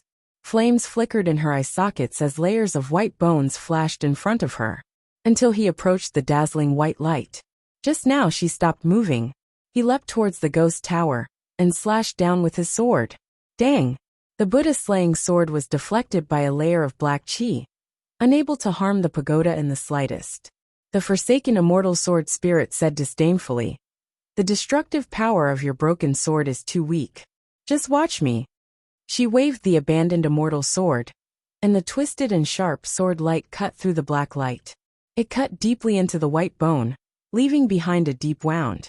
It was obvious that the abandoned immortal sword was more suitable for attacking than the Buddha-slaying sword. However, this scar was insignificant to the entire heavenly ghost tower, and even to the white bone. It was like an ant trying to shake a tree, overestimating its own strength. However, the flames in her eye sockets lit up, and with a flash, she flew towards the scar. In the hollow interior of the ghost tower, the viscous aura of death was like pitch, constantly resisting and devouring the descending white light. As soon as she landed on the ghost tower, it suddenly all lunged towards her. This was the weakest part of the ghost tower, but it was also where all of its defenses were condensed. Dark Moon! The Dark Queen cried out. The aura of death was enough to contend against the entire city amongst the clouds. She could not help but clench her fist as a dark light flickered on her. A huge pale green hand appeared in the air and enveloped Little N. Countless aerial roots formed a barrier. The Banyan Tree King paid attention to her at all times. Hurry up if you're going to do anything. I can't hold them off for too long. Little N gripped the Buddha-slaying sword firmly with both hands and stabbed it down hard at the white bones beneath her feet. The Banyan Tree King could sense the powerful will of the hungry ghost realm in the thick aura of death, devouring it almost hysterically. The huge hand, rapidly withered and withered, forced to muster all of its strength to contend against it. The aerial roots slithered over like dragons and snakes. The Banyan Tree King even shrank slightly. However, the speed at which the aerial roots grew was still unable to keep up with the corrosion of the aura of death. They whistled through the gaps between the branches, landing on her shiny bones, and immediately seeping in. In the blink of an eye, it dyed the white bones pitch black, wrapping around them layer by layer, and extending all the way to the Buddha-slaying sword in her hand. All that remained were the two pale white specks of flames in her eye sockets, which also shrank before gradually being extinguished. The battlefield came to a halt. Both sides knew that she was crucial to this battle, so they could not help but look over. Little N felt neither joy nor sorrow, neither worry nor fear. All of her attention was concentrated on her hands. She did not even spare a single strand of power to resist the corrosion of the aura of death. The tip of the Buddha-slaying sword slowly pierced into the sky-reaching ghost tower like a sharp thorn. Compared to the wound caused by the abandoned immortal sword, this stab seemed even more insignificant.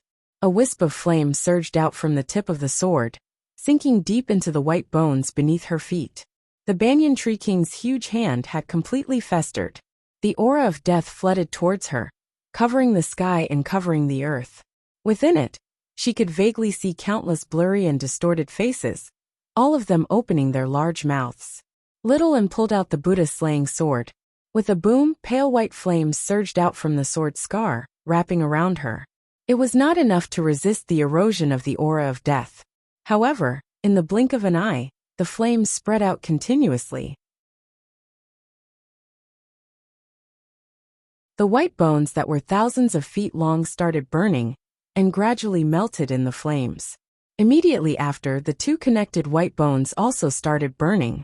The sky-reaching ghost tower was like a bonfire that had been ignited by sparks. The raging flames burned away the thick aura of death. This sword, the soul of the abandoned immortal sword, was also speechless. Taking advantage of this opportunity, the white light that shot out from the city amongst the clouds penetrated downward, illuminating the ghost tower. Meanwhile, the combined attacks of the cultivators and demon kings heavily injured the tree roots of the ghost tower and destroyed several dozen formations. The situation on the battlefield was reversed. They immediately gained the upper hand. Little N stood in the roaring flames. The blackness around her gradually faded as she stared down at the gate of hungry ghosts. The ghouls stared at the flames in fright, feeling an instinctive fear. They almost wanted to retreat into the gate of hungry ghosts. However, a tremendous presence suddenly rose up from the gate of hungry ghosts. Two specks of green light grew brighter and brighter, and a dragon's roar rang out, filled with brutality. A corpse dragon rushed out of the gate of hungry ghosts. The king of Southern Yu said, "It's the body of a true dragon." The dragons were the most renowned and flourishing among all divine beasts. This world had once been ruled by the dragons, so they were born with strength and intelligence. Even if they died, it would still be a significant matter. Although the corpse dragon king was only at the third heavenly tribulation, its strength could not be compared to regular corpse kings. Afterwards, corpse kings and ghost kings emerged from the hungry ghost realm one after another. There were plenty of powerful and wondrous existences like the corpse dragon king. The reinforcements from the hungry ghost realm had arrived. However, The banyan tree king let out a sigh of relief inside. It would be far too strange if there were no reinforcements even now. However, a bitter battle was unavoidable. They had to destroy the core of the ghost tower as soon as possible, so that they could use the power of the world to suppress and seal the gate of hungry ghosts.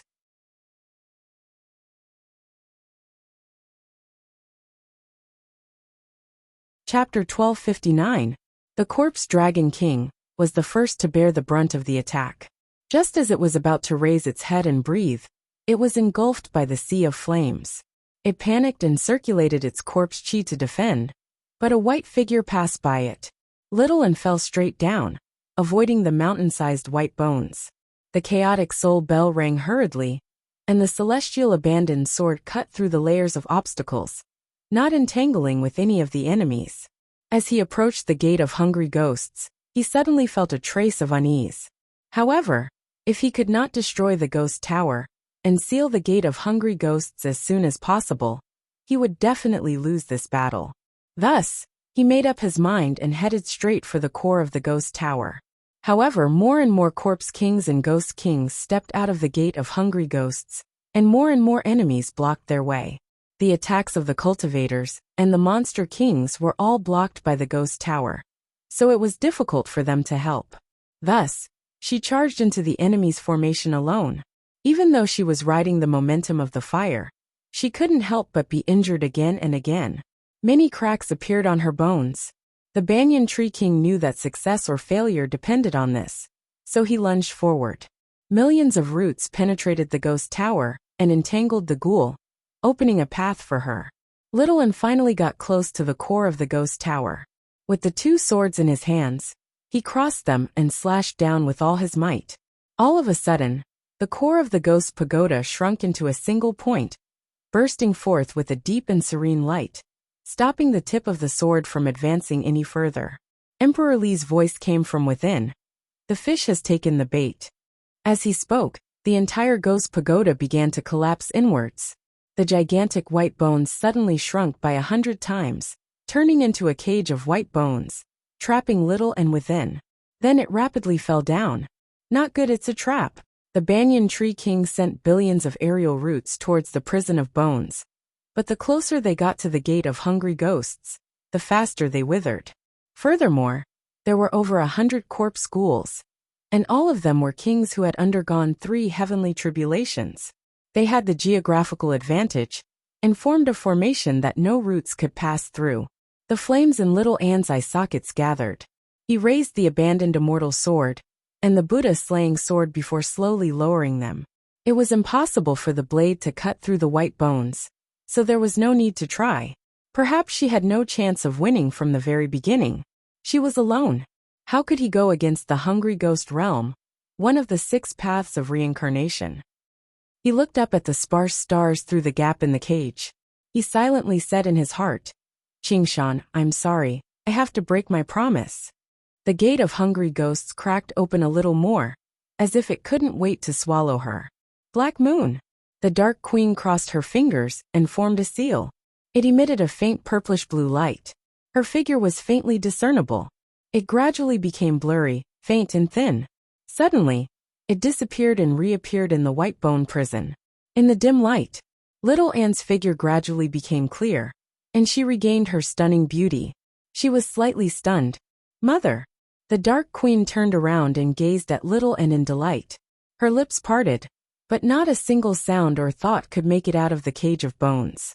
The King of Southern Yu said, "It's the Umbral Insect's displacement transposition. Bitch, you are also a disciple of the Black Moon sect. How dare you ruin my plans? I will torture your soul to the utmost, and you will never be able to reincarnate." Emperor Li's roar sounded from the gate of hungry ghosts. The Dark Queen lowered her head silently. Little An strode forward.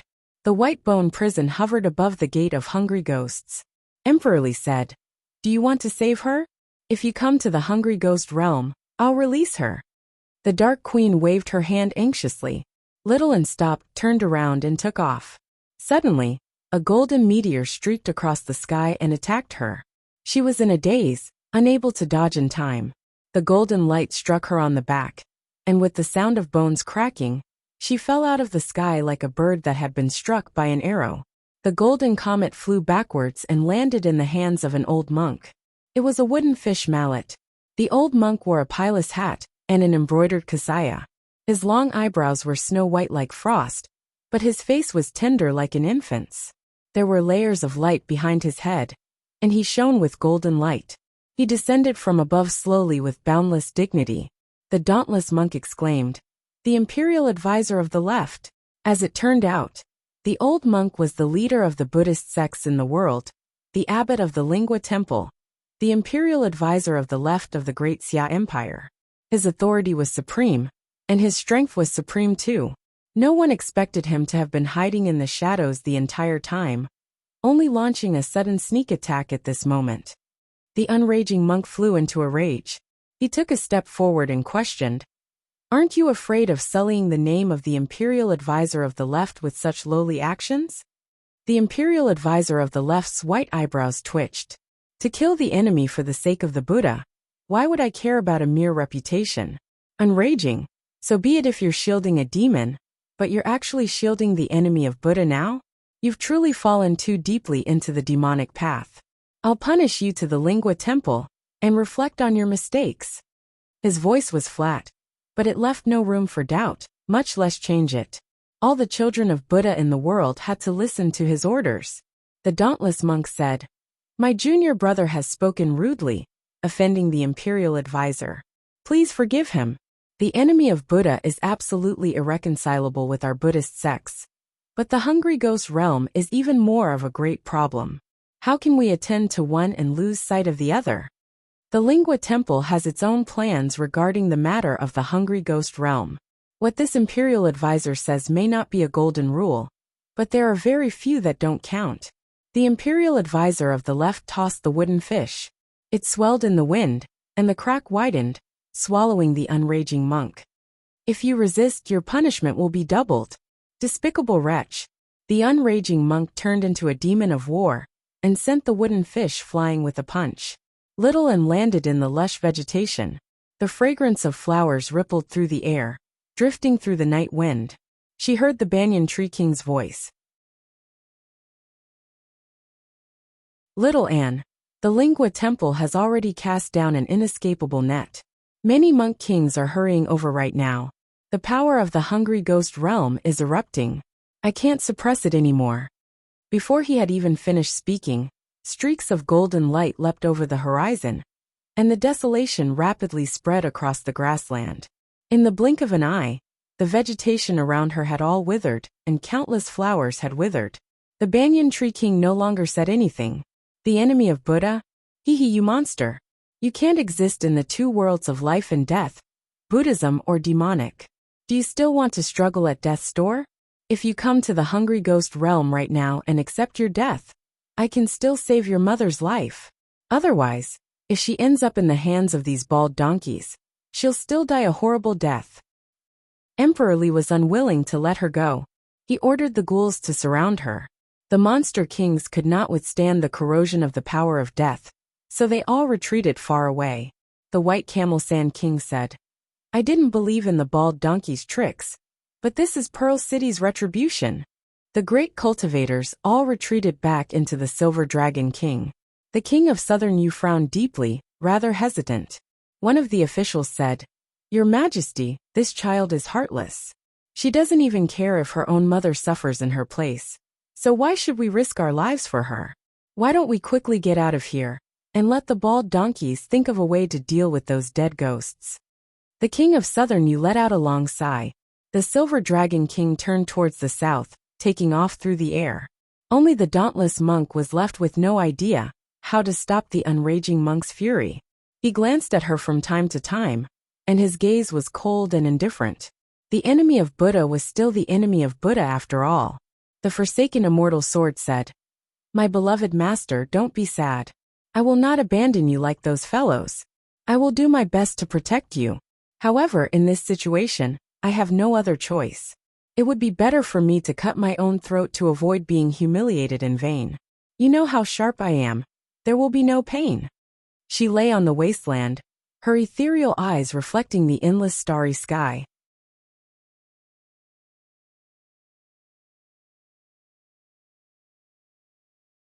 Chapter 1260. Li Fengyuan ordered loudly, "Go and save her." However, the radiance that enveloped the city amongst the clouds gradually dimmed. The winged people beside him all had cold expressions as they retracted their powers.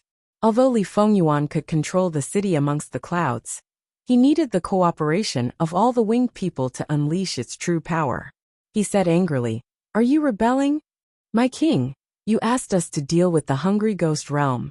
We have already done it. Please stop." "Fine, if you are not willing to help me, I will do it myself." Li Fengyuan sneered as he controlled the city amongst the clouds to descend. "You are risking the entire winged people. Even if you save her, neither the Lingua Temple nor the hungry ghost realm will let this go. As the king of the winged people, do you only care about her and not care about the life and death of all the winged people in the city?" Li Fengyuan's heart trembled. Familiar faces appeared in his mind, and there were many children among them. To him, the two words winged person were no longer just a noun, but many fresh lives. Although he had been influenced by Li Qingshan since birth, he was still a benevolent phoenix. How could he abandon them so easily?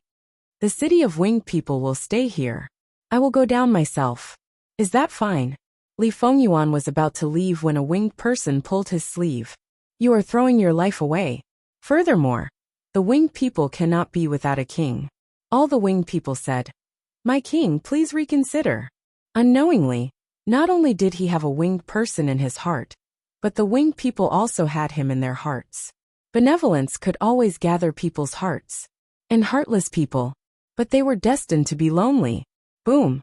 The golden meteor landed and created a huge crater in the wasteland, showing the terrifying power of this attack. However, there was no one in the crater. Buddha's light shone through the sky. There were more than 20 monk kings.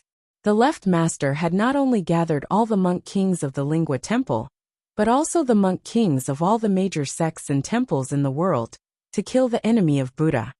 Even if she could avoid this attack, how could she resist such a great force with her heavily injured body? However, the left master did not continue to attack, because she staggered toward the hungry ghost's gate. The world of death rejected all living beings. It also especially rejected Buddhists. "Left master, should we give chase?" "There's no need. She'll die no matter where she goes." The left master put away his wooden fish hammer and stared at her. The ghouls were like vicious dogs fighting for food, gathering all their strength. They fought to be the first to pounce forward. They could all sense the powerful will of the hungry ghost realm. If he could personally end this legend for the hungry ghost realm, he would definitely obtain endless benefits, and breaking through to the fourth heavenly tribulation would also be a piece of cake. Smart choice, let her come over. Emperor Li's words dispelled the dreams of the ghouls. After plotting for so long, how could he allow others to benefit him? The zombie dragon king pounced ferociously at little Anne. Each of its ferocious, crisscross teeth was 100 times bigger than her body. The zombie dragon king stopped right in front of little Anne. Phosphorescence spewed out of its nostrils, but it didn't dare to bite down. This was the rule of the hungry ghost realm. Fighting over food with the superior was definitely not a smart choice. Little Anne walked past the mountain like ghouls. Fresh blood soaked his white robes and dripped onto the ground, creating sparks. She approached the gate of hungry ghosts under the heavy encirclement, and raised her head to look at the Dark Queen in the cage of bones. The Dark Queen gripped the bones firmly. Her expression was filled with sorrow and despair. "Xianyue. Mother, wait for me," little Anne said silently. With a wave of her hand, her long hair drifted into the air, and a handful of black balls scattered into the surroundings. The zombie dragon king stared at a black ball that flew towards him, and suddenly felt intense fear. He wanted to pull back and retreat. Boom! More than 30 small black balls exploded at the same time, turning into balls of red light that were condensed with terrifying power. Then, they rapidly expanded, each of them shooting out tens of thousands of rays of red light. The rays of light interweaved together, turning into a gigantic red light ball that swallowed everything with her as the center. The ground shook violently, kicking up a wave of earth several hundred meters tall, reaching several hundred kilometers away. The waves of air were like several dozen storms stacked on top of each other, dancing wildly in the surroundings. The monk kings halted in the air far away, unable to stabilize themselves. Booms rang out in their ears, leaving them dumbfounded by the terrifying destructive power. As for the ghouls, they bore the brunt of the attack. Their tight encirclement instead became a fatal blow. They were blasted to pieces one by one, their souls dispersed. Everything happened in the blink of an eye, but it felt like a very long time had passed. A mushroom cloud slowly rose into the sky, and a huge pit that spanned 100 kilometers appeared where it had been. Bang! The zombie dragon king's cracked head fell to the ground. Its soul flame had already been extinguished. Several dozen corpse kings and ghost kings died on the spot, while the remaining ones were all injured. Like startled birds, they flew around the pit, afraid to approach it. It's the landmine balls of the school of Moism. The imperial advisor of the left frowned heavily. He recognized the origins of the black balls with a single glance. Only great grandmasters of Moism could refine these balls of lightning. They were extremely difficult to refine and difficult to control, so they could not be used in battle. They could only be used to attack cities and formations. However, every single one of them possessed the might of a mountain that could annihilate mountains. They pursued the ultimate destructive power. He wondered how she had managed to collect so many of them. However, the dauntless monk vaguely recalled that when Li Qingshan killed the master of the Sword Collection Palace, he had obtained many of these balls of lightning. Originally, the Sword Collection Palace had planned on using them to bombard the Demon Suppression Hall. But he never thought they would be used here in the end. They had basically died together. She sighed inside. After all, the Chan Monastery of Devanaga was indebted to her and Li Qingshan. If she were not the enemy of Buddha, perhaps she would have inherited the position of abbot already. The imperial advisor of the left said, "These balls of lightning don't differentiate between friend and foe. The enemy of Buddha is at the center, so he must be heavily injured.